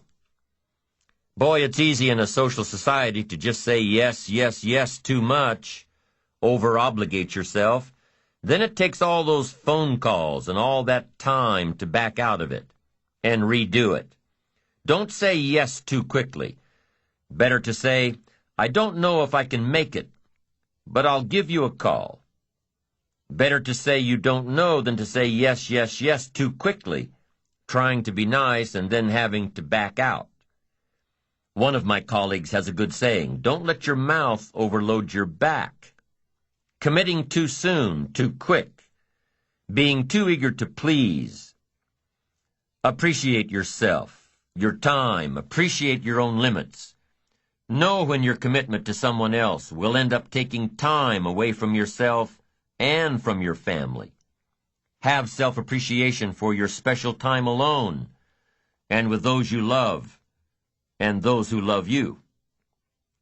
This is especially important for charity work, volunteer work as well. A group of entrepreneurs I know have been very successful in their business, getting a lot of press, Pretty soon they're swamped with requests to do pro bono work, do their stuff for free. They must get a couple of offers a month to sit in on one charity board or another. But here's how they handle it. They take all requests, weigh them for time commitments, evaluate them for opportunities, then they take a collective vote on which two they'll accept during the next 12 months. You can't immediately say yes to offers that sound prestigious. You can't immediately say yes to social functions, things that sound like a lot of fun. You've got to say maybe and take time to evaluate what's an important contribution to society and what'll just take time away from your ambitions and your family. Be eager to please yourself and your family. Don't be so eager to please everybody else. Appreciate your own limits. You don't have to fill up every second of the day. Take time to appreciate what you've accomplished. Take time to enjoy the fruits of your labor. Your success should be a pleasure. Appreciating what you've got and what you've done and who you've become is important. It's an important component in fueling your future achievements. Just knowing that you've accomplished in one day what you laid out in your game plan. Just knowing that you finished all you started out to do that day. That's encouraging. And it's these little daily advantages that you're gaining that continue to fuel your achievement. Let's say you're figuring out tomorrow's game plan tonight, and tomorrow looks pretty light. So all you write down for tomorrow is cleanup day. You know, clean up all the little notes on your desk. Write all the thank you notes you haven't gotten around to writing all week. Take care of a few phone calls that keep getting shuffled from one day to the next. Nothing major, just minor stuff. But nonetheless, little stuff that keeps nagging on you until you get it done. So you spend your day in a cleanup mode. You file the notes, write the thank you cards, make the phone calls. Not a major day, but at the end of the day, you feel you've accomplished so much. Why? Because you've taken care of so many little details. The little details that can make a major difference. You feel like you've really achieved something during this day that started out to be so minor. Little achievements are just as important as big achievements. Why? Because you can't appreciate the big achievements without first appreciating the little ones. Success is the constant process of working toward your goals, little achievement by little achievement. Little achievements produce big results.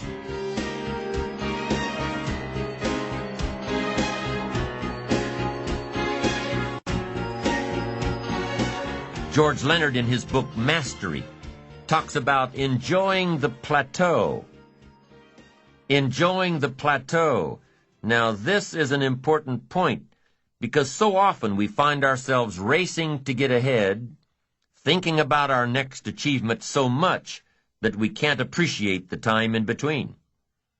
Happiness is not in the getting. Happiness is in the becoming. Happiness is a universal quest. Happiness is a joy that most comes as a result of positive activity. It has a wide variety of meanings, a wide variety of interpretations. Happiness is both the joy of discovery and the joy of knowing. It's the result of an awareness of the full range of life, experiences, sounds, harmonies, dreams, goals. And it's the joy that comes from designing a life that practices the fine art of living well. Happiness is being able to explore all that life offers. Happiness is quite often found in having options. Options of doing what you want to instead of doing what you have to. The option of living where you want to instead of living where you have to. The option of looking like you want to instead of settling for what you have to. Happiness is receiving and sharing, reaping and bestowing. Happiness is found in taking time to enjoy what you've accomplished, in enjoying the plateau, in giving yourself credit when credit is due, in patting yourself on the back for a job well done. Happiness is here and now. Happiness isn't the end result. Happiness is part of the journey. There's an old saying that goes like this: the road to heaven is heaven. The happiness that you're searching for in the future must be found today. The success you're after in the future will only be found by working on it today. Success is the balance between the need for active achievement and the satisfaction in taking the time to acknowledge what you've already achieved. Take time to reflect while you're enjoying the plateau. And while you're reflecting back on your past accomplishments, think about something else. Think about the potential within you that's still untapped.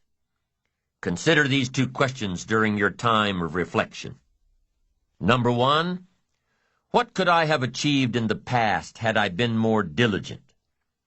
Could I have been more disciplined, worked smarter instead of harder, said no more often to social functions, to community commitments?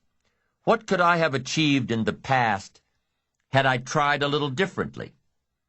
Only you can answer this question. It's very personal. While you're reflecting and enjoying your plateau, all I'm asking is that you dig a little deeper and see if you can't be a bit more effective next time. Work a little smarter instead of a little harder. So that's question number 1. What could I have achieved in the past if I tried a little more diligently? Now here's number 2. How can I achieve more in the future? Well, if you take some quality time to thoughtfully answer question number 1, you'll probably have a clue as to what's needed in the future. Do you need to work more diligently? Do you need to be more disciplined? Do you need to work smarter instead of harder? Do you need to say no more often? Do you need to manage your time better? That's one of the keys to reflection. You can put down on paper what worked for you in the past and figure out ways to translate this information into the future. You can design your better future if you can learn from your past. You can face your future with more excitement, more anticipation, when you design a future worth getting excited about. You can see your future and have it pull you, but don't forget to appreciate yourself for what you have done so far, for what you have done today. Take a self-appreciation inventory. Ask yourself a few questions. Start with number 1. What have I achieved in the last 4 days, the last 2 weeks, the last 6 months, the last year, the last 10 years? What have I achieved during these time periods? Write it down. Take a self-appreciation inventory of all you've done and all you've accomplished and all you've become. Take inventory of yourself. Now compare this list to your goals. Have you accomplished all you set out to do in the last 4 days, 2 weeks, 6 months, 1 year, 10 years? Compare your list. Maybe you've been so busy trying to reach your goals that you haven't taken the time to sit back and reflect on where you've really been. Look back at your list and say, wow, I really have been through a lot. I really have learned a lot. Look what I've done. Look what I've become. I wasn't like this 10 years ago or even 1 year ago. Look at me. I'm doing okay. Building your ambition takes little steps. 1 step at a time, 1 day at a time, 1 week at a time. And it's like taking your family to a reunion where people haven't seen your kids for 6 months or even a year. They say, my, look how you've grown. Well, you know your kids have grown, but when you see them every day, it's hard to notice. So write down all your accomplishments and see where you've been and what you've done and who you've become. You'll say, oh, look how I've grown. And that's step 1 in taking a self-appreciation inventory. Now here's step 2. What could I have achieved that I didn't? Be honest now, this is your inventory. Nobody else has to see it. What could you have achieved over the last week, the last month, the last quarter, the last year? What could you have achieved that you didn't? Would a game plan have made a difference? Would your direction have made a difference? Would greater preparation have made a difference? Would more discipline have made a difference? In how you changed your habits, changed your life, would time management have made a difference? Major time over minor time. Ask yourself, what could I have achieved that I didn't? Now, take this one step further with number 3. What do I want to achieve in the next 4 days, the next 2 weeks, the next 6 months, over the next year, over the next 10 years? What do I want to achieve? Well, all this falls in line with your goals. What you could achieve has to fall in line with what you want to achieve. What you could do has to line up with what you want to do. And what you could become has to meet, what do I want to become? Everything affects everything. And through the proper disciplines, practiced every day, through the proper disciplines, the what could I do has to match up with what do I want to do. And here's number 4. What can I do to achieve this that I'm not doing now? What could I do to achieve my goals that I'm not doing now? What things do I need to work on that I'm not working on now? Remember, it's easy to do the disciplines, the little things every day, and it's easy not to. It's easy not to. Look back at the self-knowledge inventory that you took on side 3 of this program, the session on positive self-direction. Look back at the list you made of your 3 most important work-related goals. Look back at your list of the 3 most important personal and spiritual goals. How are you doing with these? Are you making progress a little each day, Are you appreciative of the progress you've made so far?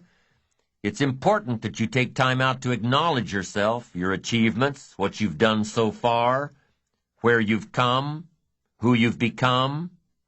Self-appreciation is a stage in building ambition that takes a little more maturity, a greater resolve, knowing that you'll do it until you get it done, and taking the time out to acknowledge yourself for doing it.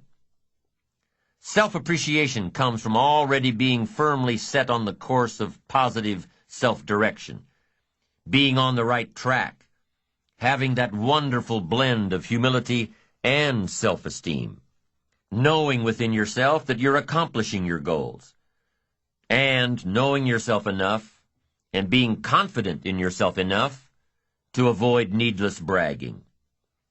Self-appreciation says that you admit there's room for improvement, knowing that you're on the right track, but admitting the need for continued growth, more books, more seminars, more skills, more disciplines, greater awareness, bigger vision. There's always more room to grow. There's always more knowledge to gain, always more skills to perfect. We're never done with the education process, because education is part of the path to wealth. Education and learning is part of the path to health. Continued education can turn you around if you're headed in the wrong direction. We must never stop learning, growing, expanding. And we must never forget to take time to appreciate ourselves for what we've done in pursuit of what we want to become.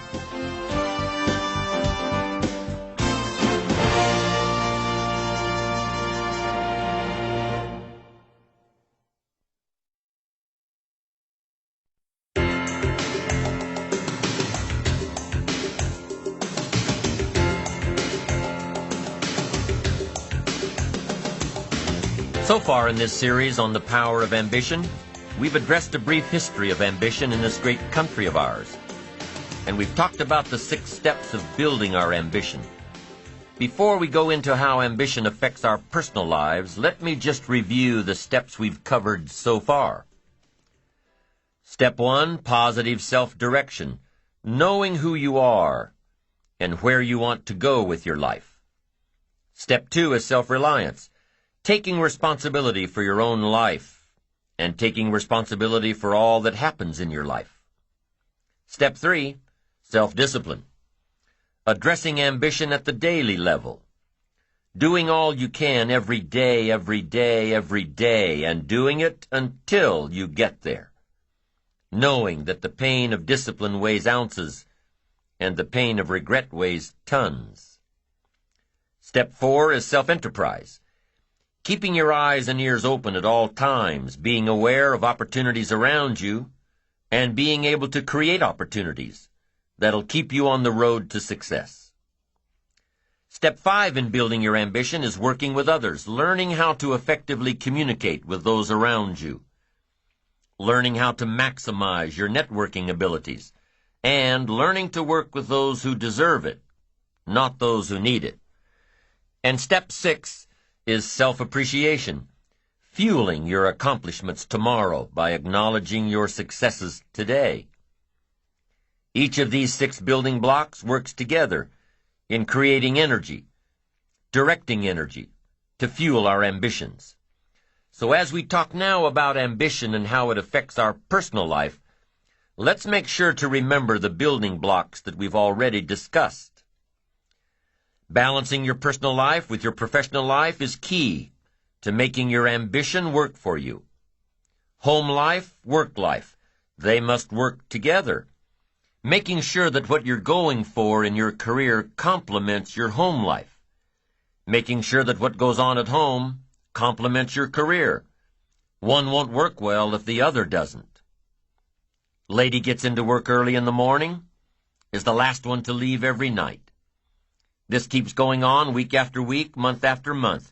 Doesn't seem like she gets that much more accomplished than everyone else. Matter of fact, it seems like she's using the office to escape from home. Something's wrong here. Better fix it. Chances are that whatever's bothering her at home is affecting her work anyway. A guy's always late for work. Always takes off during the middle of the day to go home. There always seems to be some sort of emergency to tend to at home. He takes long breaks, leaves early to go home. He's not getting his work done in record time. He's not getting anything done at all. Chances are he's using the emergencies at home as an excuse to stay away from the job. If something's wrong at work, fix it, if you can, or look for your solution elsewhere. If something's wrong at home, fix it. If what's going on at home is the result of neglect, admit it and fix it. Pay greater attention. If you need to go to counseling, go to counseling. Talk with your minister. Talk with a trusted friend. But remember that whatever the problem is at home, it probably didn't happen overnight. So make sure to give it some time in the healing. Be patient. Now there's a balance between work time and home time, professional time and personal time. They both have to be working well in order to maximize your ambition and maximize your potential. Problems at home affect work. Problems at work affect home. Even when things are going well in both areas, sometimes special circumstances call for the work time to take away from the home time.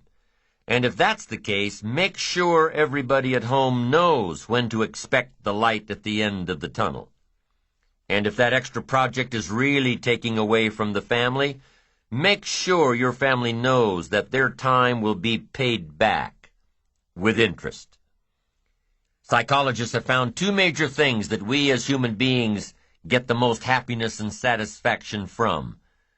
2 things. Number 1, our work, our contribution to society, our continued progress toward reaching our goals, our activity that generates our lifestyle, influence, power.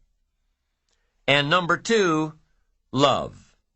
The love we receive from our spouse, our children, our parents, our families, our friends.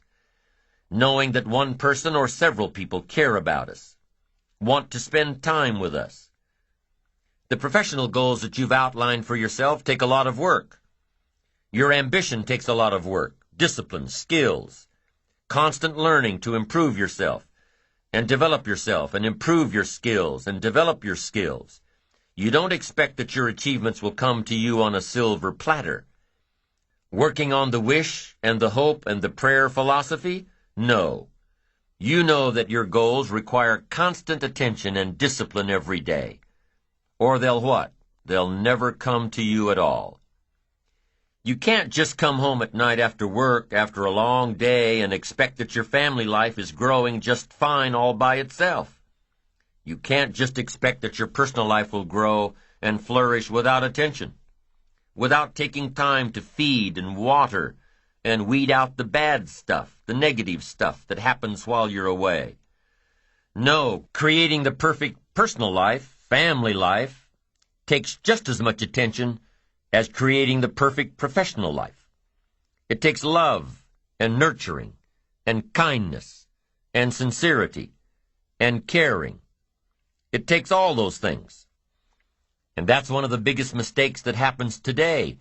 People spend all their time, focus all their energy, give everything they've got. They give it all to the job. It can't work that way. Your family requires more than that. The investment we make in our personal relationships before they're put on paper is the investment we must continue to make. The more we give, the more we get. If you stop giving, guess what? You'll probably stop receiving, too. So keep your investment in relationships and family active. That's part of the good life.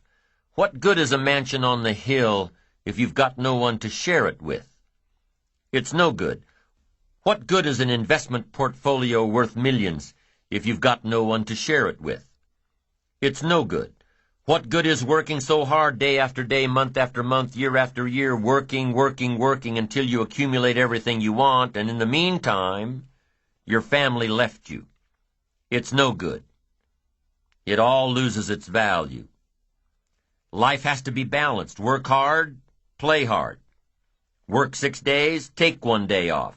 Work 3 months, take 1 week off. Life has to be balanced, or your lifestyle will suffer. Life without balance can cost your relationships. Life without balance can cost your health. Life without balance can cost your spirituality. Life without balance can cost your wealth. Happiness. Balance. Work on a balanced life. Work on balanced ambitions. If you're a believer, don't neglect it. Study and practice if you're a believer in spirituality. Nourish, study, and practice the art of spirituality. Because we learned before that the great destroyer of all of us is neglect. Starts like an infection, becomes a disease. One neglect leads to another, starts spinning out of control. Here's one thing to consider if you've neglected your spirituality, if you're a believer. Now, I'm not asking you to be a believer, but I'm asking that if you are a believer, do not neglect that part of your future. Study and practice as diligently as you study and practice ambition and parenting and skills and success in the marketplace. Faith helps sustain ambition. Here's what else plays an important role in your ambition: your physical side, your health. And here's some of the best advice I've got on the physical side. Ancient scripture says, treat your body like a temple. Excellent advice. Treat your body like a temple, meaning something you'd take extremely good care of. A temple, not a woodshed. No, a temple. And here's why. The mind and the body work together. You've got to have both functioning well. Here's one of the best ways I've come to look at it. Your body needs to be a good support system for the mind and the spirit. A good support system that can take you where you want to go, support you with strength and energy and power and vitality. Here's a major part of success: vitality. I'm telling you, some people don't do well simply because they don't feel well. Now, feeling well is a personal responsibility. By taking care of the temple, it's the only place you've got to live. Your physical body. Cherish it. Ancient scripture says this: sometimes the spirit is willing, but the body is weak. See, that's a sad combination, a willing spirit and a weak body. You can't think of a much more pitiful combination. You wake up in the morning and the mind says, let's go get 'em, and the body says, I can't even get out of bed. You now have to have a conversation with your body that says, that's the last time you're going to fail me. Give me the excuse that you can't get out of bed. I'll drive you to your knees to do push-ups until you're exhausted. I've got these plans for fortune and enterprise, and there's one thing I'm going to demand, a strong, unbelievably powerful support system. From now on, I'm going to have a support system that will take me wherever I want to go. Support me with power. Support me with vitality, strength, uniqueness, zest. Anything less than that, I will not settle for.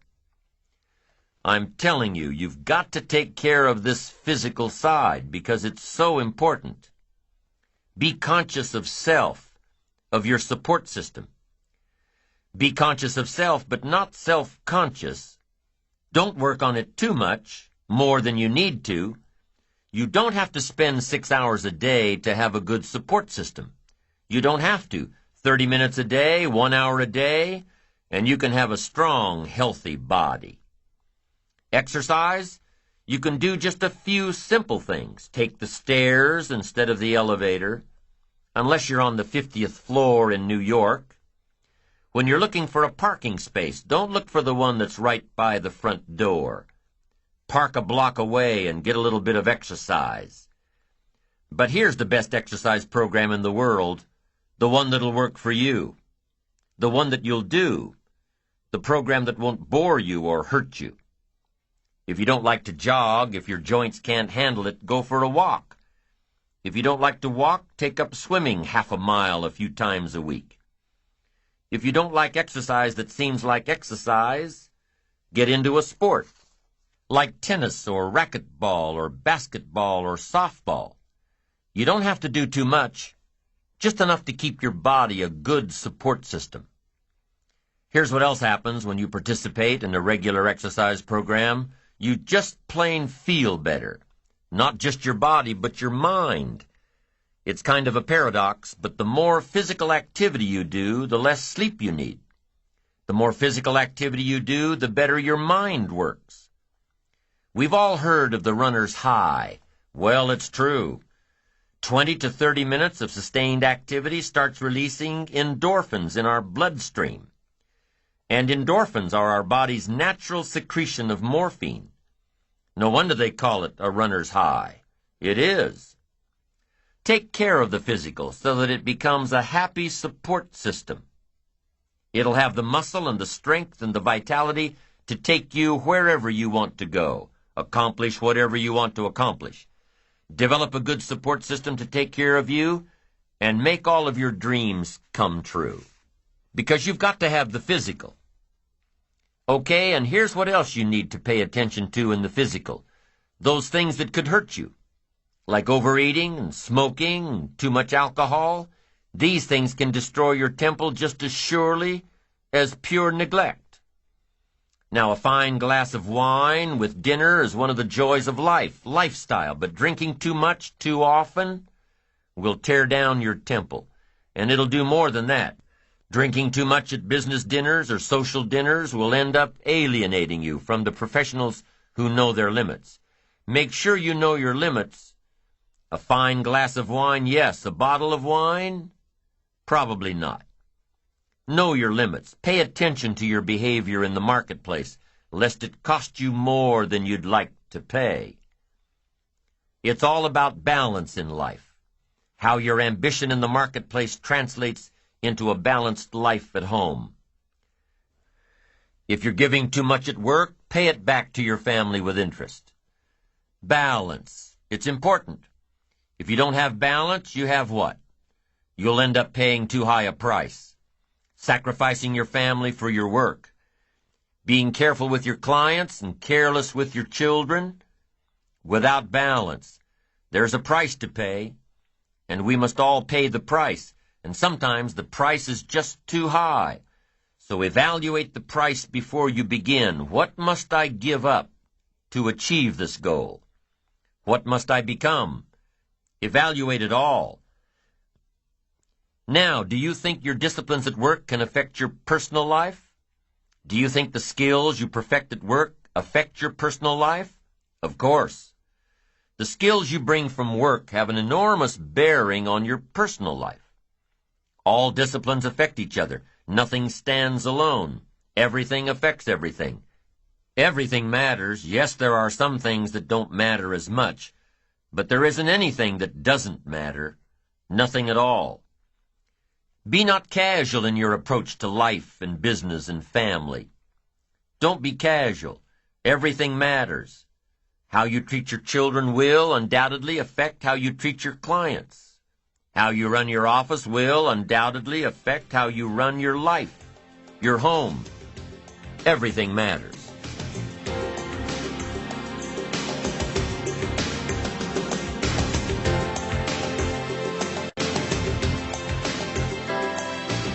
Now let's look at leadership.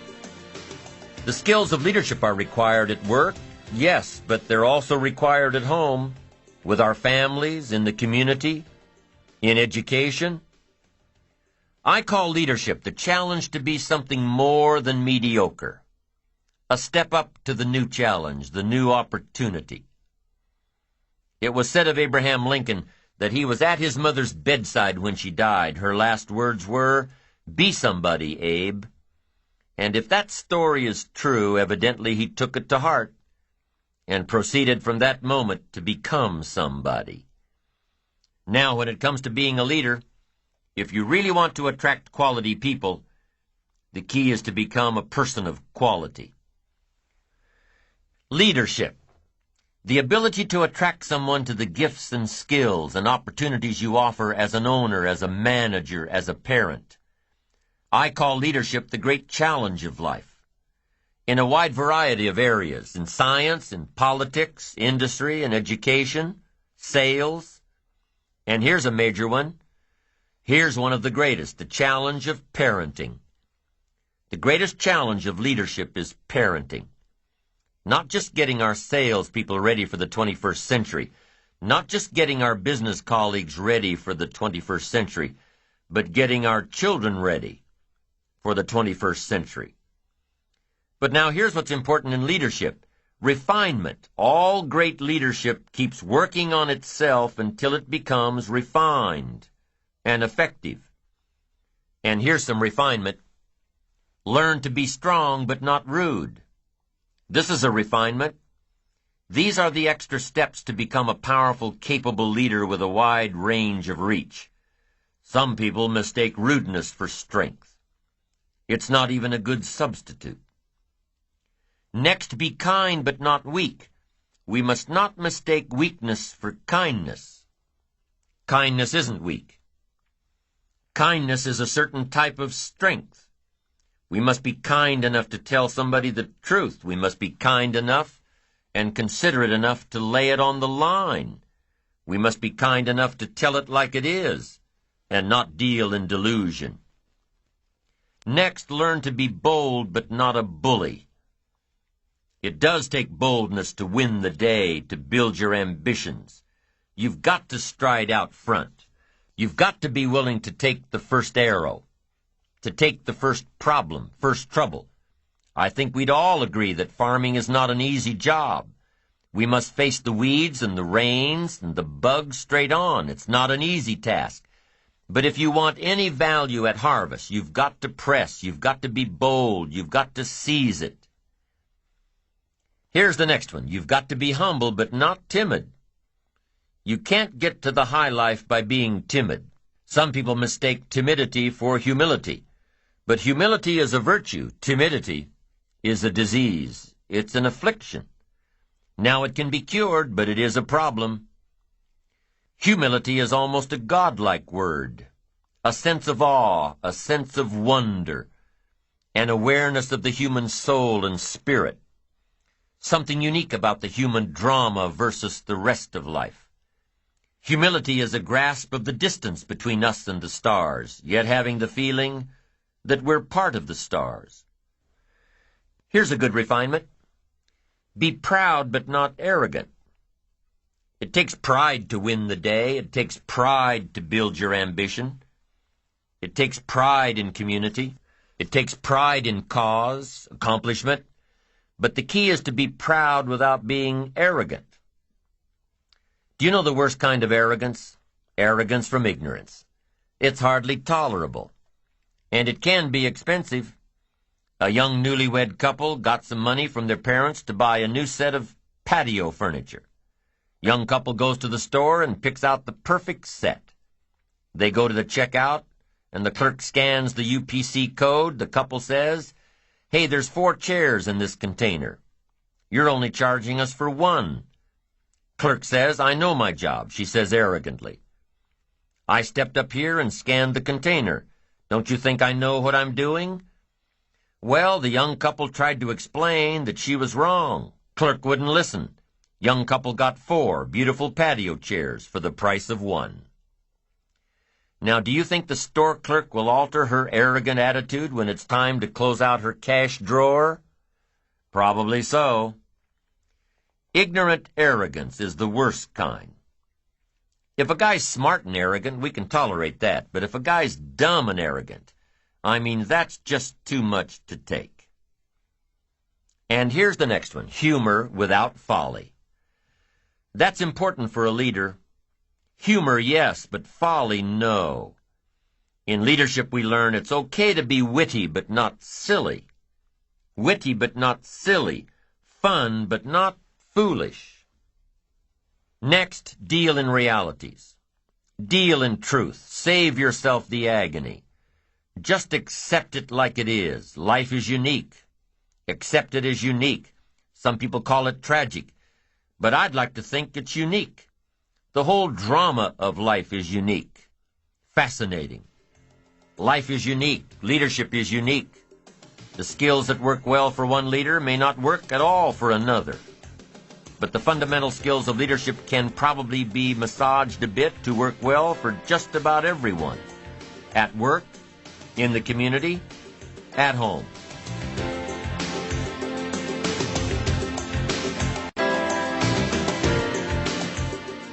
Many people assume that the skills involved in having a good, solid family come naturally. To who? They don't teach how to raise a family 101, how to raise a family 102 in school. They don't. They should, but they don't. People tend to assume that good leaders in the community are automatically good leaders at home. So what are some of the skills involved in raising a good, solid family? Communication is number 1. Every member of the family has to know that they have a voice and that their voice is respected. Every person in the family has to know that their opinions count, that the family is a democracy, that if there's an issue, they can put it on the table. And that's what's so important about the dinner table. It's not just a place for the evening meal. No, it's a place to bring out all the issues, to talk about the day, to share experiences, to ask questions and hope for answers around the dinner table. Now, in today's society, there are a lot of broken homes, divorced parents that share custody of the kids. How do you raise good, solid kids when they're split between 2 households? Make sure the philosophies in both households are compatible. Now, obviously, the reigning philosophies are different. That's why the home is split. But for you parents facing this kind of challenge, put away the personal differences and develop one set of philosophies by which to raise the kids. Why? Because if you don't, the kids will be a mess. One set of rules for one house, another set of rules for another house. No, you can't do this, because if you do, the kids will grow up confused as to what's right and what's wrong. So regardless of how your household is set up, make sure that communication plays a vital role. Everybody needs a voice. Everybody has to be heard. And everybody has to acknowledge that everyone else's voice counts. That's number 1, communication. Here's number 2 in raising a solid family, activity. There was a study done a while back that surveyed a large group of happy families, and here's what they all had in common. First thing, they made a regular habit out of eating dinner together as often as possible. Second thing, They were all involved in one physical activity or another: walks, tennis, swimming, basketball. They planned family physical fitness activities. Third thing, they made a regular habit of spending Sunday mornings in church. And the fourth common denominator between successful families: the parents scheduled quality, personal time together. Alone. So why would the parents' personal time affect the entire family so dramatically? Because when the parents are happy with each other and invest in each other, they present a unified front to the kids. Personal time together, it's important. So the second key in raising a solid family is activity. Outside activity, planned activity, bike rides in the summer, ski trips in the winter, boating, fishing, trips to the zoo, frisbee in the yard, baseball, softball, basketball, whatever interest your family has. Make sure you take time to schedule these kinds of activities, outside activities, on a regular basis. And then schedule inside activities, doing things together at home on a regular basis. If you've got a young family that's gotten used to plopping down in front of the TV during every spare moment, start weaning them off this activity one day a week. Plan one evening a week without the TV. And during this time, read together, work on household projects together, go through the family picture albums and videos together, plan vacations together. Start a family journal. Write in it once a week what all you did, where all you went, and what all you saw, and how all you felt. Family journals are a wonderful way of tracking the growth of your family and the growth of your kids. When you look back on these family journals, you'll find they're one of the greatest treasures you have. And here's another fun way to log the history of your family. A friend of mine tells that when she was a kid, one of 3, in a family where sibling rivalry was at its height, her parents used to hide a tape recorder under the dining room table every so often and tape the family dinner conversation. Wow, those kids get together now and have a great time with this stuff. They're grown now, but when they look back and listen to their upbringing, it has a way of rekindling the family bond. And here's the third most important key to raising a strong, healthy family with bonds that'll last a lifetime: a spiritual connection. Now, I know that your beliefs are your own, and whether or not you call the power behind our existence God or not is entirely up to you. But whatever your faith is, whatever your beliefs are, share them with your family, share them with your children. Make time frequently to discuss the spiritual aspects of life. Give your kids the opportunity of choice by giving them a basis of knowledge. There are all sorts of wonderful programs at churches these days, aside from the Sunday sermon that's so valuable. There's Sunday school for kids, vacation, Bible school, camping trips, family outings, weekly Bible studies, picnics, plays, musicals, concerts. If you're searching for a new church home, visit several churches to find out which one is right for you. There are many things you can do with your family to build strong bonds and healthy relationships. The tips I gave you are just a few. You may have other ideas, and that's great. Just remember that the more energy you expend on your family, the more time and attention you give to your family, the more love and attention you'll receive in return. Your children will love you unconditionally when they're young. Just make sure that when they grow up and know better, that you've given them a reason to continue their unconditional love. So be together with your family. Go to church together, spend time together, talk with each other. Get to know your children, who they are, what their dreams are, their visions of the future. Get to know your children. They're not just miniature versions of you. They're special little people with their own personalities. The greatest satisfaction after a productive day's work, the greatest satisfaction is coming home to a harmonious family. Balance is part of lifestyle. It's where ambition can lead you, if you deem it part of your course.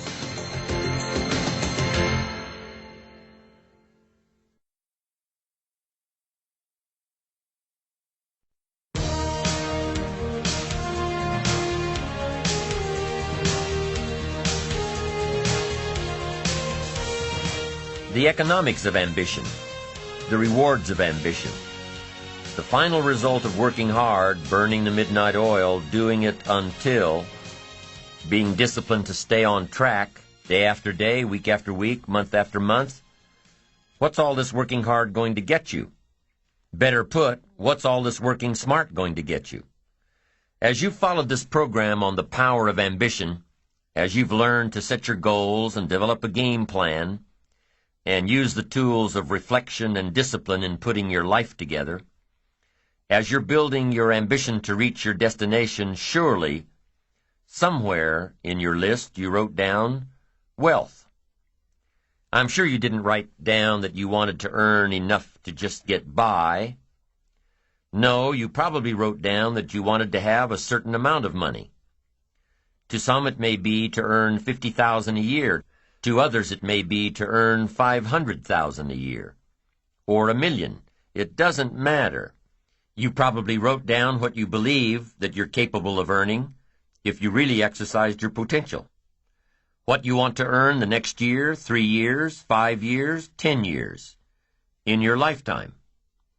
And that figure probably would be viewed by the majority as being rich, getting the most from your ambition, being rewarded by your ambition. Now, I'm not talking about the incredible feelings of accomplishment.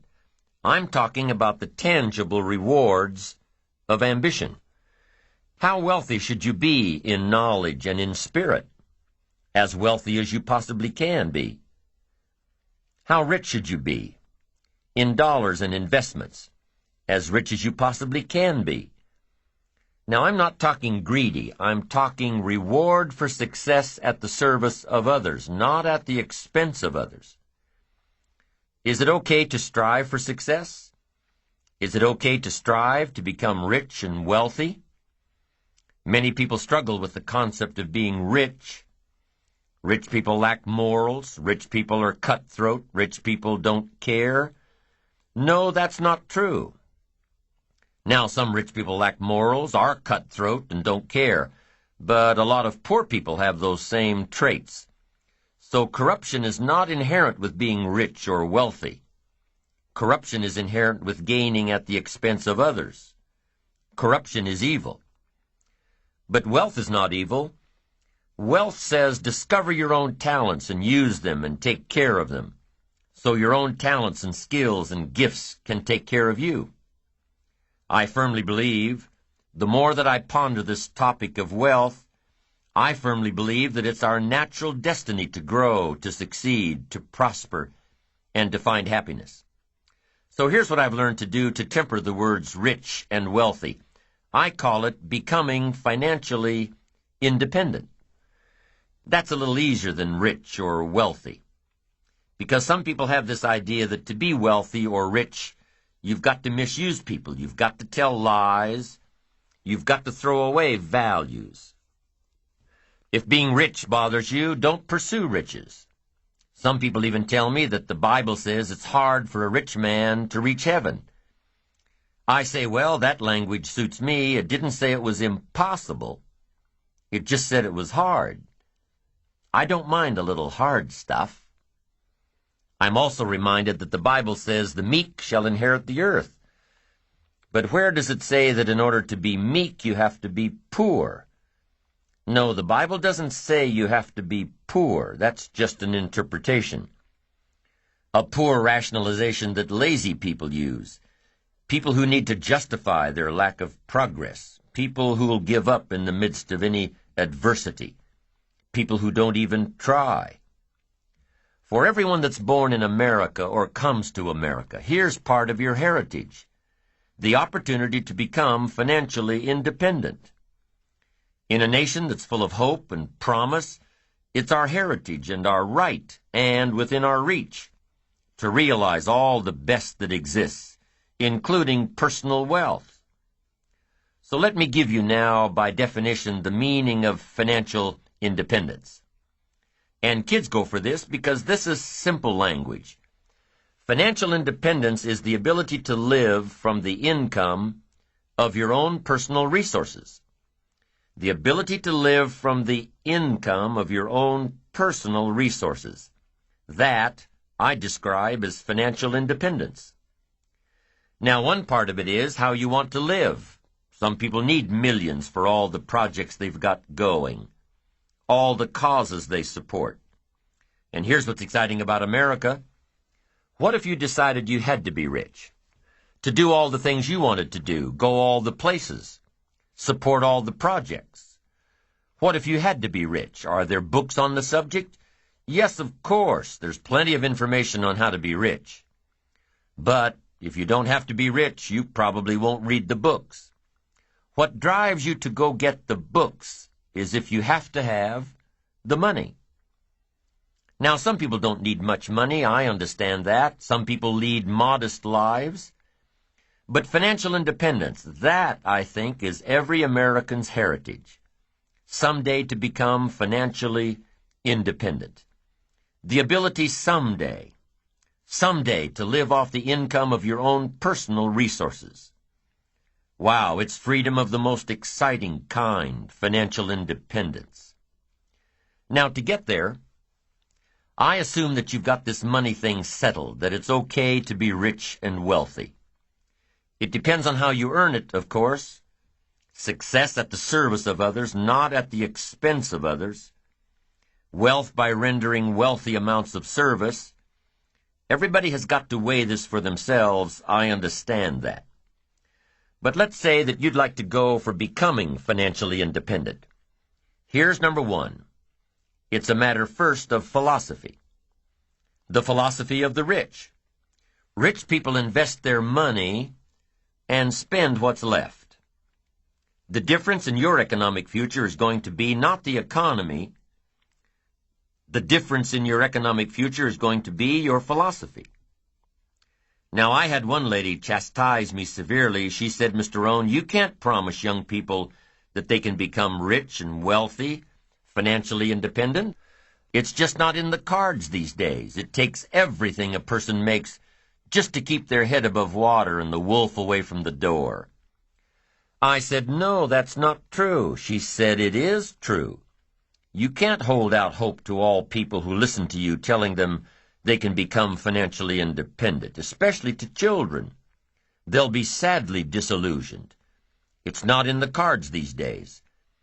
I said, gosh, I wish I could persuade you otherwise. I said, let me use this illustration. Can you think of a couple right now who makes $5,000 a month? She said, yes, if I think real hard, I could come up with a couple that makes $5,000 a month. What would they tell you it takes just to keep their head above water and the wolf away from the door? They would probably say, all of it. It takes $5,000 a month. I said, could you think of a couple that makes $5,500 a month? $5,500. She said, yes, if I thought for a while, I could probably come up with a couple that makes $5,500 a month.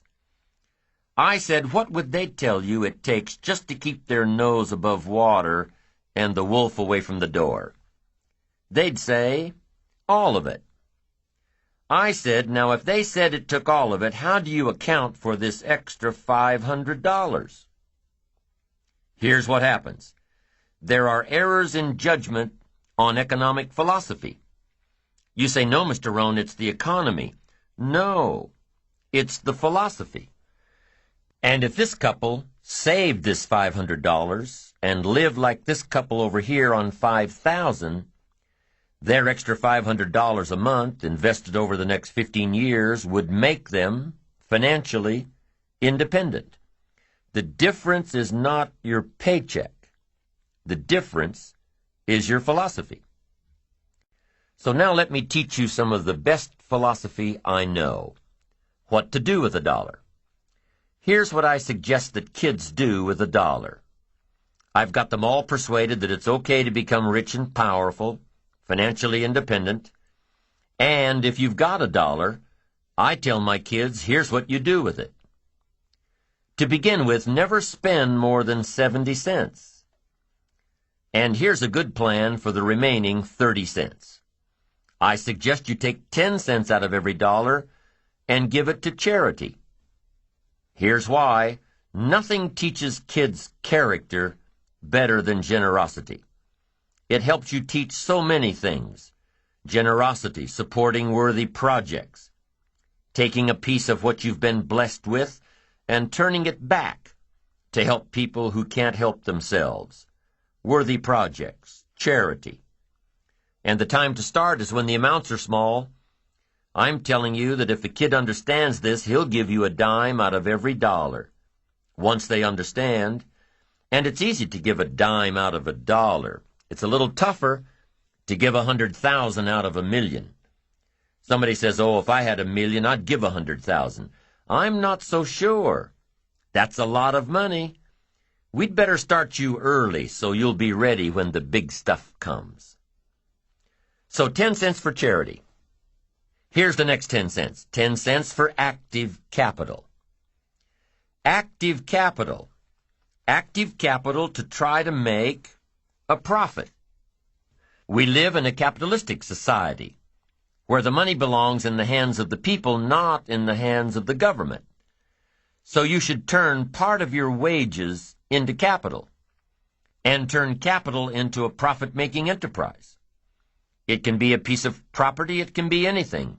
Buy, sell. It doesn't matter what it is. Try to show a profit. And this is where I teach kids how to have 2 bicycles, one to ride and one to rent. Active capital fund. Because here's what I teach kids. Kids will be happy to learn this. Profits are better than wages. Kids need to know that. The benefits of living in a capitalistic society. Kids can start a Kool-Aid stand before they can get a job. Kids can clean out their rooms, have a garage sale to earn some profit. It doesn't take a kid long to figure out that profits are better than wages, better than allowances. And that's what America is all about, a profit. And here's what's exciting about making a profit. You can make a profit long before you can legitimately earn a wage. There are no limits. Your profits can sometimes accelerate much faster than your wages. Teach your kids early. Profits are better than wages. Wages make you a living. Profits make you a fortune. And we should all try our hand at making a profit since we live in a capitalistic society. How long will it take to triple your wages currently? A while. But profits, there's no limit. My gosh, once I understood this, I went bonkers. Profits. The whole world benefits if we all leave more profit. Leave a profit. Make a profit. I talked to a man who rents a lot of apartments. He said, Mr. Rohn, you wouldn't believe it. Most people, when they leave the apartment, it's trashed. I said, you've got to be kidding. He said, no. What a reputation. Everything you touch turns to trash, gets dirty.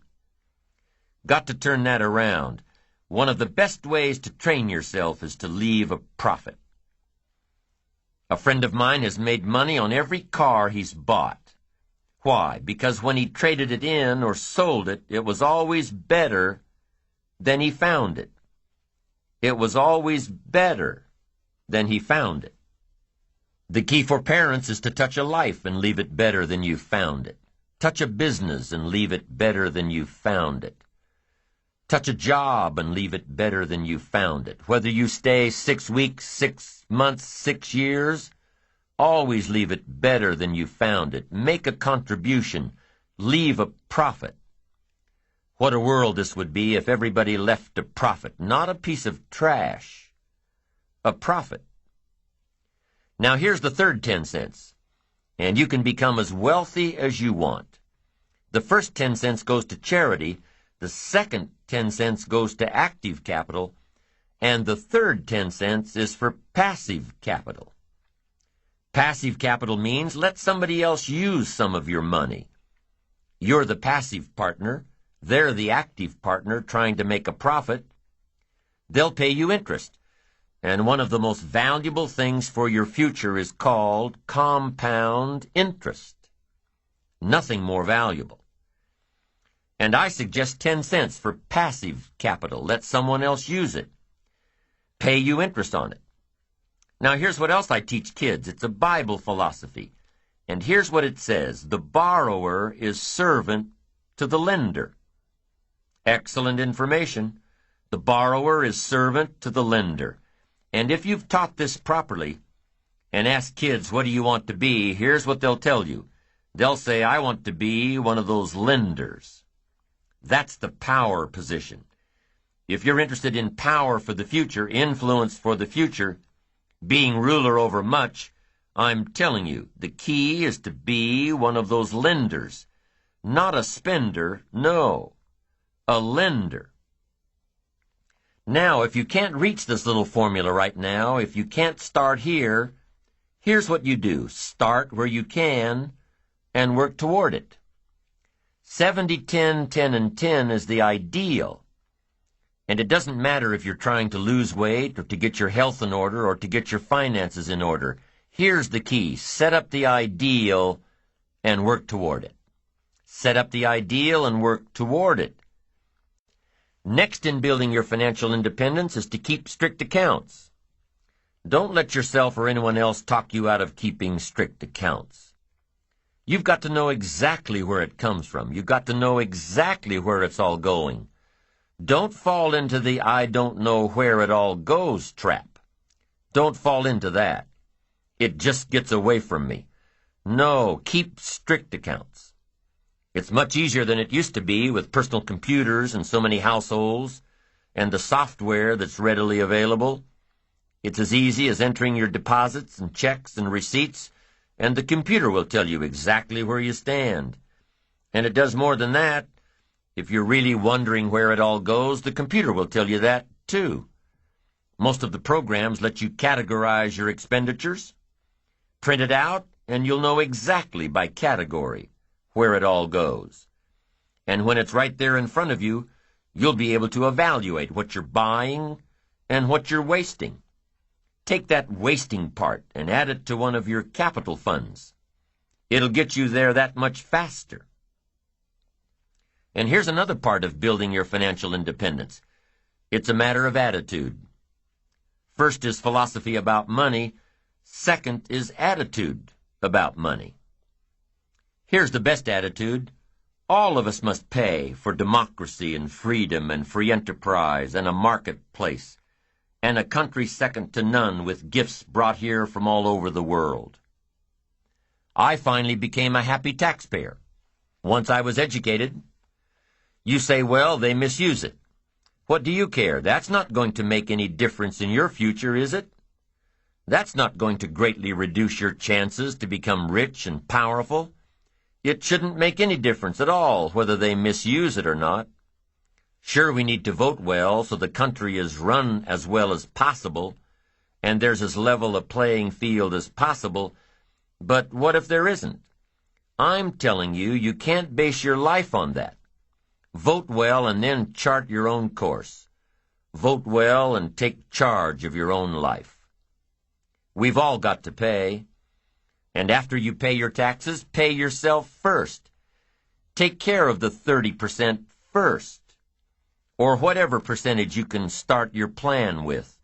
Take care of the stuff off the top first, and learn to live off the rest. Make your investments, whatever size they are, before you pay your bills. Give to charity before you buy the extra things you want. A man I know has an MBA from Harvard and an engineering degree from MIT. Smart guy. Semi-retired now and doing what he likes best, teaching. He teaches college courses in economics and business planning. But when he teaches economics, he also teaches personal economics. This is what he starts his classes with. Decide how you want to live now versus how long you want to work. Decide how you want to live now versus how long you want to work. This means if you want to spend everything you make now, you'll have to work longer and harder. If you spend everything you make now, you'll have no choice but to work longer and harder. But if you start investing in your financial future now, you'll have the choice between retiring early or traveling more, or continuing your career, or starting a new career later in life. Once again, it all comes down to choices. Think tomorrow today, and live better tomorrow. Here's the next thing to think of when you're planning your economic future. Be careful with your credit cards. Selling money is big business. You probably get invitations in the mail to sign up for a new credit card a couple of times a month. Having some credit cards is important, especially if you travel. It's safer than cash. It's easier to track than cash. But be careful. I know that's hard. When you buy something with a little piece of plastic, you don't feel the effect until you get the bill. So make sure that whatever you buy, you're still happy with your purchase after you get the bill. And be careful with credit. It's the easiest way to get into debt. Go into debt strategically, not habitually. If your business is high risk, if you're an entrepreneur whose career requires a great deal of risk and a great deal of strategic debt, keep the debt in your business and out of your personal life. I know this one's hard too, because for most entrepreneurs looking for capital, the lender requires you guarantee the debt personally. So plan your debt just as you plan your fortune. Here's another point to remember in becoming financially independent. It's hard to get rich fast. It's easy to get rich slowly. 70, 10, 10, and 10, or whatever percentages you're working with. It doesn't happen overnight. With conservative investments, it takes a while. It takes discipline to keep adding value to your future. A little every month, a little every month, a little every month. It takes time to build your fortune, your financial independence. There's a saying about investing, time, not timing. The saying says time, it takes time. Now, if playing the stock market is what you do, then you know that timing is a whole other ball game. But for the average person, it's time. A study was done a while back that analyzed stock market investments. The study took two scenarios into consideration. The first one took place over 40 years. In the first scenario, stocks were bought at the very worst possible time and sold at the very worst possible time. Bought high and sold low. And after 40 years, the average return was around 10%. Scenario 1 dealt with time. Now, in the second scenario, stocks were analyzed over a 10-year period. The second scenario dealt with timing. Stocks were purchased at the best possible time and sold at the best possible time. After 10 years, the average return was around 10%. Be patient in building your financial independence. It will come small steps at a time, little advantages after little advantages. It's hard to be patient, but it's just like building your ambition and achieving your goals. It happens one step at a time. And what if patience has nothing to do with building financial independence? What about those trust fund babies that are handed their financial independence on a silver platter, never having to work a day in their lives? First car is a Porsche. First house is a mansion. First job is at daddy's company. What about those people born rich? Some guy says, "It isn't fair that I'm working like crazy all day, all week, all month, all my life. It just isn't fair. I'll never have that kind of money." Well, some things aren't fair. Inheriting money. But what does that have to do with you, really? If your goal is to have greater financial independence than some of those you know, then you'd better start working harder and smarter on your goals, your own visions, and stop pondering what's fair and what isn't. Start examining what's keeping you back instead of what's keeping them ahead. Start looking at what you're doing. Start looking at you instead of it. There are plenty of stories and examples and experiences of people who began their careers destitute and had enough resolve to do it until. until they had more than they ever dreamed of. Study the experiences of others who built their way to the top instead of those who were born there. And what if you decided you had to be rich? What if you really followed the power of your ambition and your life started turning around?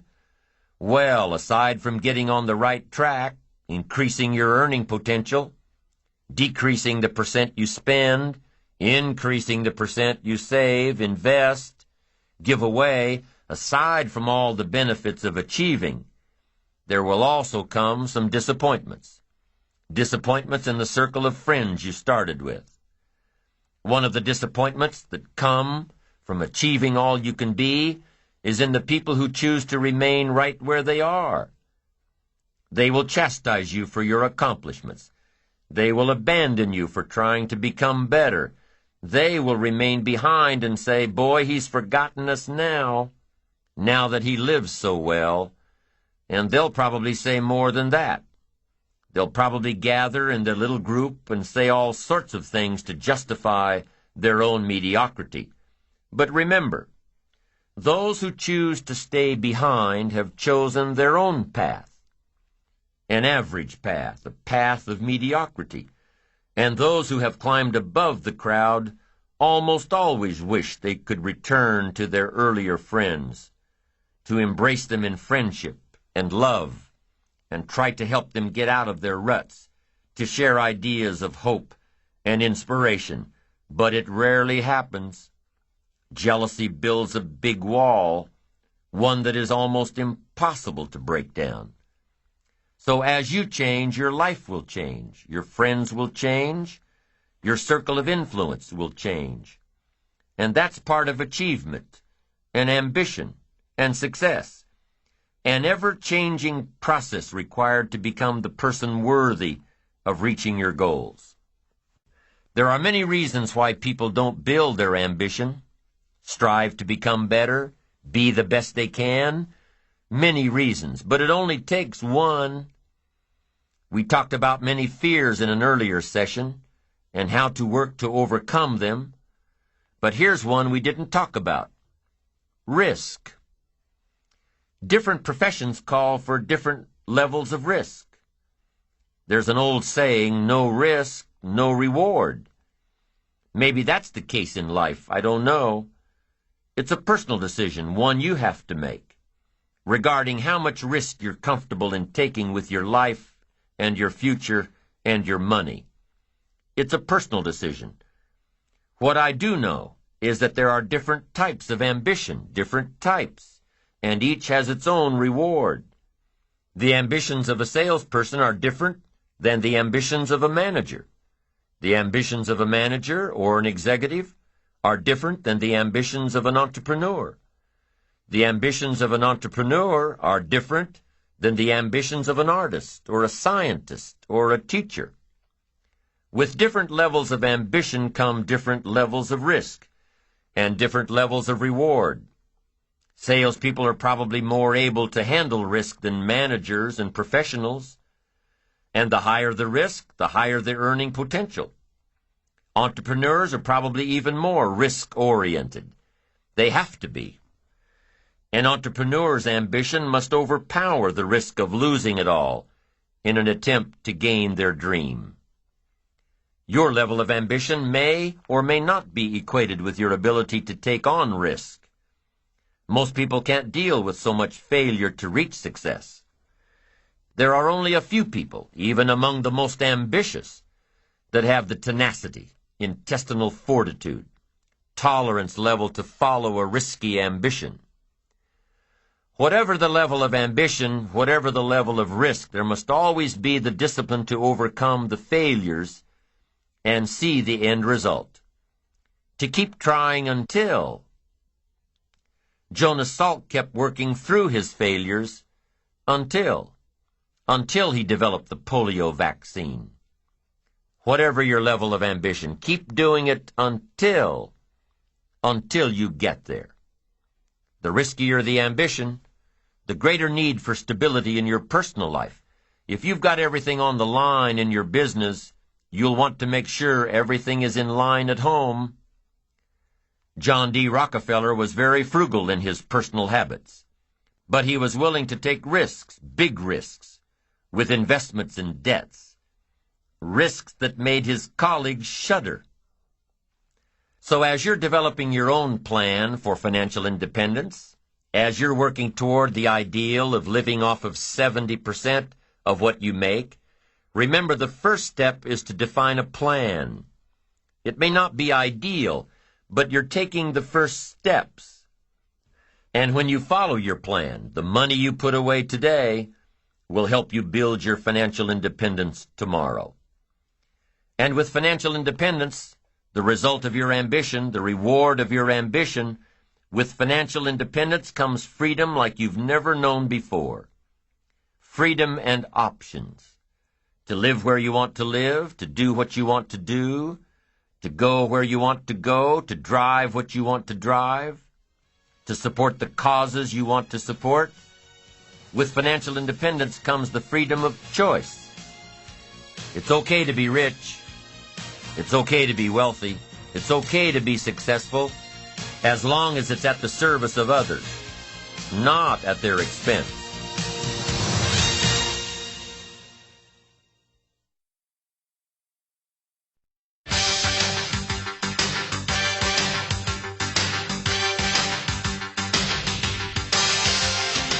Success is the steady progress toward your own personal goals. Goals designed by you with a plan implemented by you. Your goals, your philosophy, your plan. So if success is the steady progress toward your own personal goals, what then is failure? Is failure working on a project that ended with poor results? No, of course not. Is failure launching a new product that failed miserably in the marketplace? No, of course not. Is failure doing the best you possibly can with your kids and having them disappoint you in a very personal way? No, of course not. There's no failure in pouring your heart and soul and energy into something that didn't work. Rather, failure is not trying at all. If success is the steady progress toward your own personal goals, then failure is no progress at all. None. Not even trying. Success and failure are always linked together. Success and failure are always linked to ambition. And let's remember, success is doing, failure is not doing. It's that simple. Tom Peters, world-renowned author and management expert, said recently, "There is only one way to be in serious trouble today, and that is not to be trying, not to be failing, not to be stretching yourself. Success is a doing. You've got to actually do it. Activity is high priority in the life process to try and get maximum benefit out of what we have available, our resources, our skills, our knowledge, and our talents. Success is a doing that tries to get maximum benefit out of what we have available." Benjamin Disraeli, former Prime Minister of England, once said, "Nothing can resist a human will that will stake even its existence on its purpose." I'll do it or die. What a powerful set of words. We've already talked about resolve, doing it until, but here's what else resolve says. Resolve says, "I will." Two of the most powerful words in our language. The formula for disaster: could, should, don't. Here's the formula for fortune: could, should, will. Could, should, will. I will, I should, I can, and I will. Two of the most powerful words in the language. I will. The man says, "I will climb the mountain." They say it's too high, it's too difficult, it's too rocky, it's never been done before. The man says, "Hey, it's my mountain, I'll climb it." Pretty soon you'll see me waving from the top, or dead on the side, because I'm not coming back until I've done it. Powerful. There are several studies that show the greatest achievers aren't those who fail the least, No, the greatest achievers are those least frightened of failure. They're willing to take on the challenge without the guarantee of success, seeing the end but not sure when it will be or where it will be. Although success and failure go hand in hand, many people have a problem with failure. They think it's a bad word, has a bad connotation. They don't see it as a stepping stone. They see it as an end result. Quite often, success requires failure, sometimes many failures. In every scientific discovery, there were dozens or hundreds of failures before one success. Without failure, opportunity cannot be created. Without failure, there can be no success. But what is the measure of success? How do you know if you're successful, really successful? How do you know, especially when your success could be so vastly different from someone else's success? Here's how you measure. Results. Making measurable progress in reasonable time. That's all life asks. Making measurable progress in reasonable time. So you've got to be reasonable with time. Don't be unreasonable with time, parents. Don't be unreasonable with time, managers, brokers, business associates. Have a little patience. You can't ask somebody every 5 minutes, "How are you doing now?" That's too soon. The guy says, "I haven't left the building yet. Give me a break." So 5 minutes is too soon to ask. So 5 years is what? Too long and too late. So what is reasonable time to ask for results as a measure of progress? Here's number 1, at the end of the day. You can't let more than a day go by without getting some things done, some letters written, having a conversation with your son or daughter. You can't postpone the important more than a day. When you work on the job, there are some things you've got to get done within a day. You've got to make some calls within a day. Your health disciplines, you've got to get those done within a day. You can't carry over. You can't say, "Well, I'll eat 9 apples 10 days from now." No, it's an apple a day. A day. Some things you've got to get done within a day. So at 5 minutes to midnight and you haven't gotten your apple in yet, munch away and get it done. A day. Here's what's next. A week. Some things you've got to get done within a week. Stuff on the job, calls made, activities. A week is a good chunk of time. Can't let more than a week go by without taking a look and a measure to see how you're doing. John joins this little sales company. He's supposed to make 10 calls the first week, just to get acquainted out there in the marketplace. Would it be legitimate to call John in on Friday and say what? "How many calls did you make?" That's legitimate. It's legitimate time to ask for a measurable amount of progress. He's supposed to make 10 calls. Come Friday, how many calls did you make? John says, "Well," you say, "John, well won't fit in my little box here. I just need a number." Now John starts with a story. You say, "John, the reason I made this little box so small is so a story won't fit." I don't need a story. I just need a number. Now here's one of the better phrases to take home. The numbers tell us the whole story.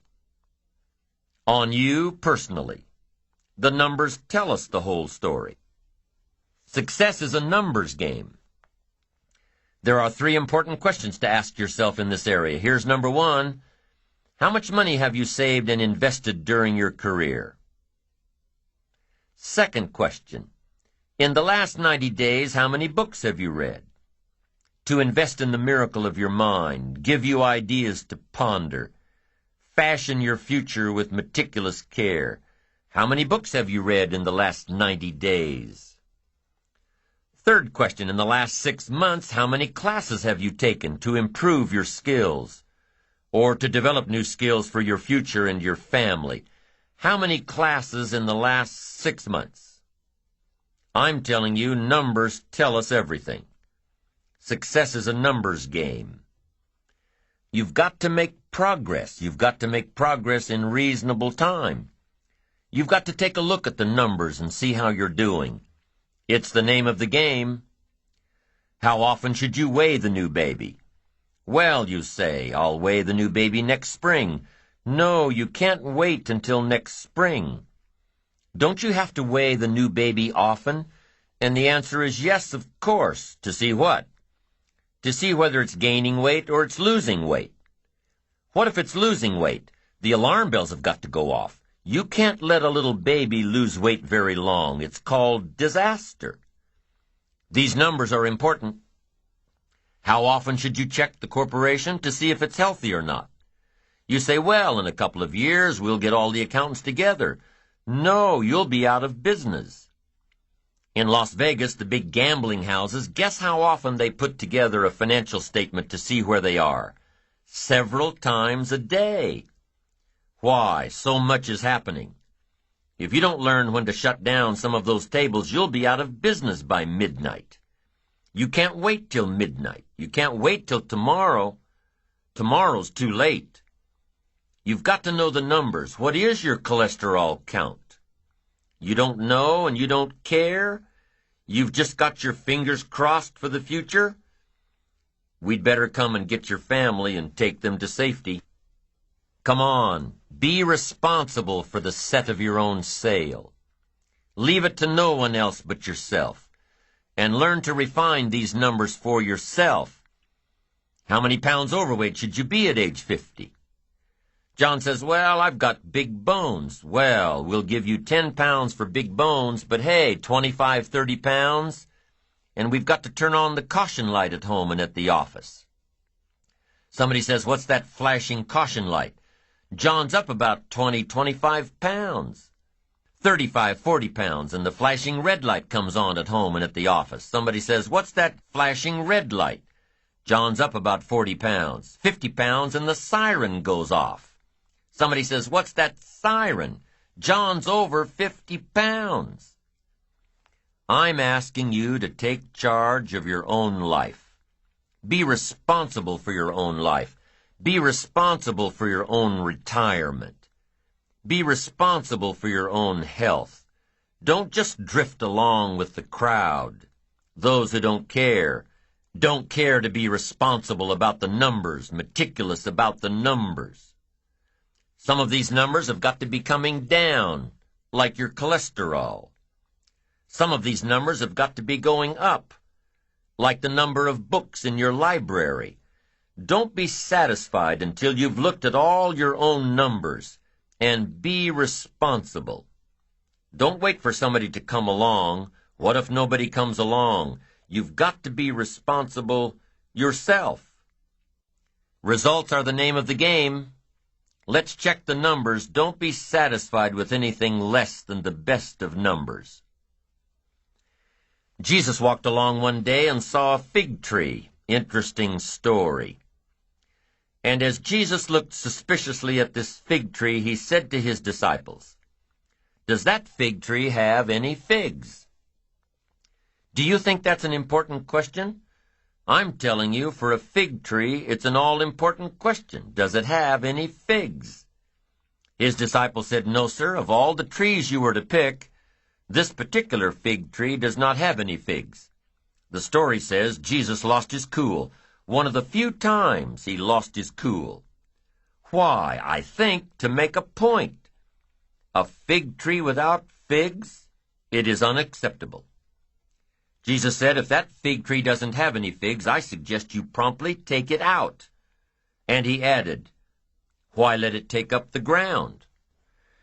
So you've got to get all your people together every once in a while and say, today we're counting the figs. What for? To see who gets to stay. Why? It's the name of the game. Results. Now, what if your results are not that good right now? What if you're going through some tough times and aren't quite sure what to do next? You know why I do seminars and lectures and write books and audio programs? So I can attend them all myself, read it again myself, listen again myself. I don't do it just to hear myself talk. And I don't do it for the money. I do it because the teacher always receives the greatest lessons he seeks to teach others. What's the best way out of a blue mood? Talk somebody else through theirs. What's the best way out of a mental energy slump? Talk somebody else through theirs. What's the best way to start solving your own problems? Talk to somebody else about theirs. Why? Because when you start talking someone else through their blue mood or their mental slump or their problem, you'll hear yourself say amazing things. You'll hear all the knowledge that you've gathered come out to help this other person, and it will ultimately help you by hearing it again. It just works that way. It's often easier to tap our resources for somebody else than it is to tap them for ourselves. Sometimes defeat is the best beginning. Why? Well, for one, if you're at the very bottom, there's only one way to go: up. But more importantly, if you're flat on your back mentally and financially, you'll usually become sufficiently disgusted to reach way down deep inside yourself and pull out miracles. Pull out talents and pull out abilities and pull out desires and determination. When you're flat broke or flat miserable, you'll eventually become so disgusted that you'll pull out the basic essentials required to make everything better. And it's in the face of adversity that things begin to change, that you begin to change. With enough disgust, desire, and determination to change your life, you'll start saying, "I've had it. Enough of this. No more. Never again." Here's where the miracle begins. I've had it. Enough. No more. Never again. These words and these thoughts really rattle the power of time and fate and circumstances. And these three things, time and fate and circumstances, all get together and say, "Okay, okay." We can see that we have no power here. We're facing some major resolve. This guy's not going to give up. He's had it. He's done with all this nonsense.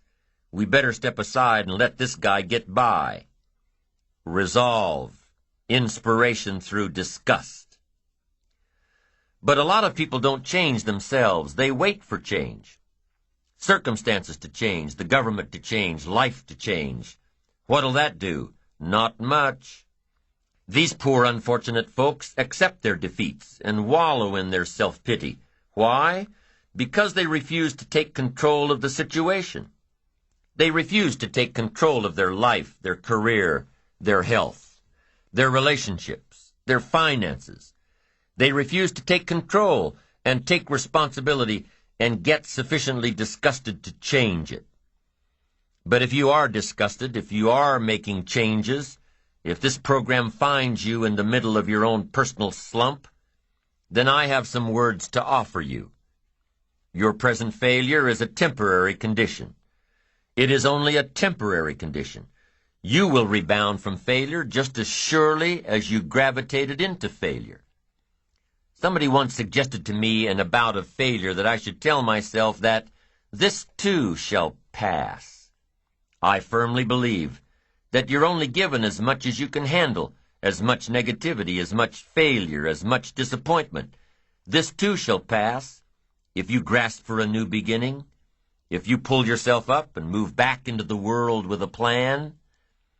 So as foolish as it might sound, be thankful for your current limitations or failures, for they are building blocks from which to create greatness.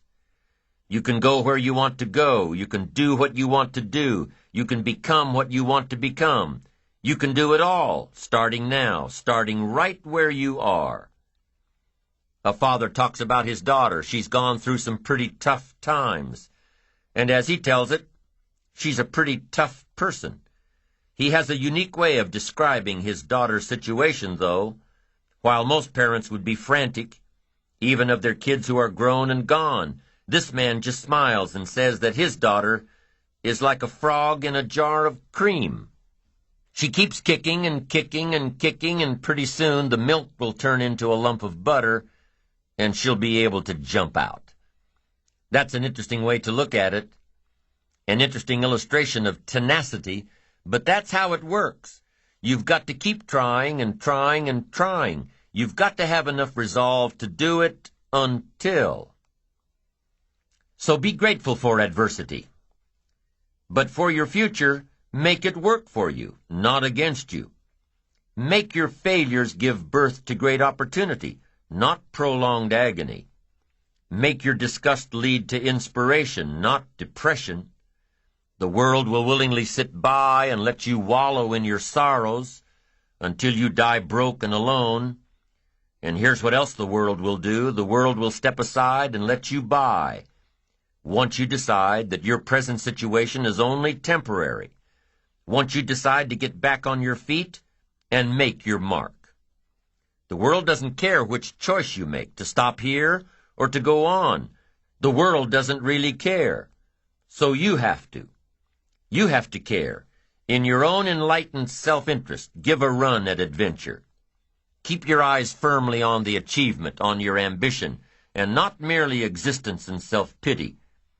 Make a commitment to excellence. And remember, it is your challenge, your own personal challenge, to use all your gifts and skills and talents and knowledge to succeed.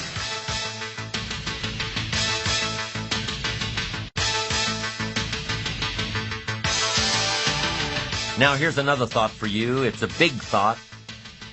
It's a thought that can make all the difference in the world, and here it is. Success is something you attract by the person you become.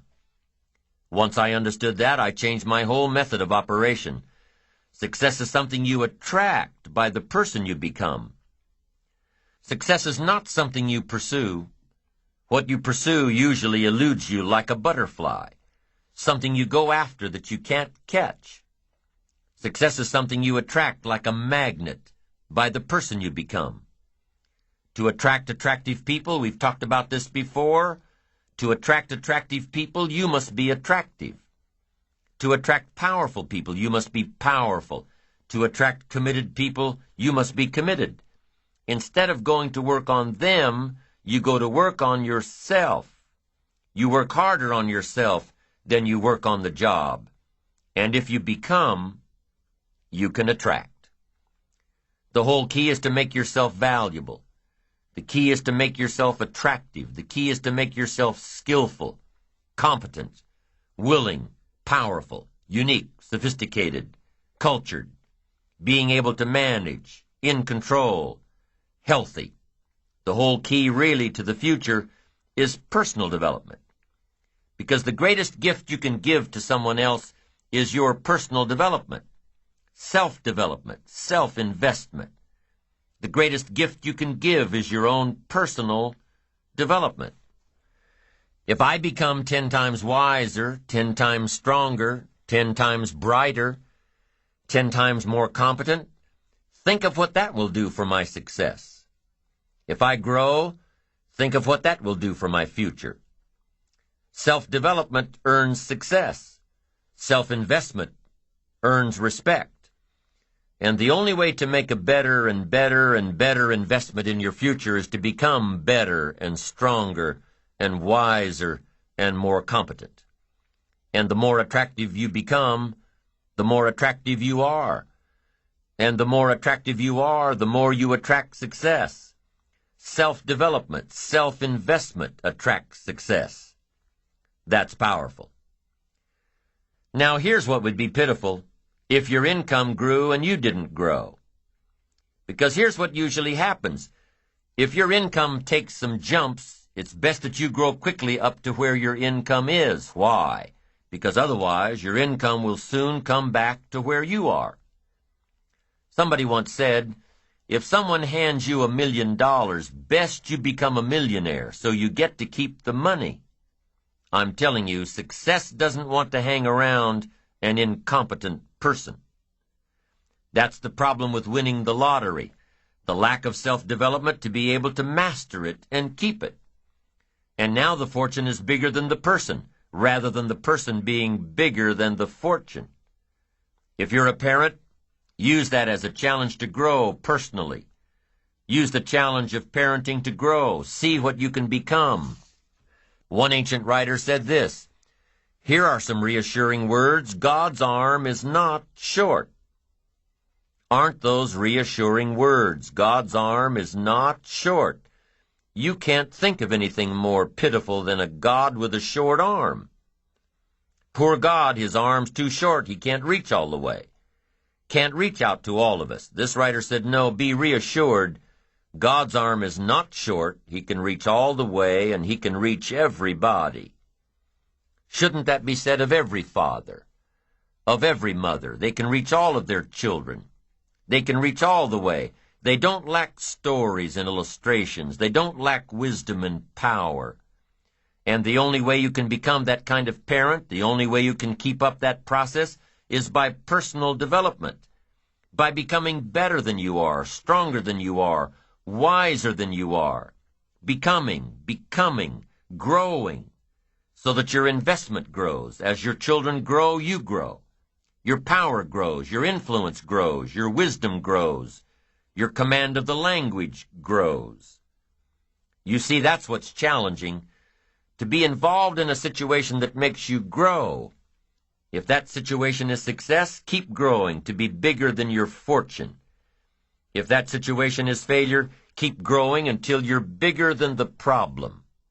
Keep growing, keep becoming, keep doing it until. Now, there are two qualities that can increase your chances of success, two very important qualities. Number one, patience. Number two, persistence. Let's talk about patience for a moment. Patience is what? Learning to handle the passing of time. Now, once you've had an appetite for success and you start going for it, now you've got to learn to handle the passing of time. Here's why. It takes time. It takes time to build a corporate work of art. It takes time to build a symphony orchestra with flawless music and harmony that sends you on flights of ecstasy, to be remembered long after the orchestra has shut down and the lights have gone out. It takes time to put harmony together. It takes time to build a life. It takes time to build an enterprise. It takes time to get through school. It takes time to develop and grow. So give your enterprise time. Give your business time. If you're in management, give your people time. If you're a parent, give your kids time. Don't be too short, too quick. Give them time.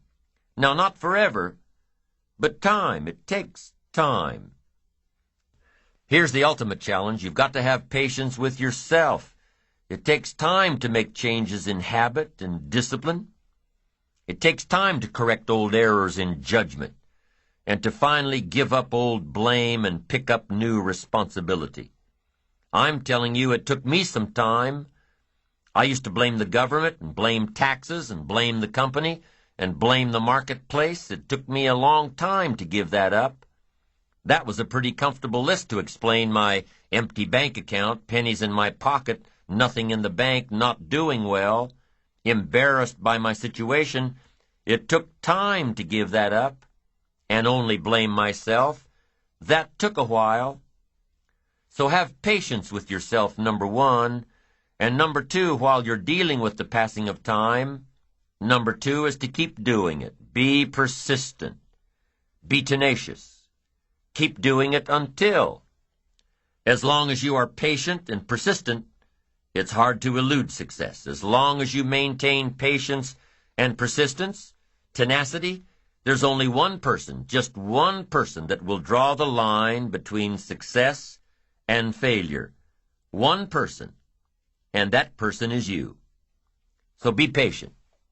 Be persistent. You need both patience and persistence together, and here's why. Lack of patience is probably the worst enemy of ambition.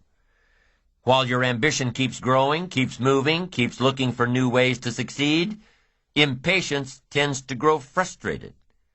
Impatience won't allow for persistence. Impatience wants to give up. Impatience calls discouragement failure. But your ambition won't let you give up so easily, not if you're persistent. What others may call failure, ambition calls a learning opportunity, a chance to make adjustments along the charted course to success. Ambition knows something else too. Ambition knows that the longer the achievement is in coming, the more valued it is. So let me give you a few aspects of patience, some examples that might help illustrate just how valuable it is. There are 6 aspects of patience, and here's number 1. Knowing when an opportunity is right and when more preparation is needed. Let's say you're opening up a restaurant specializing in fresh seafood. You're all excited to get going, get the money coming in instead of it all going out. You're all excited. So because you're all excited, you want to open early. Your impatience gets the best of you. And so you do, open before your scheduled grand opening. Customers start coming in. They're all excited about this new great restaurant. And everybody wants some fresh seafood. They're all ordering fresh seafood from the menu. But now you panic. You haven't got any. You're not ready. The fresh seafood shipment won't come in for a week. Impatience has just killed the restaurant.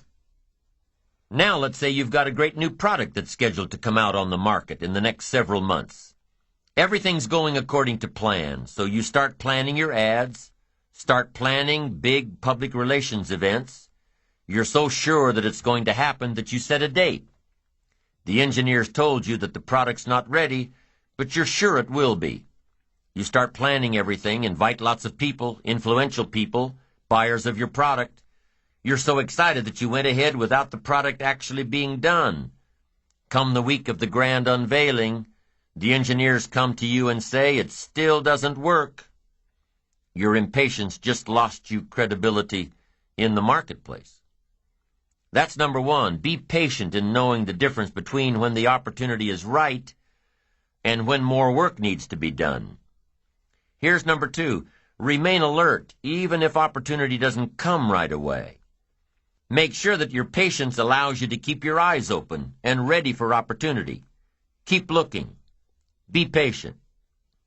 Number 3, keep preparing for opportunities, even if there's a delay.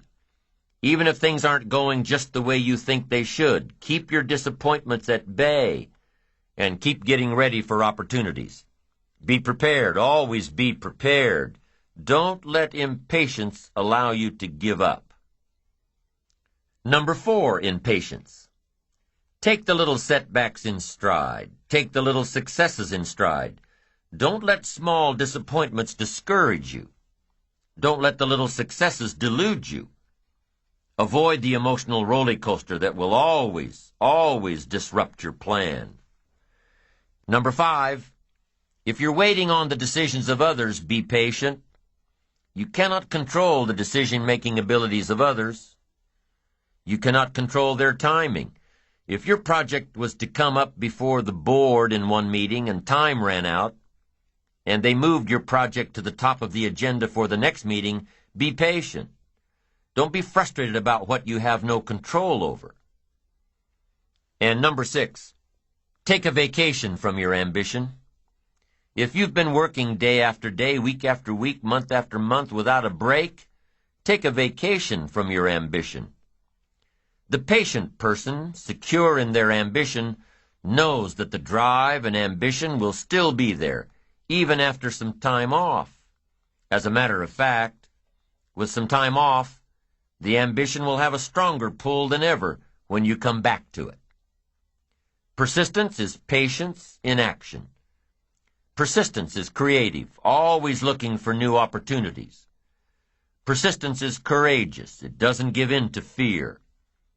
Persistence is hopeful. It doesn't let discouragement through the door. Persistence is positive. It keeps you on track with your plans and your goals. And the last thing that persistence is cheerful, not gloomy, cheerful. Persistence knows that gloom and depression and disappointments waste energy. Cheerfulness creates it. Patience and persistence are both required for success. And as we end this side, please remember that success and failure are also intricately intertwined. For without failure, you can never appreciate success. And quite often, without failure, there will never be success.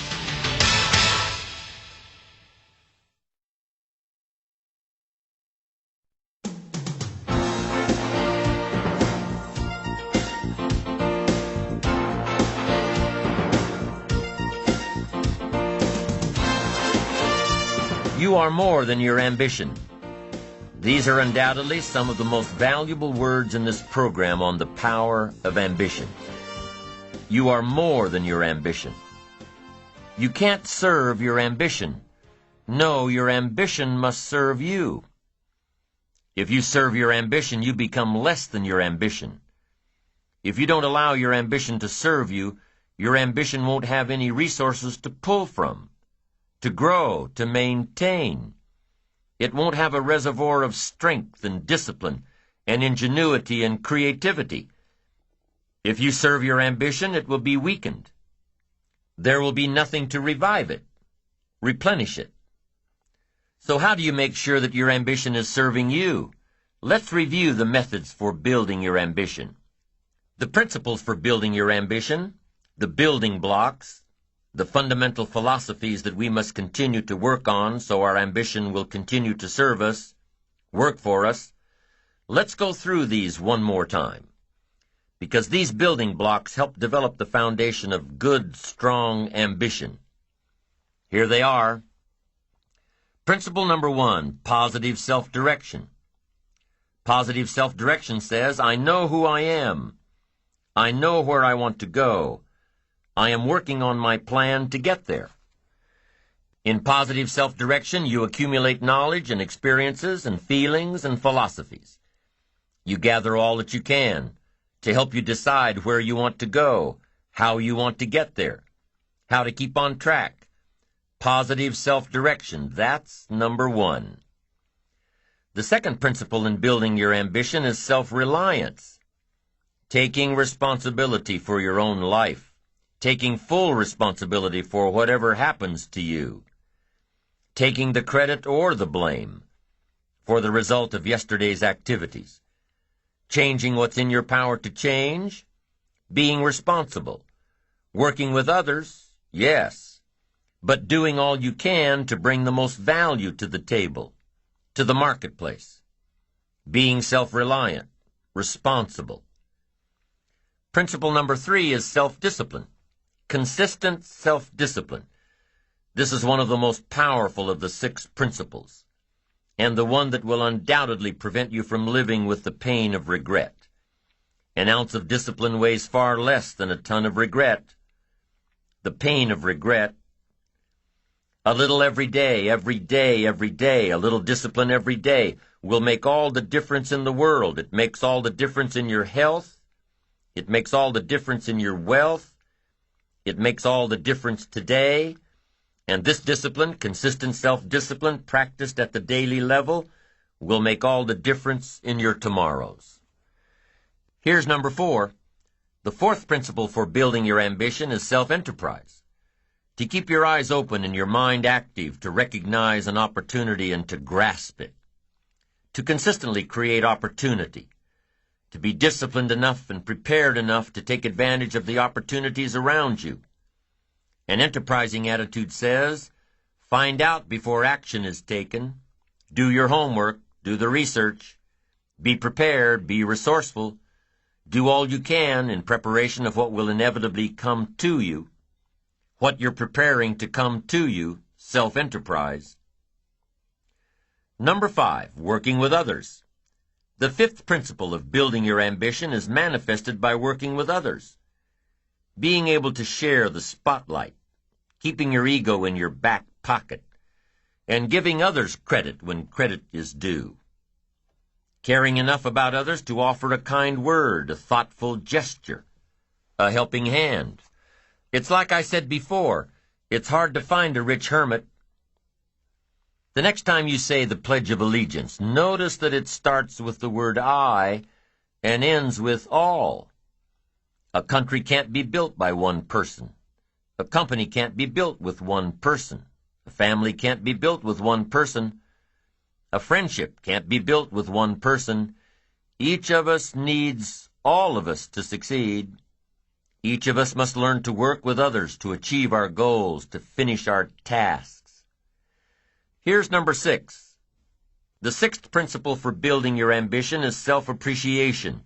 You must develop a strong appreciation for the conclusions that you have made, for the sail you have set, for the philosophies you have adopted, for your own methods, your own style, your own model of success. Remember here that success is the steady progress toward your own personal goals, and self-appreciation is crucial in keeping you moving toward those goals. So there you have a review of the 6 principles necessary to build your ambition.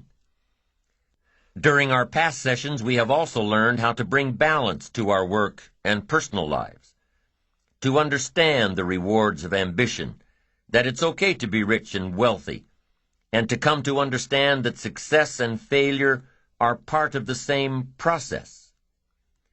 Through the consistent practice of everything we have covered in this series, you will begin to develop 3 cornerstones of the ambitious life: focused concentration, resilience, and integrity. Focused concentration, resilience, and integrity. By developing these traits, by incorporating them into your character deep within your very being, you will allow your ambition to serve you. You'll be able to direct your ambition to achieve even your wildest dreams, and you'll have the satisfaction of knowing you're on the right course. Together, these 3 cornerstones bring stability to your ambition. Stability, which is the most valuable asset in pursuit of achievement. We'll cover each of these, focused concentration, resilience, and integrity, in depth, but the key point here is that each of these cornerstones is cultivated only through the practice of the 6 principles of building your ambition. The 6 principles, worked on consistently and simultaneously, will develop these 3 traits in your character. Here's number 1, concentration. Focused concentration. We talked about this in time management, but the key to building your ambition, keeping on track with all of the principles, is focused concentration. You've just got to zero in. You've got to identify your target and let nothing stand in your way. You've got to keep your eye on the target until you've released the arrow. Let nothing capture your attention unless it's in the best interest of your ambition.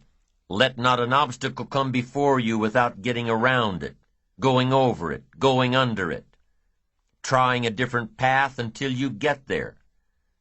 Concentration in sports is crucial.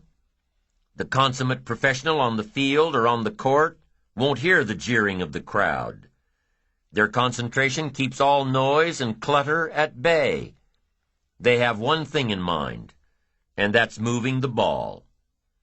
You have to have just one thing in mind, keeping on track, closing out all the noise and the clutter that gets in your way, going around all the obstacles of negativity and influence. In a tennis match, how long does it take for your opponent to return the ball? Not very long. And what if you lose your concentration? Game's over. One little slip of concentration, just that fast, one little slip of concentration, your opponent puts the ball by your feet, and there goes the tennis match.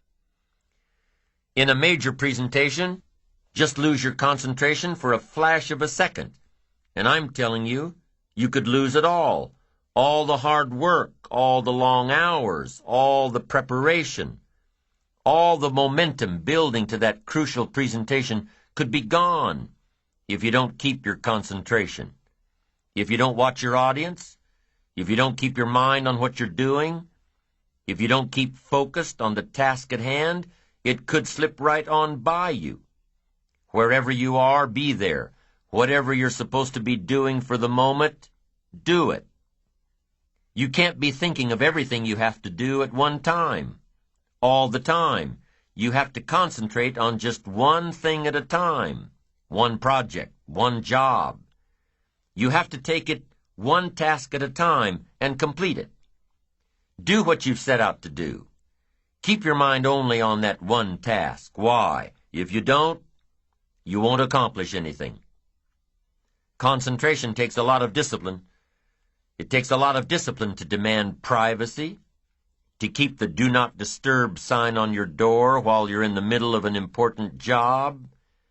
It takes a lot of discipline not to answer the phone every time it rings at home. That's why they make voicemail and answering machines, so you don't have to answer the phone every time it rings. Your family will appreciate an uninterrupted dinner hour.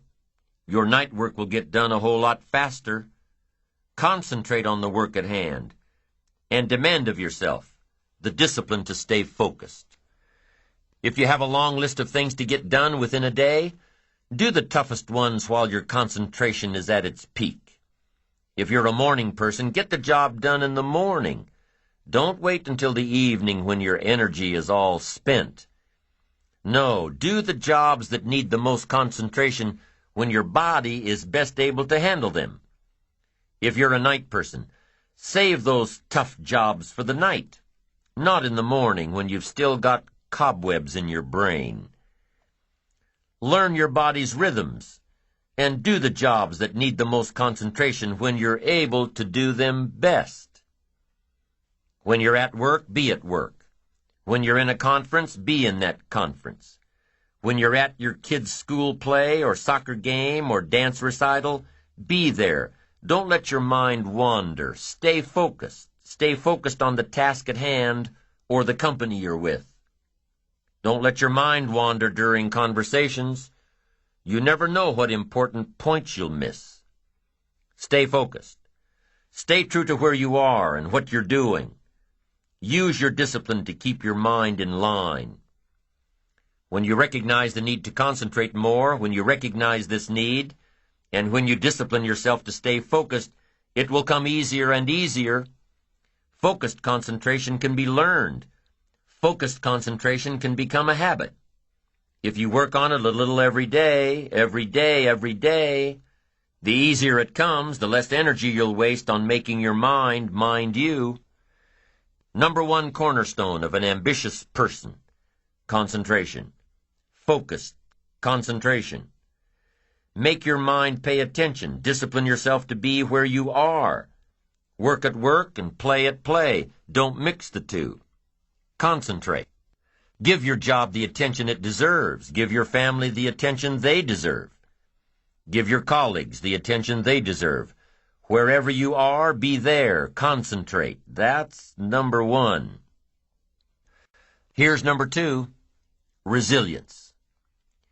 Resilience, the ability to return to the original form after being bent or being stretched or being compressed. That's the dictionary's definition of resilience.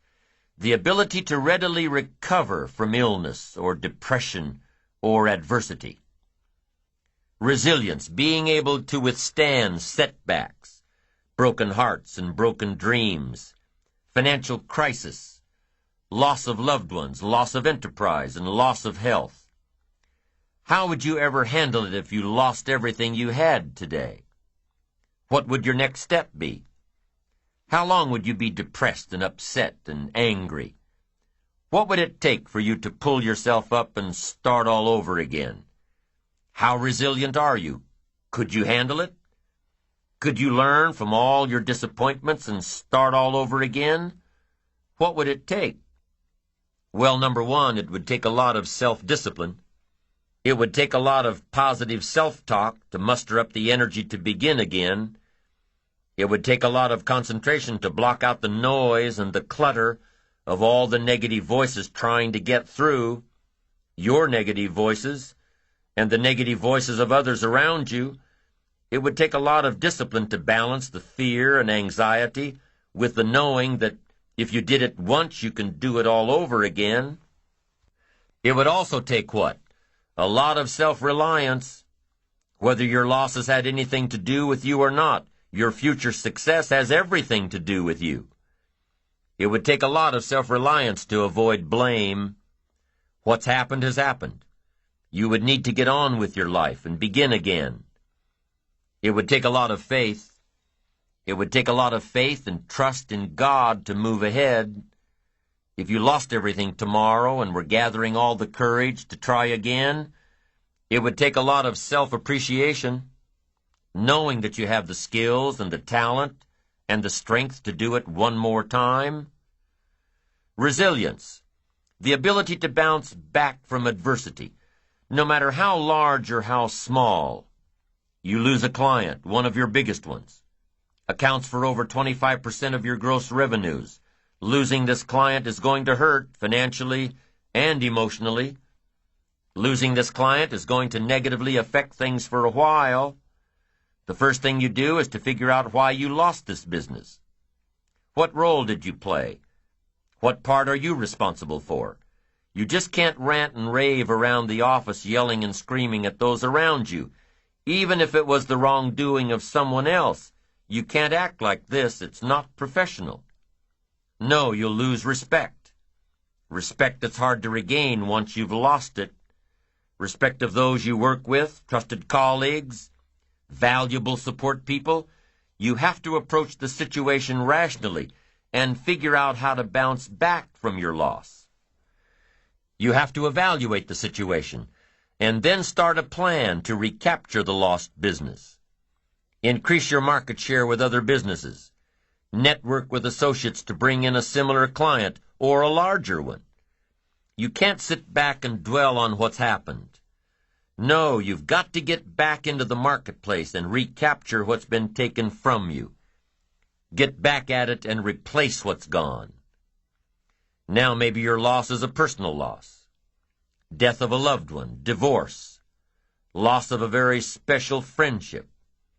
If your loss is a deeply personal one, you must approach the situation a little differently. You must be patient with yourself and give yourself time. Time to grieve, time to mourn, time to regroup. The stages we go through in loss, be it death of a loved one, death of a relationship, or death of an enterprise, the stages we go through are beautifully defined in Elizabeth Kubler-Ross's book, On Death and Dying. If the death is a literal one or a figurative one, the stages are the same. Denial, anger, bargaining, depression, and acceptance. And only by going through these stages and reaching acceptance can we rebound and begin again. It's said that children are often more resilient than adults. Why? Well, maybe it's because they don't evaluate their current situations based on past experiences. They approach it in a fresh way, a new way. And in their own minds, they deal with loss much better than adults. Children who grow up in the unfortunate circumstances of poverty or abuse or neglect, children who grow up in these conditions and become successful, are known as dandelion children. Because if they can succeed and prosper with terrible conditions, they can grow anywhere. It's important to be more like a dandelion child, to be able to grow and prosper and succeed despite our current conditions, to be able to grow and prosper and succeed despite our losses, to be resilient. Cultivating a resilient character turns what others would call failure into success. A resilient person won't give up. A resilient person will, in spite of all obstacles and setbacks, keep doing it until. In their book, The Resilient Self, Stephen and Sybil Wolin have studied the characteristics of resilience and have found 7 key skills which comprise it. To build a resilient character, you must have, number 1, insight. The ability to ask tough questions of yourself and be honest with your answers. If you had something to do with your loss, be honest and responsible for it. Number 2, resilience is independent. A resilient person counts only on themselves to bounce back into life. Number 3, although resilience is independent, it's also tied to others. The more people you are responsible to, the greater the motivation to begin again. The stronger the reason, the stronger the action. The 4th component of resilience is initiative. The ability to take charge of the situation, the ability to take charge of the problem, the ability to stand up and do whatever is necessary to get back on course. A resilient person is, number 5, Creative. Being able to look at the situation and creatively determine the best way out. To look for solutions. To be enterprising in your approach towards starting over. A resilient person has humor. Number 6, a sense of humor. They may cry till they start laughing, but a sense of humor is so important when turning your life around.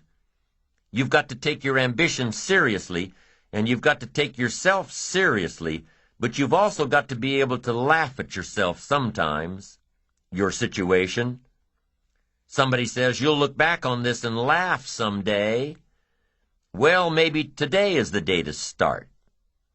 A sense of humor, number 6. And here's the last one, morality. Whatever you do to get back on your feet, whatever you do to bounce back into life, make sure it's moral. Make sure that your upcoming success is at the service of others, not at the expense of others. I have made this point several times during this series, but only because it's so important. Success, if it is yours to keep, must be at the service of others. Number 1 cornerstone for an ambitious life is concentration. Number 2, resilience. And here's number 3, integrity. Integrity is adhering to the moral principles of life. Integrity is doing things with honor. Integrity is honesty. Without integrity, ambition loses its unifying focus that comes from integrated goals, from really knowing what you want. Integrity says, I wish to pay fair price for all value. Getting something for nothing makes nothing of me. Getting it cheap makes me cheap. Truly, in your own enlightened self-interest, this is one of the better statements. I wish to pay fair price for every value. I wish to pay fair price. This is self-interest, and it's also integrity. I wish to pay fair price for every value. Why? For what it will make of me. For what paying for it will make of me. If I have to pay, that will make something of me. And by paying, you have the integrity not to take advantage of others. You hear of greedy people boasting about the great deal they just got, the best value, how they negotiated the price down to nothing, how they nickel and dimed the other person out of making a profit. Good integrity won't let you do that. We all shop for the greatest value at the best price, but not at the expense of others. Not when your great deal cheated someone out of their profit. You hire someone to do a job for you. Take on a project. You've got to pay fair price. Fair value for someone else to do the work for you, because if you don't, what? They'll never work for you again. They don't want to work long, hard hours to make you look good and not get compensated for it. No, and your integrity won't allow that to happen. Pay an honest price for an honest value. Make it good for everybody involved. Leave a profit. Don't be cheap, be fair. It's your integrity that's on the line, not just a few bucks. Your integrity. If I want something badly enough, I have to earn it. If I want something badly enough, I have to pay for it. Why? Because of what paying for it will make of me. And if I wish to have more, I must become more. I must earn more. And how much should you earn? As much as you possibly can. You must always strive to do all you possibly can. The essence of life is growth. Doing, becoming, striving, growing, achieving. Be like the tree that grows as high as it can. Be like the bird that soars as high as it can. Be like the flowers that bloom as much as they can. Whatever course you set your sail to, do as much as you can to get there. It's part of integrity. Honestly doing all you can in pursuit of what you want, in pursuit of what you'll become. And whatever you sign up for, finish it. Here's a great story about integrity. The Apostle Paul, this great man, said, I'm about to go, and here's the reputation I want when I'm gone. Here's what I want people to say about me. He said 3 things, and here's number 1. I fought a good fight. Let that be your reputation. You fought a good fight. You kept out the ideology that wanted to capture your children, threatened every enemy that ever threatened you, fought like a parent protecting children in the home front. Let that be your reputation. You fought a good fight, and whether or not you won, at least let your reputation be that you fought a good fight. Fought for your rights, fought for the game. You fought for your integrity. You fought for honesty. You fought for success. You didn't leave any energy unspent. You fought. The major key to have success of any kind, you've got to leave this reputation behind. I've fought a good fight. Wow. And here's the second thing Apostle Paul said. Number 2, I finished the task. I stayed until it was done. They gave me a task, and I finished it. I didn't leave it half done. I never walked off the court in the 3rd quarter. I stayed. I finished it. What a good reputation. Finish it. Finish your assignment. Finish the project. Finish the contract. Finish it. Finish whatever you've signed up for. Then number 3, here's what he said. I kept the faith. Boy, that's important. Keep faith with your family. Keep faith with your church. Keep faith with your enterprise. The group I belong to, we pledge our faith, our unwavering confidence in each other. Each of us pledge that to all of us. And I wish for you to be in a group that has so much integrity. You want to be involved with people who pledge and keep your confidences.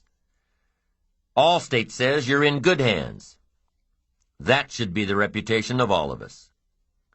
Develop the reputation of good hands so that no matter where you go, you will represent your family well, represent your company well, have integrity, honesty, success at the service of others, not at the expense of others. And at the end of the road, don't you want to be able to say, I fought a good fight, I finished the job, and I kept the faith? Of course you do. And that last part, keeping the faith, is not that easy. What is the master prayer? Lead us not into temptation, but deliver us from evil. Help us keep integrity in spite of the evil, in spite of going through the valley of the shadow of darkness, that we will not fear that evil will dislodge us from our integrity. Keep the faith of the office. Keep the faith of the company. Keep the faith of the family, of your spouse and of your children. Keep the faith of the church. Keep the faith of the community. Wherever you go, represent your family well. Wherever you go, represent your group well.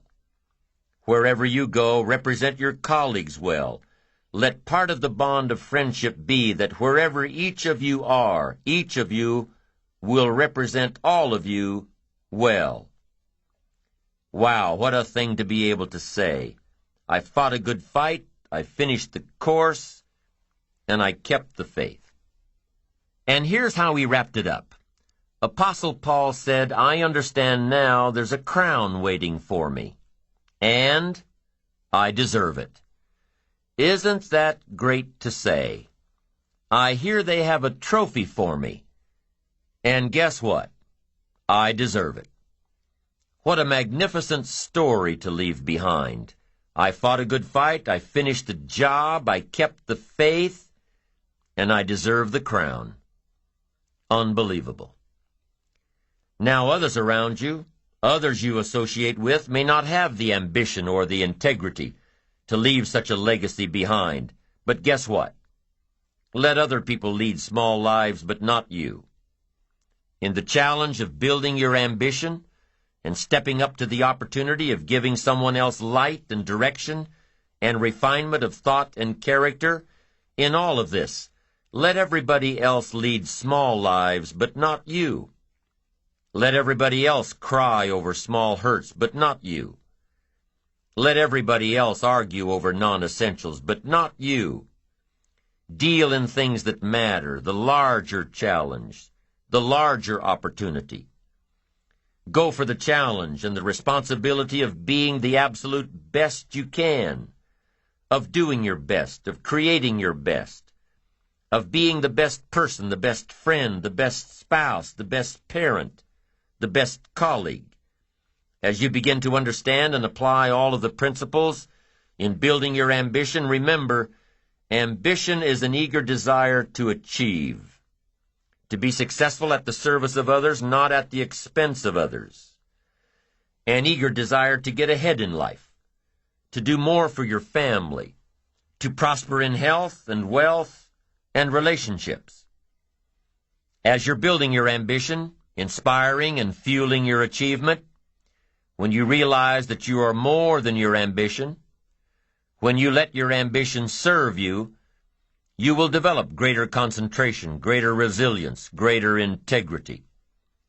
These three aspects will inspire more ambition, ambition that stems from the need to be true and to express your innermost self. And with focused concentration, resilience, and integrity in our character on our side, working for us, we're constantly inspiring the ambitious part of our nature to reach to greater and greater heights. One of the most challenging experiences in life is seeing what you can do to help someone else. And one of the greatest thrills in life is being able to invest life into life. You've given me that opportunity in this program on the power of ambition, and I want to thank you for that. I've invested a bit of my life into your life, and I consider it time worth taking. I want to thank you for this chance and this opportunity. I wish for you the ultimate understanding of your own power. I wish for you heightened ambition. I wish for you achievement. I wish for you influence. I wish for you treasures of the soul and of the spirit and of the mind and of the wallet. And hopefully, what I have shared with you has given you extra perception in sharpening your skills and making your life unique. Let your ambition serve you. Let your ambition lead you to greatness. Let your ambition allow you to go and touch somebody else.